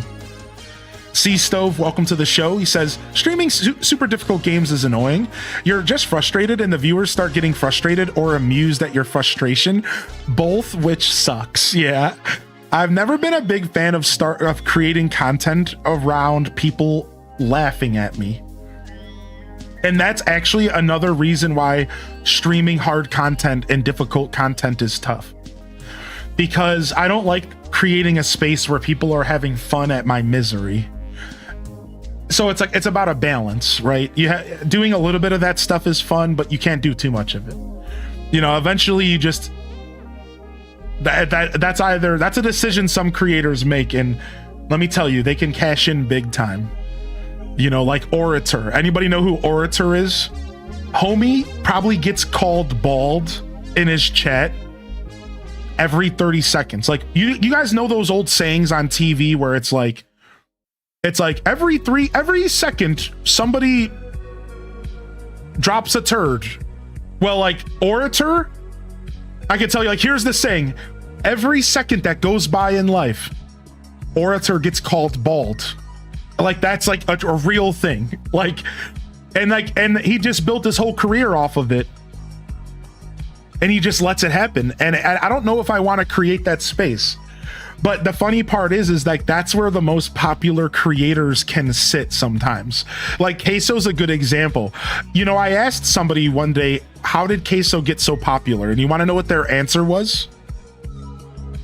Because he lets everything roll off his back and he lets people talk shit to him. Isn't that so funny? Like, so I was like, how did Queso get so popular overnight? And the person's reply, this was a Queso viewer who love him.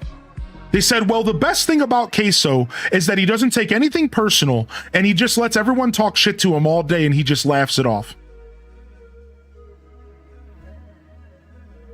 And I said to myself, well, then I don't want to be popular. Like if that is what it takes to become successful in this space, then I guess that I need to acknowledge that this is the best level of success that I'm probably going to achieve. Like the most I can hope for is like a Fire Dragon level of success. That he's like, Fire Dragon's like my ultimate inspiration for a community. That dude took like 3 months off of streaming, still came back to 1,000 viewers and had his bills paid the whole time. Because he built a decade strong foundation of people who are there for him. He took a 3-month mental health break and everyone came back and said, welcome home. Like that's the kind of community you want to build, man. You don't want to build a community of people that just want to shit on you all day. That scares me. That like terrifies me, right? Like, oh, that sounds so bad to me. Like, oh.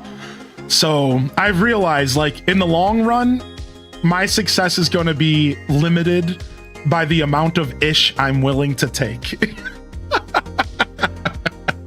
It's like, you know, the kind of environment that I'm willing to build, you know. Mental health vitality is important. I think the thing though is that people give him a hard time obviously love him. Right, it's like boys club. No, that's exactly what's going on with Queso. Is that Queso creates an experience for a bunch of huffing and puffing grunting men. You want to know why I know? Because I worked in a kitchen for almost 7 years. And that's literally Queso's stream. It's a bunch of people who just want to give you a hard time as their way to give you affection. That's the whole kitchen universe, is a bunch of dudes who want to verbally assault you, but then also call you a comrade when you're 20 tickets deep in the weeds in the middle of a dinner rush on Friday. They're your best friend. They respect you, but they also want to undermine and talk to you the whole time. It's like a weird male masculine nonsense. It's what it is, dude. It's so nonsensical. And that's like literally Queso's chat. It's like a bunch of dudes who are like, I love you, man, but you can suck. Like that's Barbarous King's stream as well. Like Barbarous King will get a resub and the resub will literally say to him, I can hate you. You're an idiot. You're such a jerk. And I hope you burn in hell. Also, love you, bud. Thanks for the sub. Thanks for the content. Like, that's literally Barb's, like, they'll come into the chat and they're like, you're the scum between my toes. I hate your guts. But here's money. Here's 20 subs. I love you. It's really, really weird, dude. It's really weird, dude. And it's like they all love him, but they all want to just have a place where they can just talk as much smack as possible. It's like the goal is to talk as much as possible. Like people love the internet for talking smack. So if you can create an environment where people can talk smack to you freely, they'll love you even more because you're their punching bag. Of course they love you. You know what I mean? Like, of course, everyone loves a good punching bag. You know, people even pay to punch a punching bag. You know, like, think about it. Like, people love a good punching bag. Like, they love that. They'll gladly give you $5 if you let them talk smack to you every once in a while. People make careers off of it. Like, it's a real thing, dude. It's a mental battlefield, yeah. Whoa! What the heck?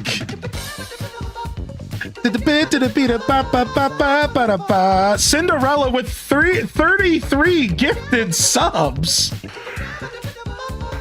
What the frick, dude? What the frick? My chat froze. It was so crazy. My whole chat froze. All right, Cinderella, go ahead.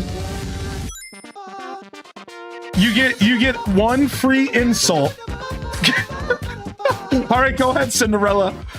Come at me. Tell me to fuck off. Let's hear. Thank you, dude. It's not one per sub. You're holy heck. What the heck?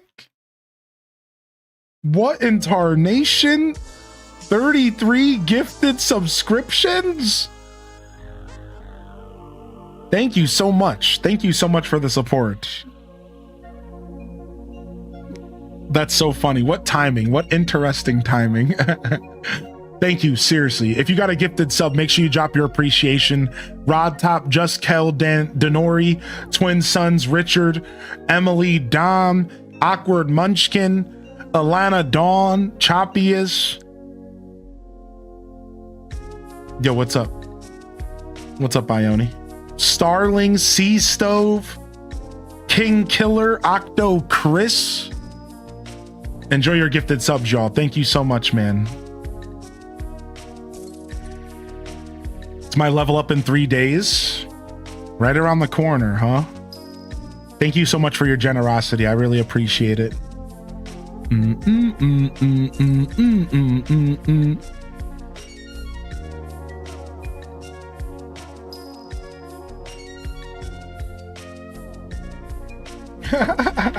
Oh, my coffee's disgusting now. Ugh. Get it out of here. Cinderella's too nice to insult. Yeah, I know. I said that as I was making that joke about Cinderella having a free insult. In my heart, it was like, I don't think I've ever seen Cinderella talk down on another human being. So yeah, I think you're right about that. Now they'll talk some smack about some video games. They were just venting about that warehouse game. But not another person. I don't think they got that in their heart for sure. Oh, well, cut that out, Cinderella. Cut that out. But I understand. I'm right there with you sometimes. Imagine she just laid it on you. Yeah. Oh, my cat left my feet. I don't think my cat liked some of my loud noises. She was sleeping under my legs for a minute, but she's gone now.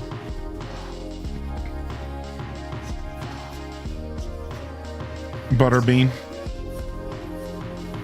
Sometimes I can't tell if she's there. She'll sit like just far enough away. Yo, enjoy some subs on the house. I sniped a couple of y'all that were wearing your Dodge boots. I sniped some of y'all that were wearing your Dodge boots.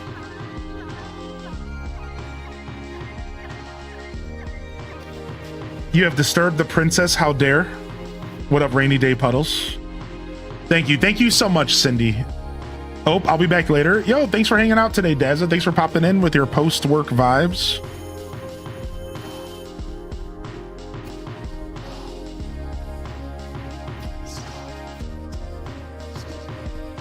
All right, now we get to start the designing phase. It's a task here. I need to figure out exactly what we're gonna end up doing here. We need lots of leaf piles.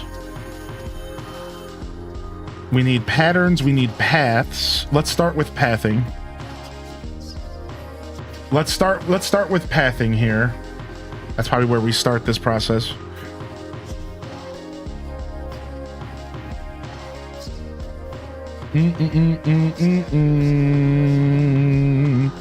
Oh yeah, those people are out there for sure, Cinderella. They suck.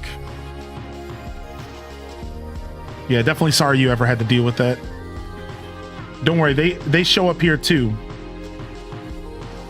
Fortunately, I guess in my case, it seems like all of those absolute ratchet little weasel rapscallion idiots who take the time to talk down on people are a little too afraid to talk down on a big bearded guy like me, which is par for the course.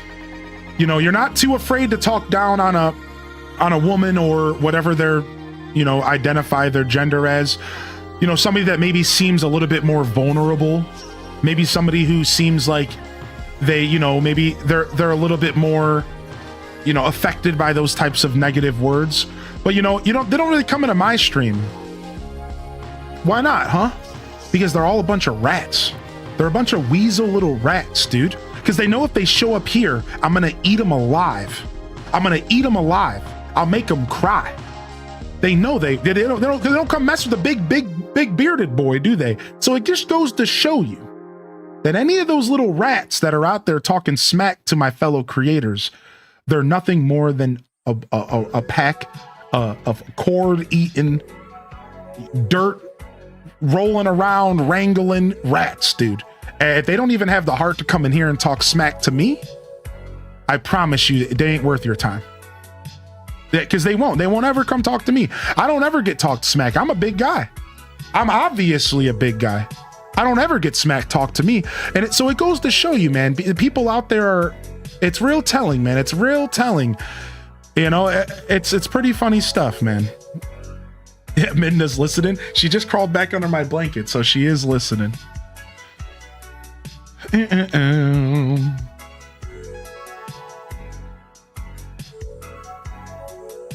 Yo, what up, Jason? We're currently about to lay some paths here.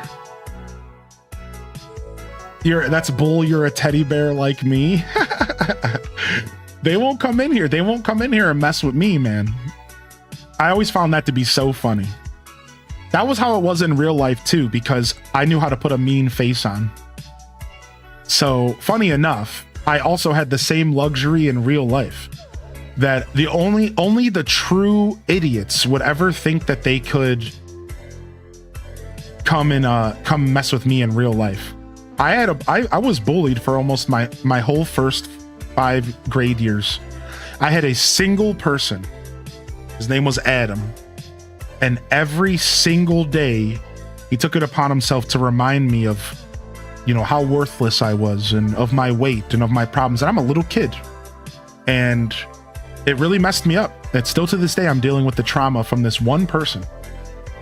And one day, enough was enough. And I'm walking home from school and he talks smack. And I start running after him. And here's what I realized, that I was actually really fast because I had been carrying so much weight around that I realized that I was actually really, really, really, really fast. So I start running after him. And he starts running. And he turns back. He looks back behind me. And I'm getting closer. I'm like a train. Do. All of a sudden, dude, he's not ready. This kid was a thin, lean little dude. And I'm gaining on him. And he's terrified. And we're both walking down the sidewalk. And this dude is terrified. He's like, oh my God. So he's running for the life of him. And I caught him. Now, I don't condone violence, so I'm going to cut the story off there. But let me tell you, this kid lost probably 5 teeth by the time I was done with him. 5th grade. I basically murdered this dude. And his friend Paul, who also was talking smack the whole time, stood and watched it happen, didn't even help him. Just stood and watched it in awe as I obliterated this kid on the ground. Just punch after punch, obliterated him. Never once did that kid ever talk smack to me again. Obliterated this kid teeth on the ground.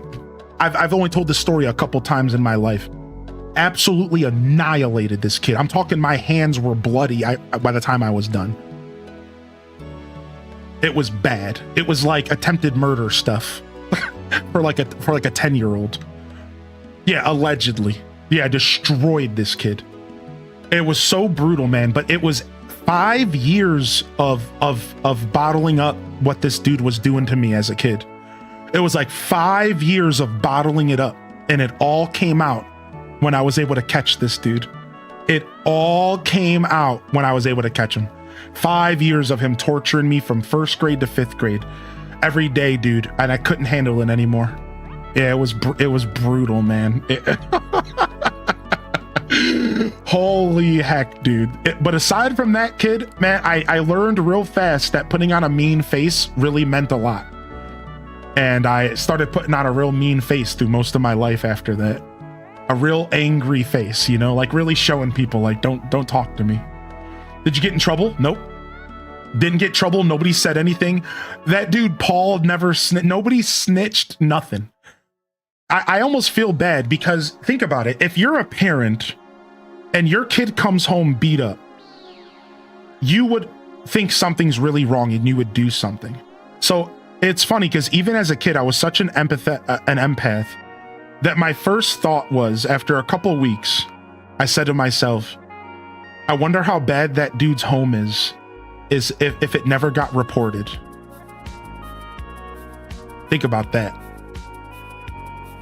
And then you realize that the bullied are the bullies. And then I felt bad. Because you realize the bullied are the bullies are the bullied, man. And you think about it, like, dude, how did I not get in trouble? How did I not get called to the office? If you were a parent, dude, and you're in 5th grade, your kid comes home beat up, you're calling somebody, right? So it really made me like freak out. I was just like, wow, like this kid, like he doesn't like, all right, what kind of home are you living in? You know, like that's rough, dude. Yo, no problem, Gabby. Enjoy yourself, dude.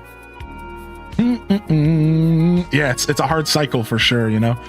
I don't know what that kid's up to, but I'll tell you, years later, follow-up story, years later, my older brother, who was a dickhead, one day he's hanging out with me, his best friend, and me, and he goes, yo, we ran into some kid, Adam, and we asked him about you because he's in the same grade as you, and he said you were a chump, dude. What's up with that? You gonna let this kid call you a chump? And I laughed out loud. And I looked at my brother and I was like, oh, don't worry. That kid's a chump. Oh, don't worry. That kid's a massive chump. Yeah, it was real funny, dude. Apparently my brother saw this dude, like this would have been like maybe 3 years later. And he still talked smack. He was like, oh, screw that Josh guy. And my brother told me, and all I did was laugh it off because I knew the truth. You know, I knew what really happened. So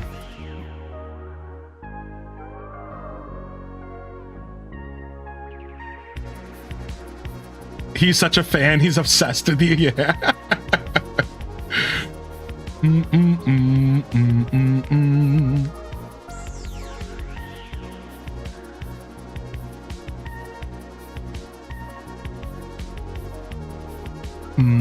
Ooh, I actually want to put this right here.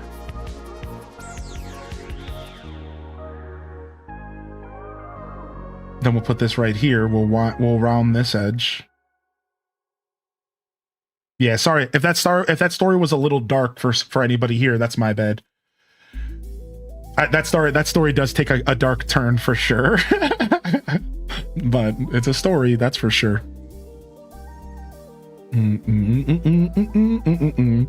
What can I say? I was in 5th grade. I beat the heck out of this kid. Do you have any advice for me and my son who's being picked on? It's tough, man. I don't really have good advice. I just had to grin and bear it my whole life. So I don't really have good advice. I can tell you the advice I got from my brother and me. Y'all remember the show My Brother and Me? I can tell you the advice for my brother and me was to stand up tall and go, hit me. You know you want to hit me. But the problem is that episode ended with both kids getting beat up. So I don't know if it was good advice. I don't. I pictured Christmas Story. 2026 is so different than 1998. Yeah, very different. Yeah, no, I don't really have good advice for you. I'll be honest. That's a tough situation to deal with in the modern era. You know, just the best advice I could give you is if you have a kid who's getting bullied and you're finding it really hard to deal with it, make sure that when they come home, they're safe, secured, and that they know that they have a place on planet Earth where they can be safe. That's like the best advice I can give you, is make sure that when they come home from that trash, that they understand their value, that they're appreciated, and that you relentlessly remind them that that has nothing to do with who they are as a person. That's really, I think, the best advice I can give you, because what I struggled with bullying was that I had no one to talk to about it. And then when I went home, I was being bullied by my brother. So I was getting bullied at school and then again at home. So I had no escape. And I spent like the first 5-6 years of my life just being permanently bullied no matter where I went. And then eventually it was just at home for like my going into high school and stuff with just my brother. So like, if there's any advice I can give you from a kid who got bullied growing up, is like, just try to remind the kid like they're fine, you know, like it is what it is type deal. You know, if you don't have any other options. But like, I'll tell you that I think that's what made it all worse. Like if I was able to just go home and play video games, I think I would have been fine as a kid. Because I would have been like, whatever, shut up. I would have went home, I would have played video games, I would have been fine. But the problem was that I would go home and it was still there, and that made it really tough. It made it really, really tough, dude. Yeah.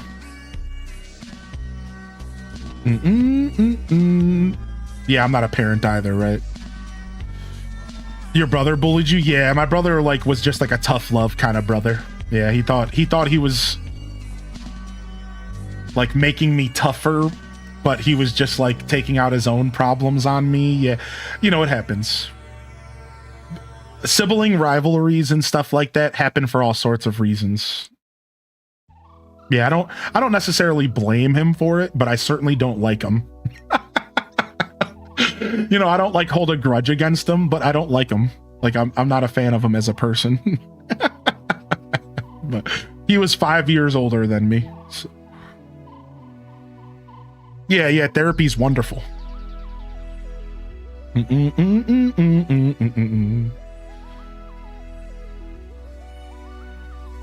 Being a young mom and a parent can be super hard. I feel like the teachers and other parents don't take me seriously because I'm 10, 15 years younger than all the other mom and dads. I believe that. People are super weird about that kind of stuff. I 100% believe that, yeah. I'm 6 years apart from my sister and she was just a baby to me. Yeah, dude. My sister's 6 years younger than me and she was also just a baby. Yeah, I had a pretty decent relationship with my sister. We just hang out and play Dragon Ball Z all day.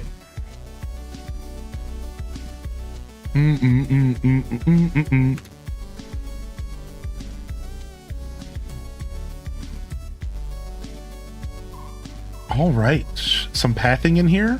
Start making this place come together, and then we will do some paths inside of the paths, some patterns inside of the pathings to make it look even cooler. But we just need some paths around here. Go ahead and put this, just put a single spot right there. We'll put a single spot right there.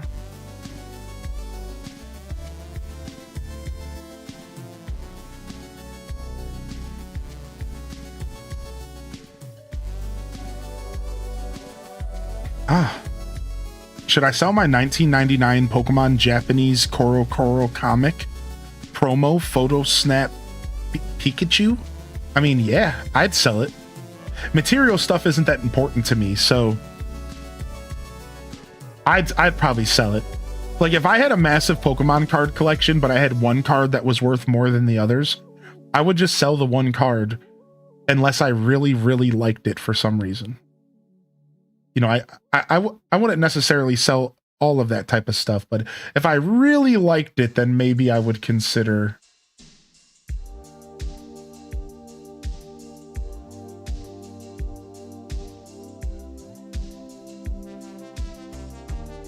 keeping it. But dang it, I need food here. Oh, I have some.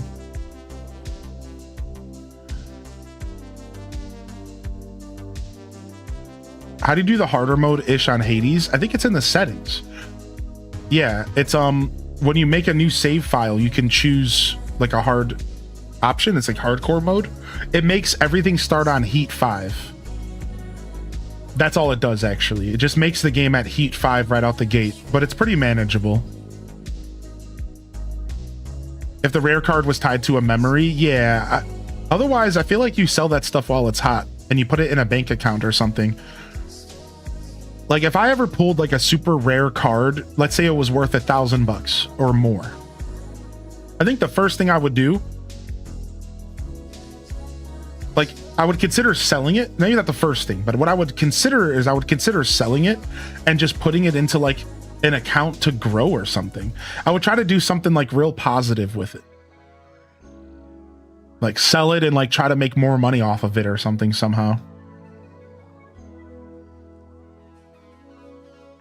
It'll appreciate quicker than interest in stocks. That's the thing though. I think it depends, right? So like if it's a card that's doing well,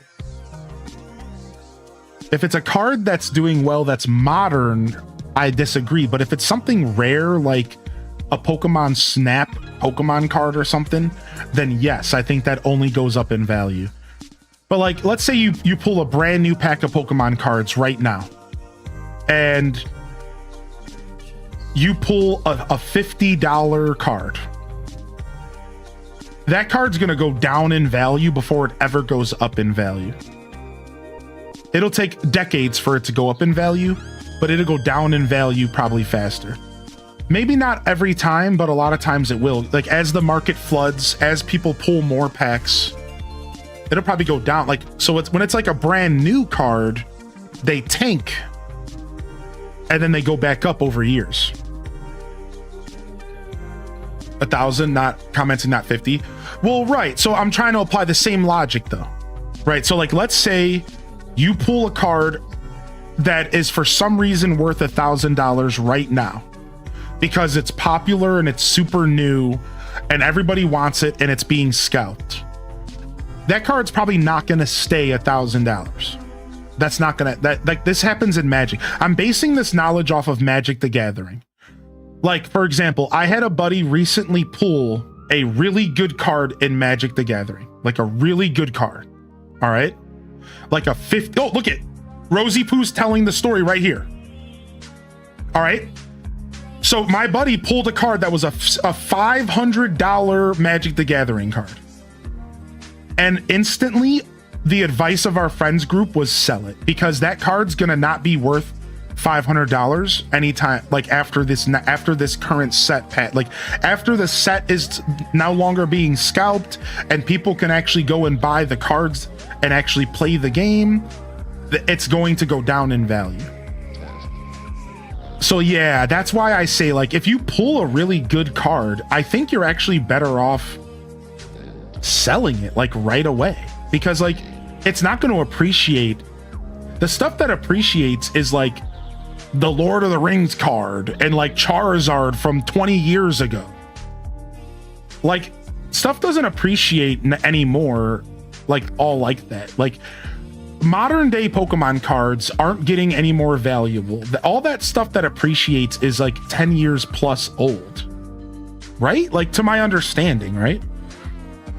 He immediately sold it and got the cards he was looking for a long time. He considered to put the money aside, but he also reinvested into his hobby, right? Like, you know what I mean? Like, there's probably not any Pokemon cards that are worth a ton that have came out in the past couple years, outside of maybe a couple $100. Chatter was talking about an expensive old card. He was. Yeah, he was. Yeah, he said, should I sell my 1999 Pokemon Japanese Koro comic promo? And my initial response was, sell it because material stuff doesn't matter. And then we went further into the conversation and we were like, however,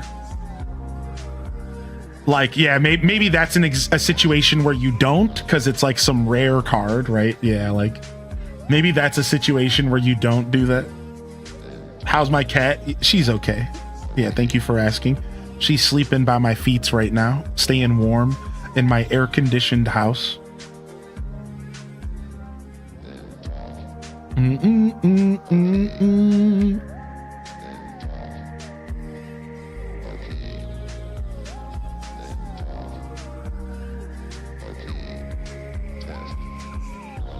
Yeah, she's doing just fine. She's doing dandy. She's doing dandy.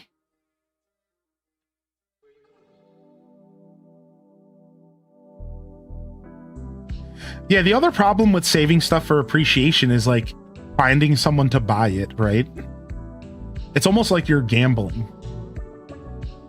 Like if you have a super rare card and you save it and then it goes up in value, let's say it's like a $20,000 card, like $1,000, and it goes up in value by another $1,000 over the next 5 years. Like, are you even going to be able to sell it?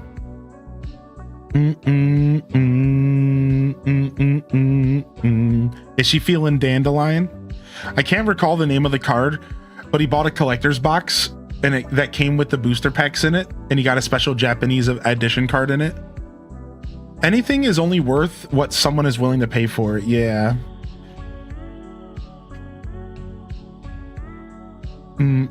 It was definitely a YouTube chat. Yeah, for sure.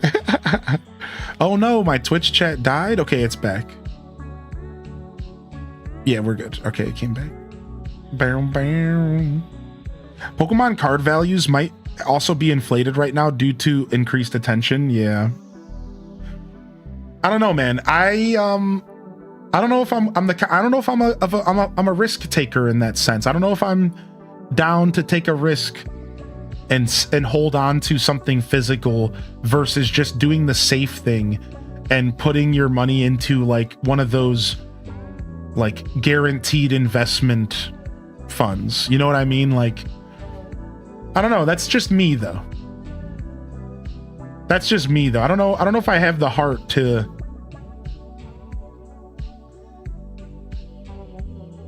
like hold on to something hoping that one day I'll be able to sell it. Like, if I had like a card that was worth a lot of money, I would just sell it right now, right away.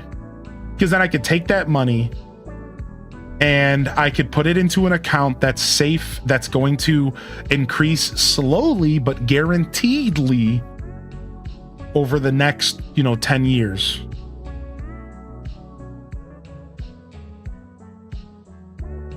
I don't want to take the risk of holding on to anything. I don't know why I feel that way, but I'm not trying to hold on to anything. Screw that.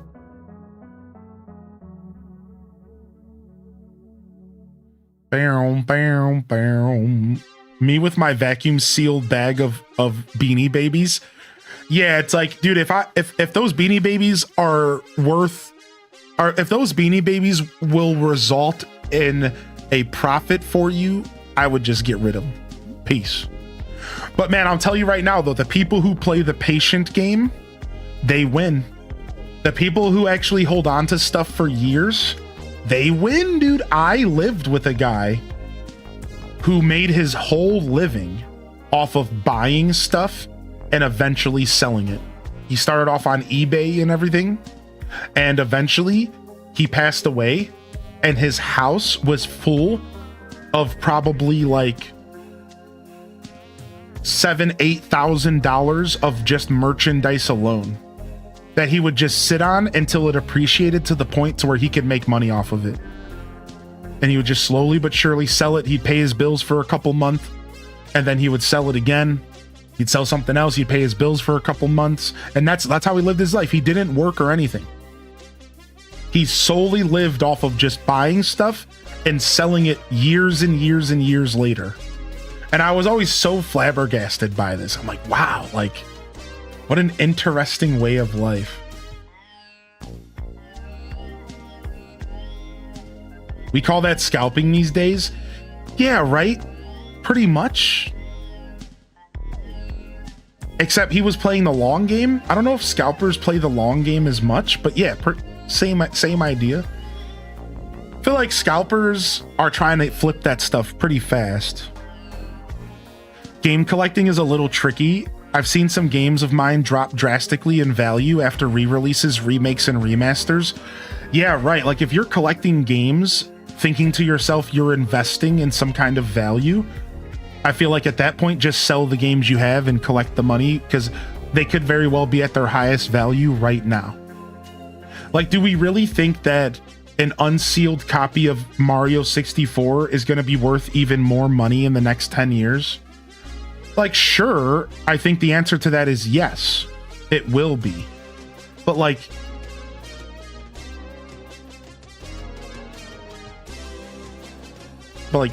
are you going to be able to sell it? Are you, like, how much more is it going to be worth? Like, couldn't they just, in theory, like, remake the 64 and, like, devalue it through a remaster, right?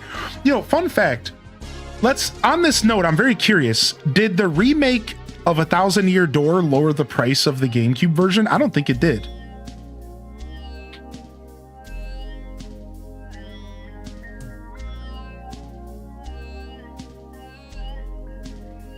Wow.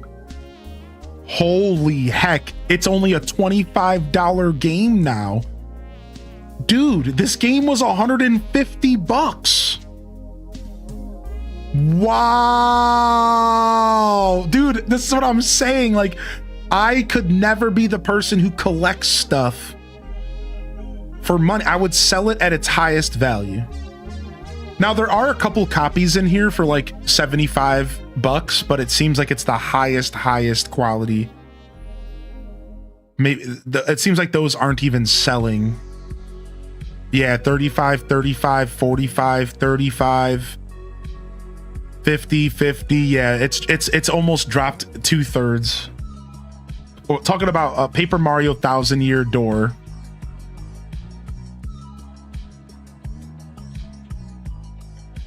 What does Chibi Robo look like these days? I feel like that one probably hasn't changed, right? Chibi Robo eBay. All right, let's see. Shopping. Just the disc, $40, $50, $50, $50.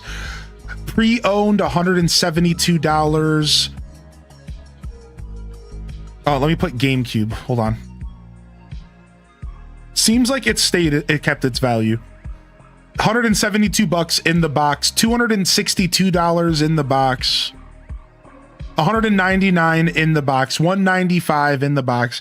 But it looks like people are willing to sell the Chibi Robo disc by itself for as cheap as $50 or as expensive as $150.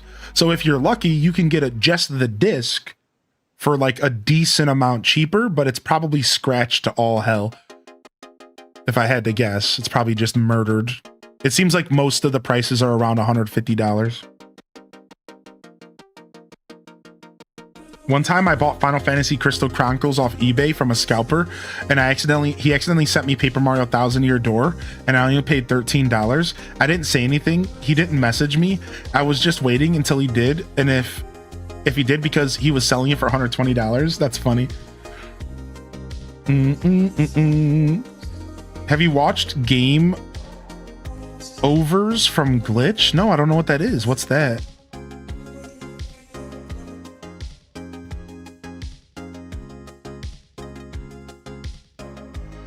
A new post in the Discord media share.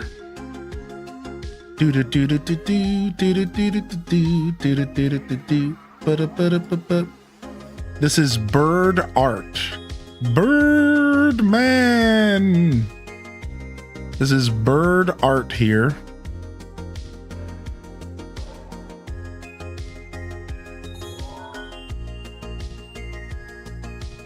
I've been drawing and painting different bird species. Enjoy my progress so far. I need you to draw a pigeon. I need you to draw 1,000 pigeons. Can you do that? Can you draw 1,000 pigeons for me? I'm just kidding. That's an Aesop song. A decade ago, I got Chibi Robo from Goodwill for $1. Shut your mouth, dude. No, dude. Mario 3D All-Stars has gone up.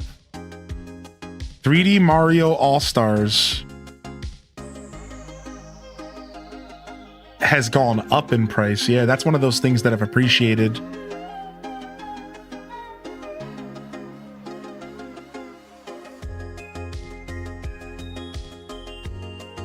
Yeah, 120 bucks, 130, 120. I spent like 90 on it. All right, here, there's a couple more. The American Goldfinch.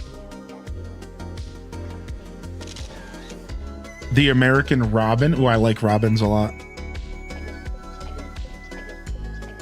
The long-tailed tit. Oh, I love some tits. I mean, the bird. And then the house finch.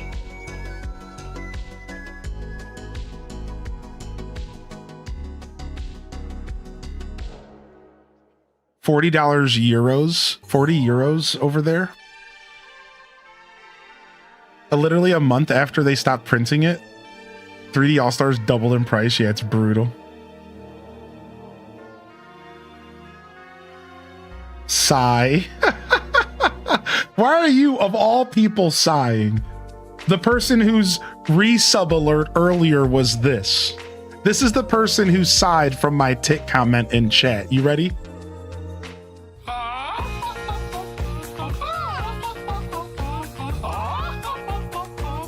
Piss, piss, piss, piss, piss here, little Midna. Piss, piss, piss. Like, get out of here. You're not allowed to sigh at my terrible jokes. Cause men. Hey, plenty of women love a nice pair of bazingas, okay? Non-binary folk as well. But yeah, sure, maybe men are a little extra obsessed with it. I'll say it. All right, you're right about that. Maybe we go a little too far. Yes, you're right about that. I will not deny. We do kind of take things to an awkward territory sometimes, but don't discount the ladies. Ladies love some bazungas. I never seen that bird. Tits, tits, tits, tits, titties, tits, tits, titties.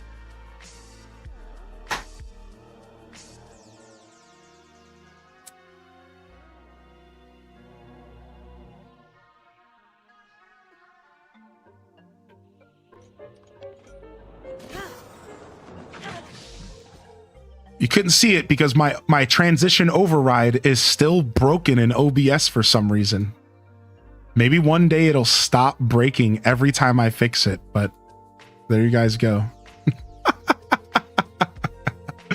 Maybe one day it'll stop. Why won't it let me save the transition override? Like, what happened?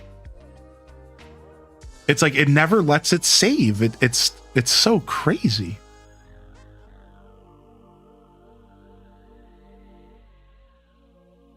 It went back again. It went back again. Why won't it save the transition override? Anyways.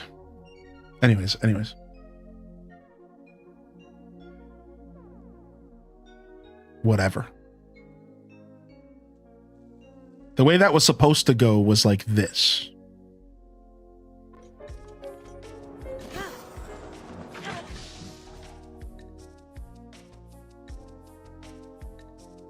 Dude, I've been dealing with that transition override problem for like 3 months, and it just won't fix. I don't know what I did wrong. I think I have to reinstall OBS again.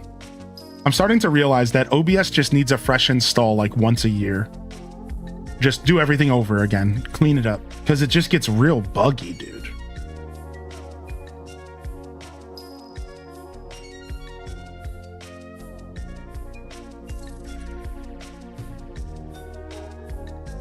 There's a plugin called Transition Table that lets you set specific transitions for switching between certain scenes. I use Transition Table. Yeah, I use it. I think that yeah, right here, Transition Table. Here it is. Maybe Transition Table is breaking Transition Override. Maybe I have to use Transition Table. Maybe that's what it is. Yeah, maybe that's what's going. I forgot that I had Transition Table installed. That's what it is. Maybe I have to use this now that it's installed. I wouldn't be surprised if that's the case, actually. Here, let me add it to here.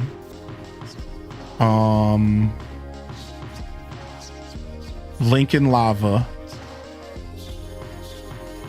No cut. I want it to be a fade at 600 ms set.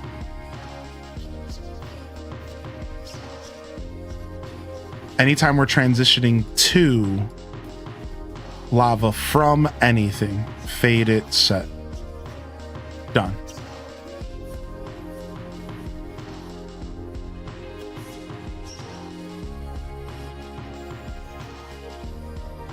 Bam, bam, bam, bam, bam, bam, bam.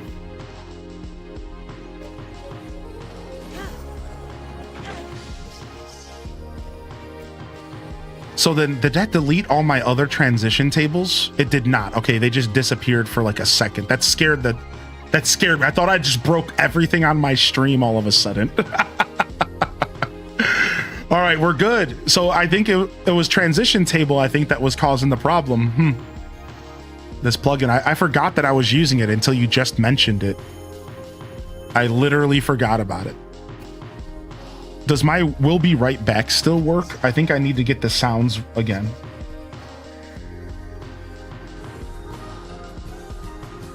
No, it's working. It seems like it's way more quiet though, yeah? Let me see what it sounds like.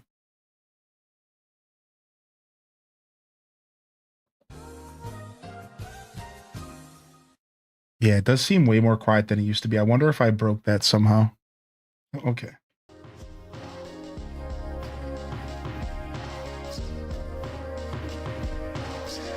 What are we trying to do? I was just dealing with some channel maintenance stuff. I don't normally do that live. That's my bad. I'm just tired today. I blame Windows. Yeah, Windows sucks. Yeah, I'm just tired today.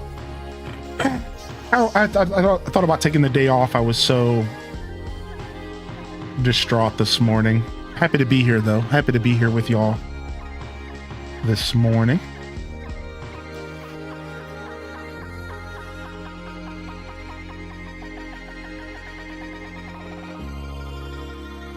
It's a TV show in a game world, but the main characters need to protect the villains because if the hero defeats the villains, the world is going to be destroyed. There's only one episode. Really? Gameoverse?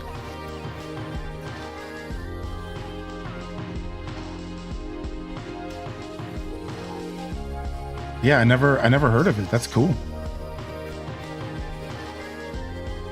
You made me think of that show called The Boys. So The Boys is like a group of people who are beating up superheroes or something. Isn't that what that show's premise is? A bunch of dudes decide that they're going to defeat superheroes. So they have to like come together to like defeat the superheroes, and then eventually they become superheroes themselves. I don't know, something like that. Shady superheroes. The main antagonist is essentially if Superman was a Nazi. So they're villains. So they're villains with superpowers. Oh, so I mistake then. When I heard somebody talking about it. So in this universe, people look to them as superheroes, but they're corrupt. Oh, so corrupted superheroes. Superheroes with no regulations. That's kind of cool, actually. The power goes to their heads. Yeah, I actually like the premise of that show. The premise of that show sounds good, actually. But apparently it starts to fall off after a while. I heard from Moist Critical. Moist Critical said that they started losing the plot a little bit when they started giving the boys themselves superhero abilities, and it stopped being about like regular people versus the big baddies, but more about like just soups against soups or something like that. I don't know. He said it falls off a cliff. I don't know if I believe him, but that's what he said.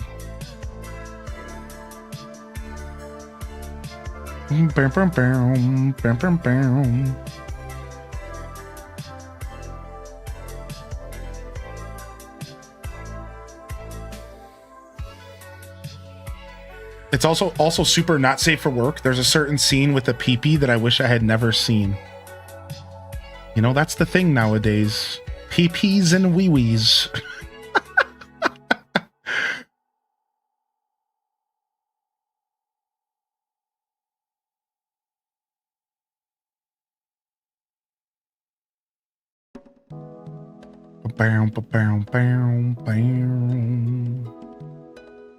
Just a bunch of pee-pees and wee-wees out there, I guess. I'm interested now. Now I'm interested. Get out of here, both of you. Hooligans. Get... Now I'm interested, you absolute goons. Oh my lord. What was that? What was that about pee-pees?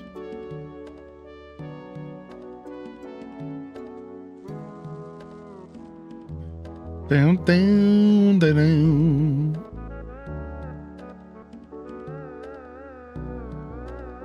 Is she doing okay? Yeah. The Midna's doing very well. All the vet stuff went well. Everything's good. We got to go back for shots soon. And that's the next step. I can't get through my forest because two of my villagers are having a conversation. Oh, okay. I can't get into the Lost Woods because there's a squirrel and a mouse talking. I can't.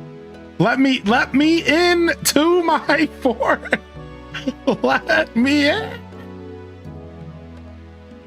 Oh, I had already gotten her temp collar off. Yeah, we succeeded, Starling. Yeah, I snipped it off about 2 weeks after. I still have it. I'm gonna keep it as a little memory thing. I'm gonna keep the collar. I'm gonna figure out what to do with it. I'm gonna frame it with a picture of her or something cute like that. I don't know what I'm gonna do yet, but I decided to keep it.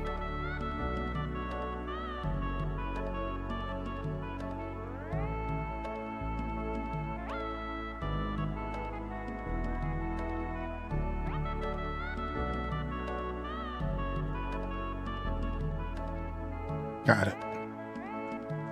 Dun, dun, dun, dun, dun, dun.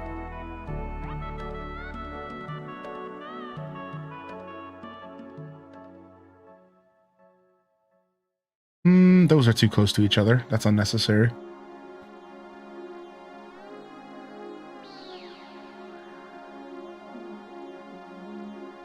A pee-pee in the wrong light is like a monster movie. Yeah, I suppose I would be afraid in the right circumstance. True. Yeah,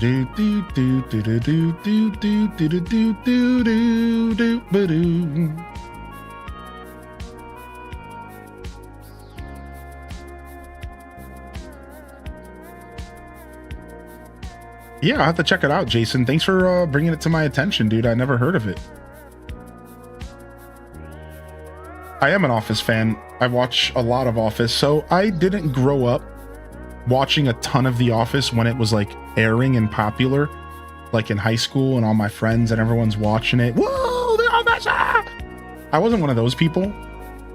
I just like would watch it every once in a while, and then I recently in life fell in love with The Office, and now I've probably watched it a bajillion times. I have no clue at this point.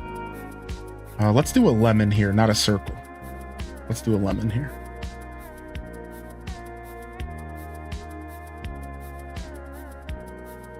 And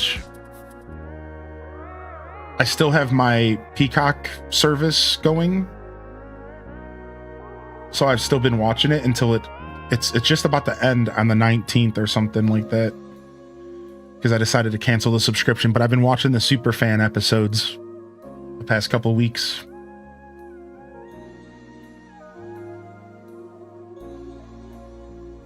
So yeah, I'm a big fan. I know the show really well, actually, nowadays.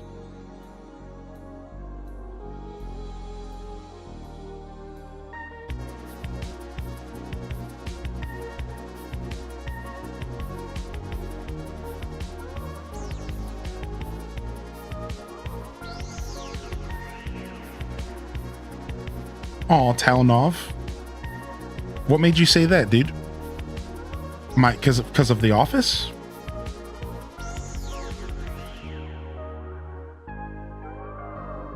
So did any of you watch the Paper Company show?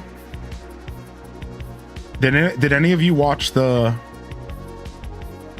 Paper Company show that came out after? I just felt like saying it. Well, thank you, dude. I appreciate you, man.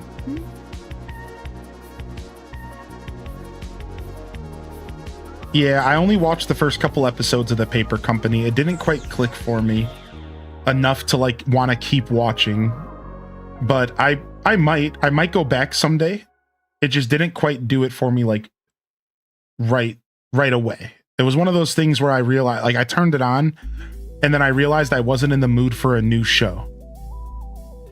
The Paper Company, yeah. So there is a new show that came out called The Paper Company that has a bunch of the actors and actresses from the original Office, and it's made to be like a somewhat weird kind of disjointed sequel to The Office. It's not a sequel. It doesn't really have anything to do with The Office, except for like it's kind of referenced, and some of the actors and actresses know each other, and you know, it's like, it's weird. It's like basically its own show, but based around the energy of the original Office. Right? It's like its own show, but it has the same like energy of The Office. Like they were trying to capture the energy.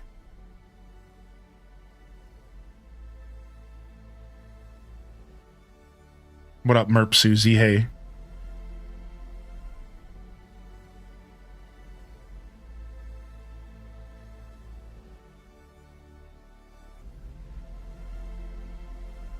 Yeah, alternate universe type vibe. I have watched British Office. I never saw Mexican Office, Olive Garden. That's funny. They sell soap. Yeah, I like British Office. I've watched the whole thing. What is it? 2 seasons or 1 season? Like, it's not that long. Yeah, I've watched the whole thing. I like it. I think the British Office is awesome. I like dry humor though. I'm a fan of the dry humor. I'm okay with it. So it worked for me.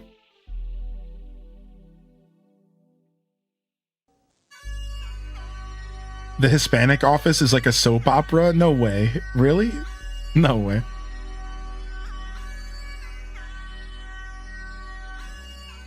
"6 p.m. New Horizons music is beautiful." Oh yeah, you're asking like, is it a question? Yeah, right. I'm not sure.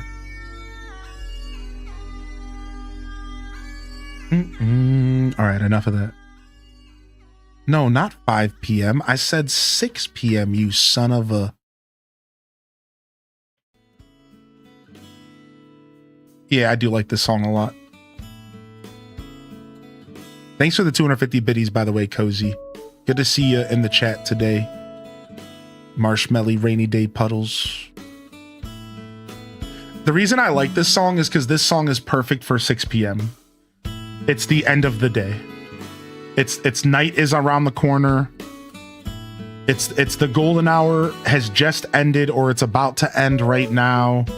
It's upon us, right? Like, depending on the season. And then you just get this song that plays and just kind of, it's just like, it's the end of the day. It's just the day's over. Do, do, do.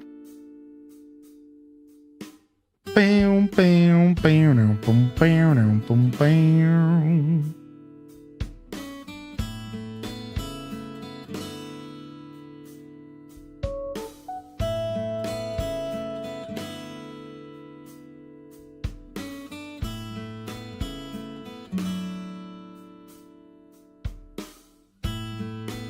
Try to learn how to play this.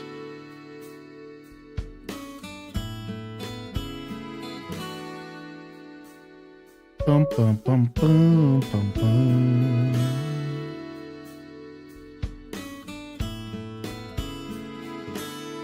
Yeah, I like the song. Do, do, do, do, do. Do, do, boom, boom. Bam, bam. Yeah, that little bit of accordion also makes me think of City Folk. Same. It gives me shivers the same way that City Folk does. Yep. Yep. Yep. I'm right there with you on that one, bub. That's right. All right, we're gonna have to switch some of this dark dirt out with light dirt eventually, but we can do that later. We just need to... For now, we just need to get the general pathing down. Bam, bam, bam, bam, bam, bam, bam, bam, bam.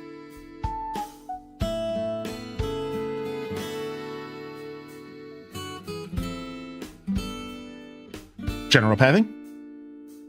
What's up, Gabby? Good morning, Allie Bo Badley. Doo doo boom boom.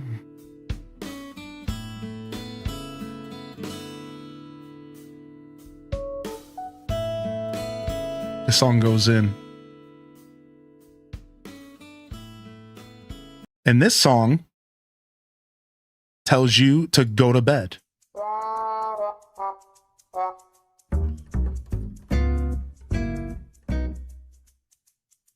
This song says, go to sleep, you degenerate.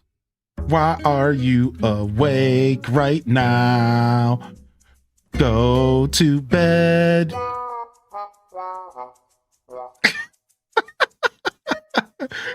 Boop, boop. You shouldn't be awake.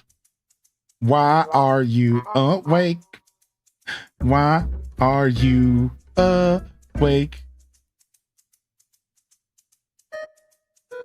Mm-mm-mm. Yeah, of course 4 a.m. and 5 a.m. are great, because at that point they're like, well, you're awake, you might as well as enjoy some good tunes, right? Like like this is how it is in Animal Crossing GameCube. You ready? Watch. Animal Crossing. This is what Animal Crossing GameCube sounds like. All right, at 12 a.m. All right, I'll even go further. Listen to 11 a.m. real quick. Watch. No, not a.m. Sorry, p.m.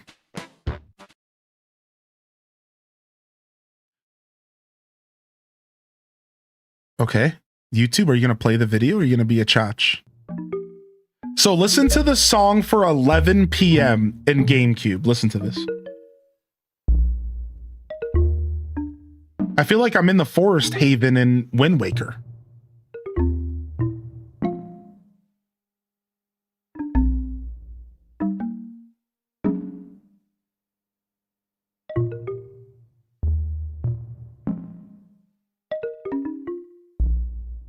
So like, they're 100% like saying to you, you know, it's kind of late. You might want to go to sleep, right? Then you get 12 a.m.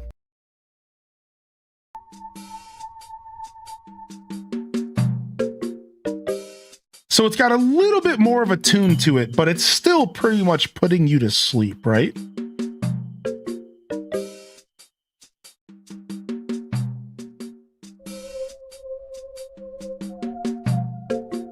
But it's a little bit curious. And then they hit you with 1 a.m. And it's like, wait a second. I made it past midnight, and now I'm feeling kind of good about myself. And you're like, all right, I can do this. I can stay up all night and wait for Wisp. I can do this, dude. And you're just chilling. This is it. This is the whole song. Do do do do do do do do do do do. It doesn't have a bridge, nothing. Like, this is the whole loop. And then you get rewarded, because if you stay up until 2 a.m., this is what crosses your ears.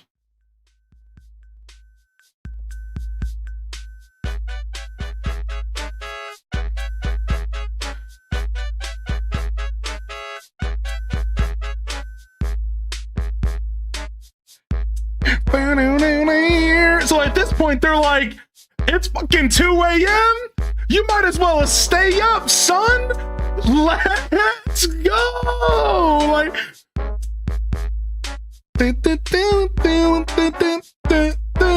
right? It's getting you hype.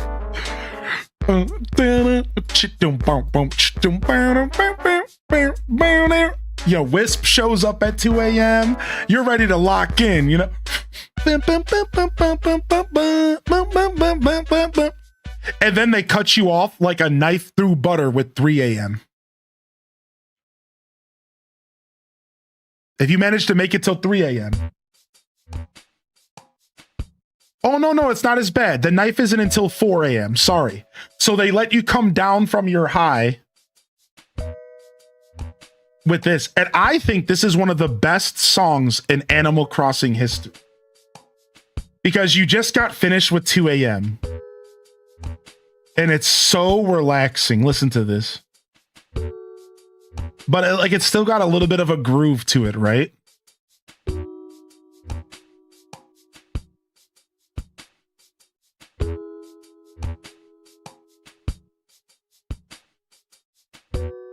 Hold on, I think this is the song that has sexy bass coming up soon.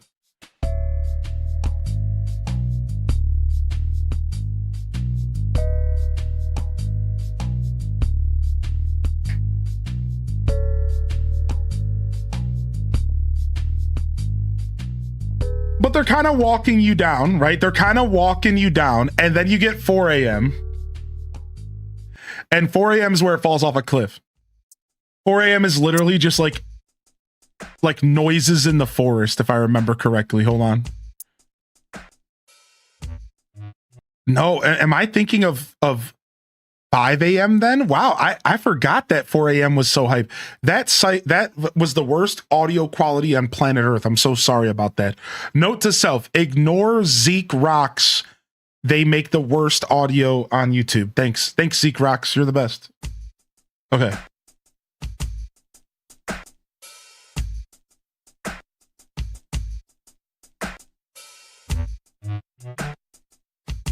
Like, dude, it's like you're getting rewarded for staying up all night. Listen to this track.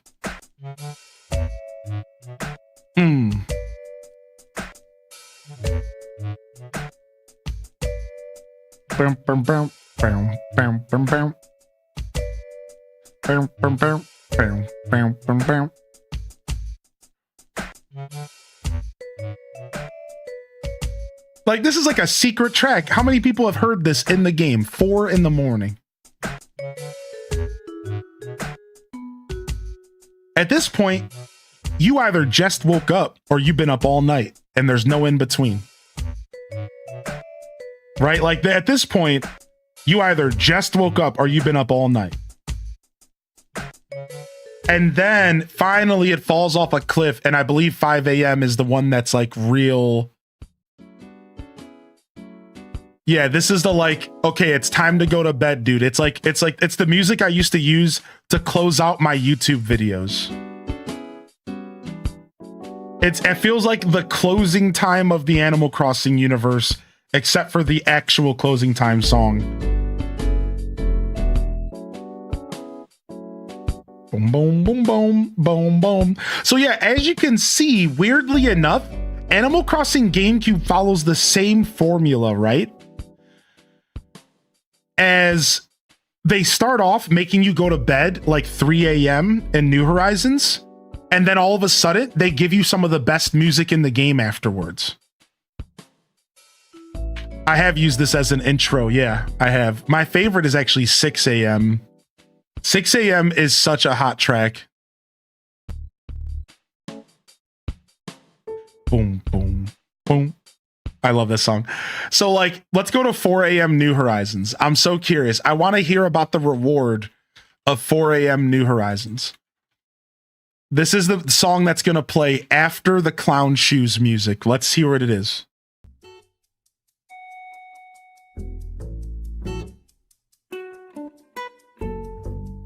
Dude, this song is really good.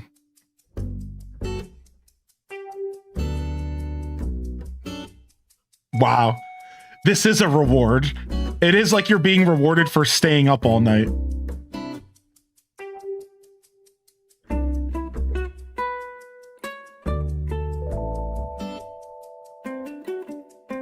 Oh, I love that riff. That's cool. That I really enjoy that.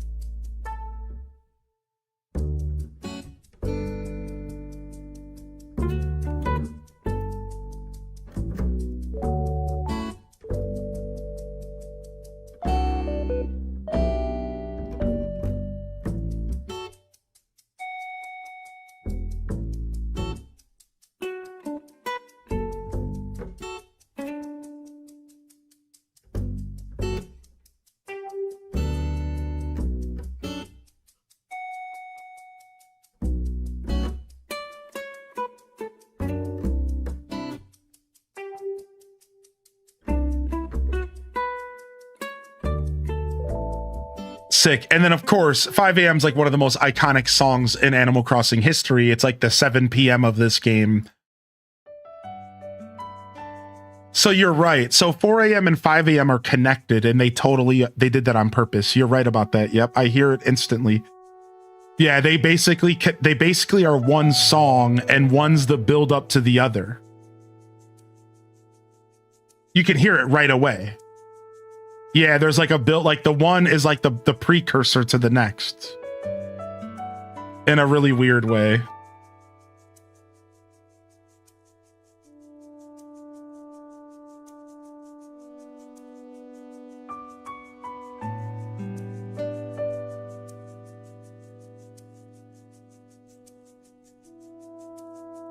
I think, again, 5 a.m. is good because it perfectly encapsulates what it feels like to be awake at 5 a.m.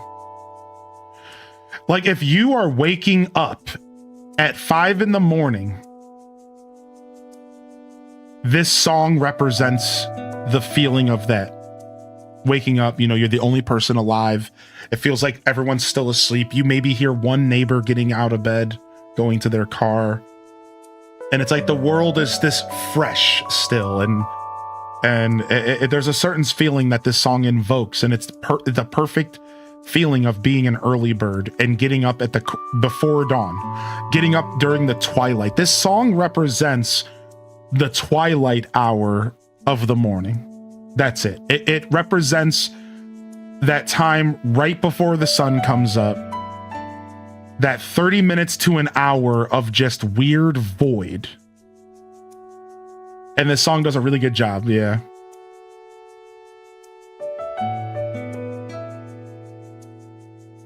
My favorite thing is when Animal Crossing songs represent the time of day perfectly that they were supposed to be a part of. So like, to go back to 6 a.m., I've always thought 6 a.m. Animal Crossing GameCube was one of the best representations of 6 a.m. in the franchise. I think City Folk might also have a good 6 a.m. I've always felt like this was the perfect example of waking up at 6 in the morning.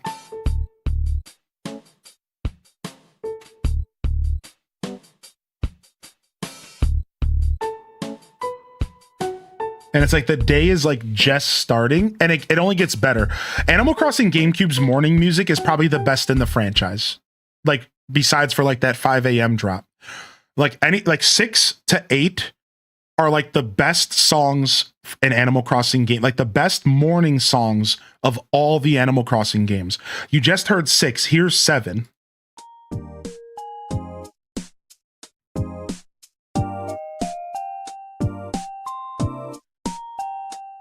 And like this song to me is super nostalgic because this is when I would get up for school.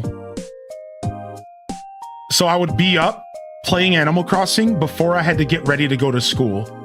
So for me, this song like is very nostalgic, and I feel like it perfectly encapsulates that feeling of waking up early to play video games at 7 in the morning before you had to go and do things at 8, because 8 was like a very common time in our childhood. And it is the same thing like as an adult. 8 and 9, 7 to 9, those times mean get up and go.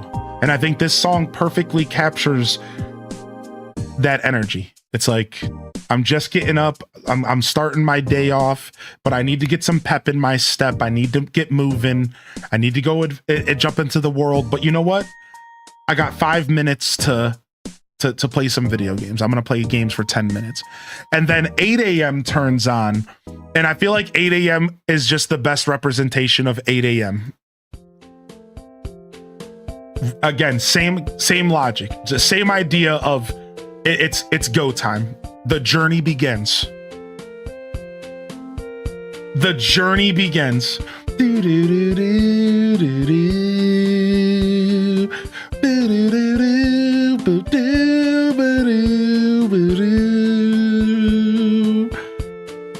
Like it's time for a new day. It's time for a fresh start.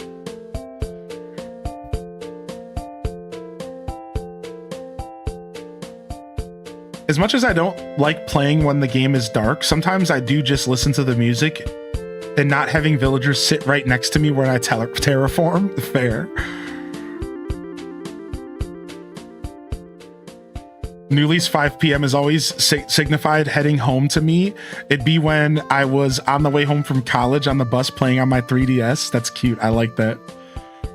Yeah, I love this song, dude. I will say that another good representation of a time is 12 p.m. in Animal Crossing GameCube, which a lot of people don't like, or sorry, Horizons. 12 p.m. in Animal Crossing New Horizons represents noon perfectly. This is what halfway through your day feels like. You're either going on your lunch, you just finished your lunch, or you're an hour away from lunch. Right? Like roughly, right? For your average person. Yeah, a lot of people don't like this song, but you have to admit if you don't like it. It represents 12 p.m. perfectly. It represents the transition from morning to afternoon perfectly.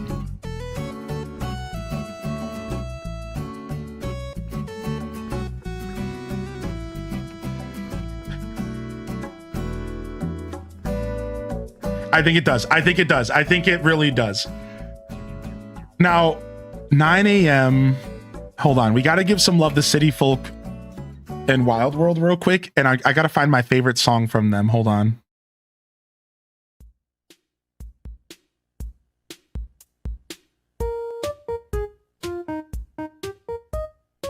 This is 9 a.m. This song goes hard.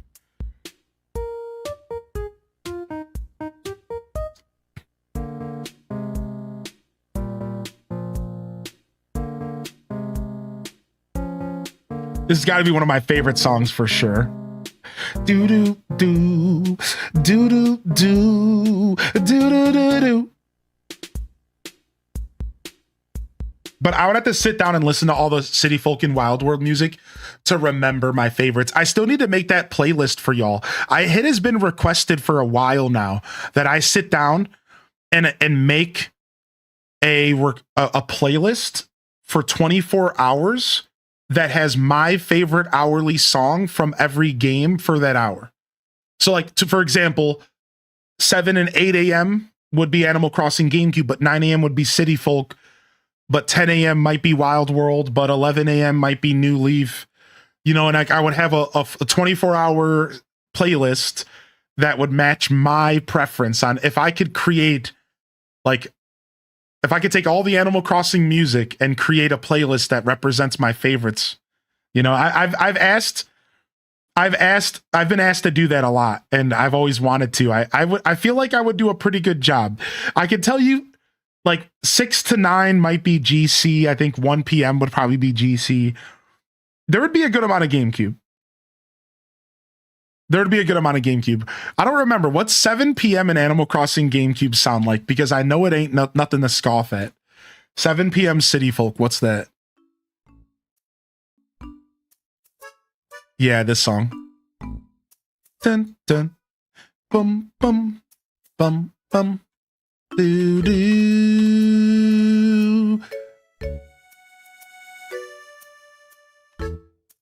All right, and then what's GameCube? I think GameCube actually has a hot 7 p.m. track. No, it's good, but it's not. New Leaf is by far better. Do do do. Boom boom boom. Yeah, but it's not. It's got nothing on New Leaf. Since we've been talking about it so much, I suppose we can play it for those that are jonesing. Here you guys go.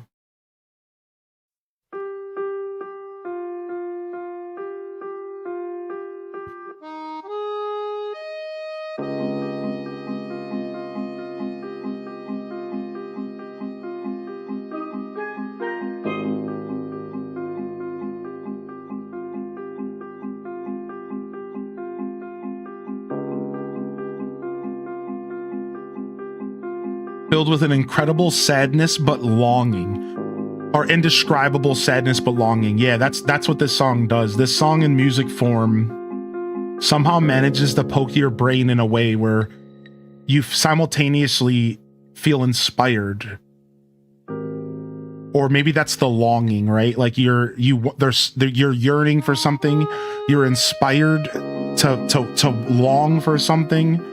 But then you're also, for some reason, like sad. It almost feels like it's unobtainable. It's like this weird duality that this causes your brain to feel. It's real weird. It's like sad doesn't cover it. It's like not sad. It's like the word isn't sad. The word is like melancholy.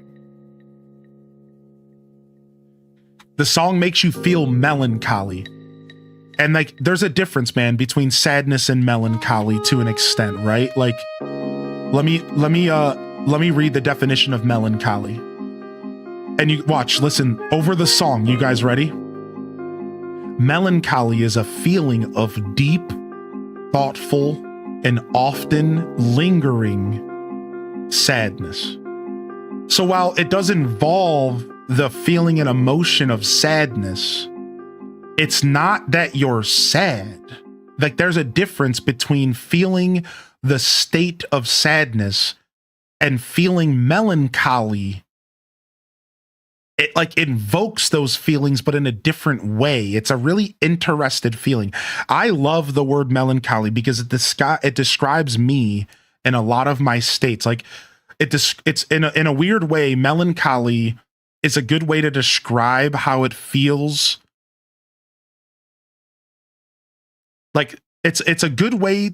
It's not the end all be all. I want to be clear. Like this isn't quite the definition, but melancholy is a really good word to squeeze into what it feels like to deal with depression.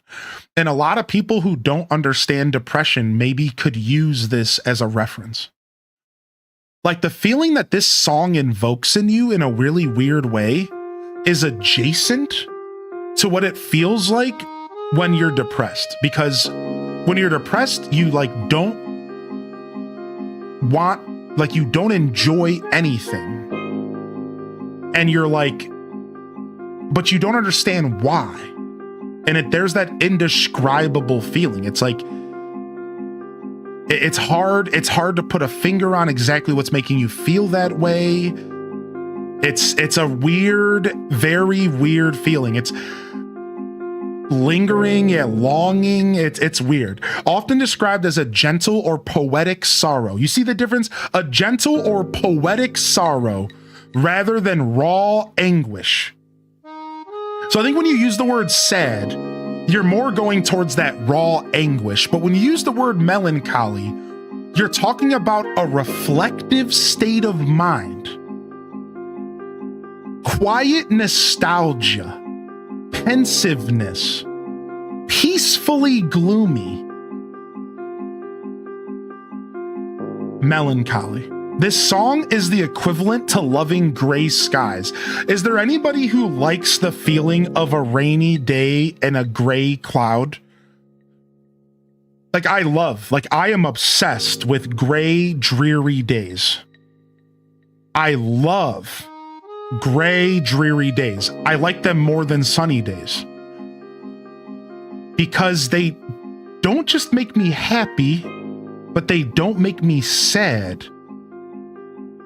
They make me peacefully gloomy. They make me be at peace with melancholy feelings, and like it's okay to feel that way, and like gray clouds and like stormy weather makes me feel okay to not be okay. It's like a weird relationship that I have with like gray skies. Like I've always been this way my whole life. I've always been the dude who takes a rainy day, a cloudy day over any other type of day. And I could never describe it until I got older and I was finally able to understand those feelings. And through understanding, I realized that it's melancholy. Melancholy is a state of euphoria almost in some ways. It's like a weird state of peacefulness blended with sadness. And for some reason that tickles my brain more than just raw happiness. Seeing the sun and smiling, great, cool experience. But it's like my emotions like to be deeper and more challenged. So I like the challenging feeling of melancholy. I like the challenging feeling of a gray sky. I feel like sun is too easy. It's too easy to just go outside and smile and be like, it's a sunny day, I love it. That's fun. And I do enjoy that now as I'm an adult. But something about a melancholy day just hits me harder. I don't know.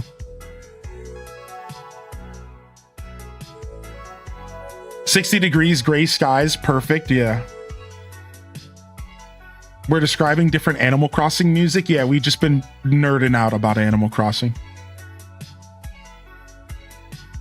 Dreary days help me cozy up and focus.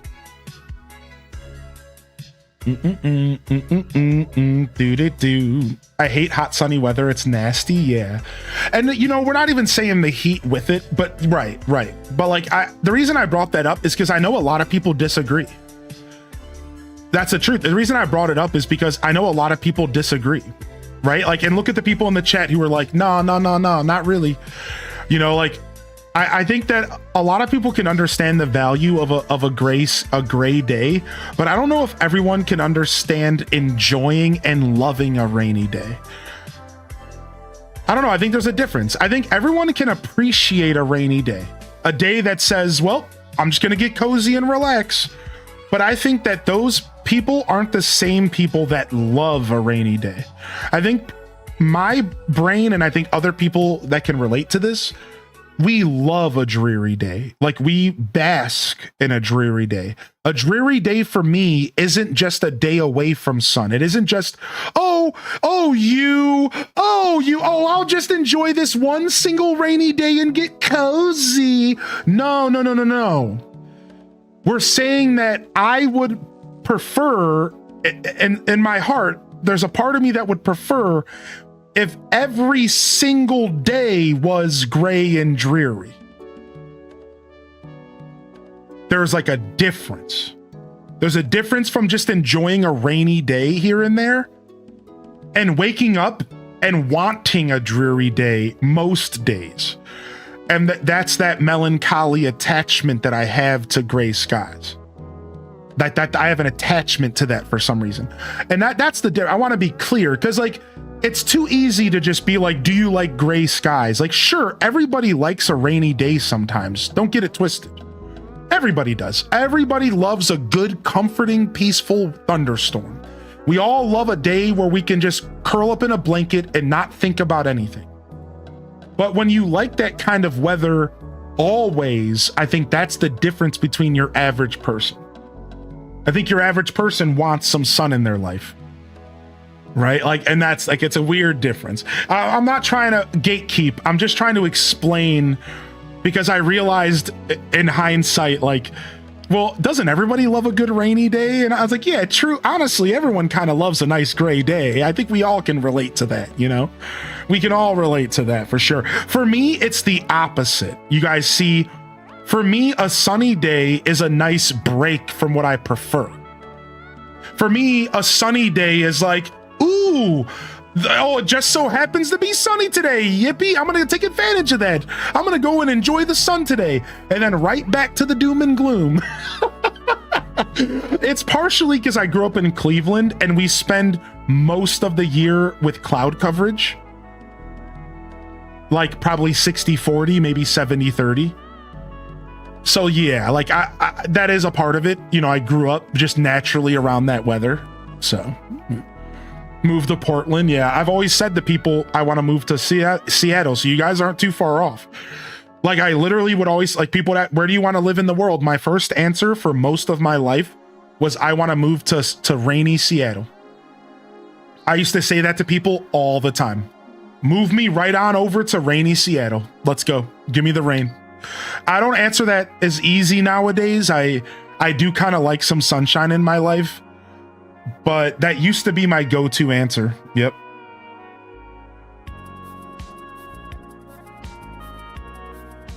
In Colorado, we have more sunshine than Hawaii on average. It's a nightmare. I hear the summers are nice.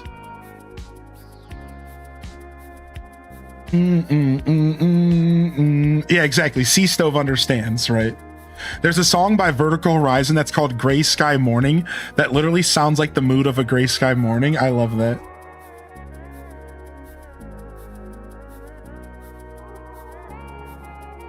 Mrs. Pirate said, did you say you're like a plant? Where's that comment at? Who said that they're a plant? Where's that? Oh, here it is. Ghibli Gal. I'm a plant and the sun is my energy source. You sound like my lady friend. She's also a plant. She needs her sun. Her whole personality, like, and not in like a bad way. Like, this happens to a lot of people. Does anybody have like their personality shift with the weather? Yeah. People who are sun babies, they get affected by that a lot, actually. Sun babies get affected by the weather a lot, yeah. Where they're like, their whole personality shifts for a chunk of the year because they're just not quite feeling it, you know? They're just a little bit dragged down by it, yeah. Yeah, it's fun. That's a very normal feeling for sure. Yeah, it's funny because I used to like love winter, and I still do love winter, but I realized that winter kind of makes me depressed, funny enough. So like, I love winter and I always will, but I realize I have to be careful because I tend to fall into like little depressive stints when winter arrives. And I always used to think that was just how winter worked. And I was just always like, oh, well, it's winter, time to be depressed. And as I got older, I realized like, actually, I don't have to accept this. Like, I don't have to be depressed in winter. I could do things to fight this. You know what I mean? I was like, I can fight this. I don't have to be depressed. Like, there's a difference between loving a dreary day and literally being depressed, you know? Like, I didn't realize it until I got older, but I think winter depresses me, unfortunately. I think so. I think it kind of drags me down, and I don't realize it. I used to like embrace it. I used to love it. For some reason, I think it does. It's strange. The moment high spring comes in, I get ultra depressed. Yo, we'll see you later, Jason. We'll be back. I might take tomorrow off, but we'll be back Wednesday most likely. I think I'm taking tomorrow off. I should have took today off, but I didn't want to disappoint y'all, and I wanted to be here for the Monday morning show. You guys down? You guys enjoying the content today? So I figure if I'm gonna take a day off, I'll push and I'll take off Tuesday. That's the deal here, yeah? I figure if I'm gonna take a day off, I'll just take tomorrow off. I didn't feel good about taking today off. I was really tempted though. I was feeling pretty icky this morning, but y'all always make me feel better. So thanks for tuning in and enjoying my show today, y'all. Y'all always make me 90% of the time, if I just show up for myself and for all of y'all, I'm good. It's just that 10% where I just need to take the day, but that wasn't today. I'm happy I was here, but I am going to call it there. Everything's fine, by the way. I don't want to make it sound like it's brutal. I just wasn't feeling like myself. So I'm probably going to go spend the rest of the day doing nothing. That's just how I feel. And then I'll try to be productive the rest of the week. So yeah, we'll be back tomorrow or Wednesday. I'm thinking Wednesday because tomorrow my couch gets delivered. And while they're going to be handling all of the delivery, it might be nice to just be able to enjoy my new couch. So I'll probably take tomorrow off. And then I'll come back Wednesday or Thursday. I'll let you all know in the Discord with the schedule. And I am starting to update the Twitch schedule again. So right now it just says I'm here every day. And then what I do is I go in there and I skip my days off. Does that make sense? So like I can go right now and I'll go ahead and I'll click the skip button for tomorrow. So for those of you, oh wait, what happened? Why is the schedule deleted again? What the heck, man? Anyways, so yeah, if you guys are using the schedule on Twitch, I've been updating it again. And then if you guys are using the schedule in Discord, I update that every Sunday or Monday. So here's a link to the Discord for YouTube chat. I got you, dude.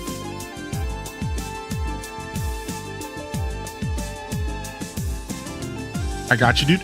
All right, yeah, and we'll be here most days. All right, so all right, I'll see y'all here soon. Thanks for coming out. Thanks for supporting the stream. Thanks for hanging out for some Animal Crossing, some silly Animal Crossing shenanigans, some good conversation as always.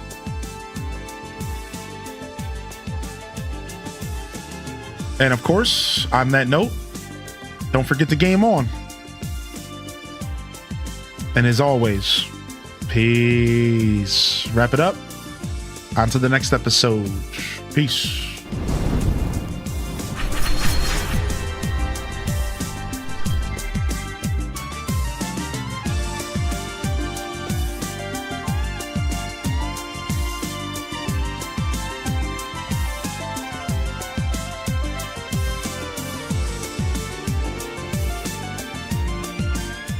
All right. We're going to get out of here today. No raid, just a fade. No raid, just a fade. Appreciate y'all tuning in again. Thank you for hanging out and jamming for some Monday morning show shenanigans. Some yaps, some chats, you know, the good stuff. Appreciate y'all. Honored to be a part of your daily routines, and I'm certainly honored to have you as a part of mine. It goes both ways. It's mutual.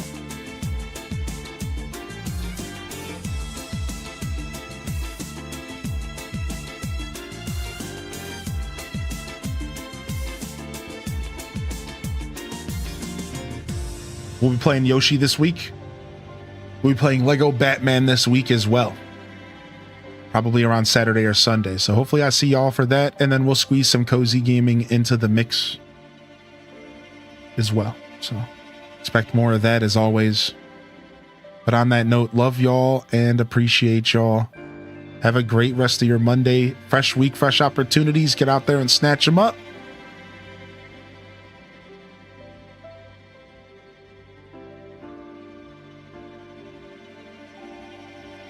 Peace out, y'all. And hit them cat jams. Peace, peace.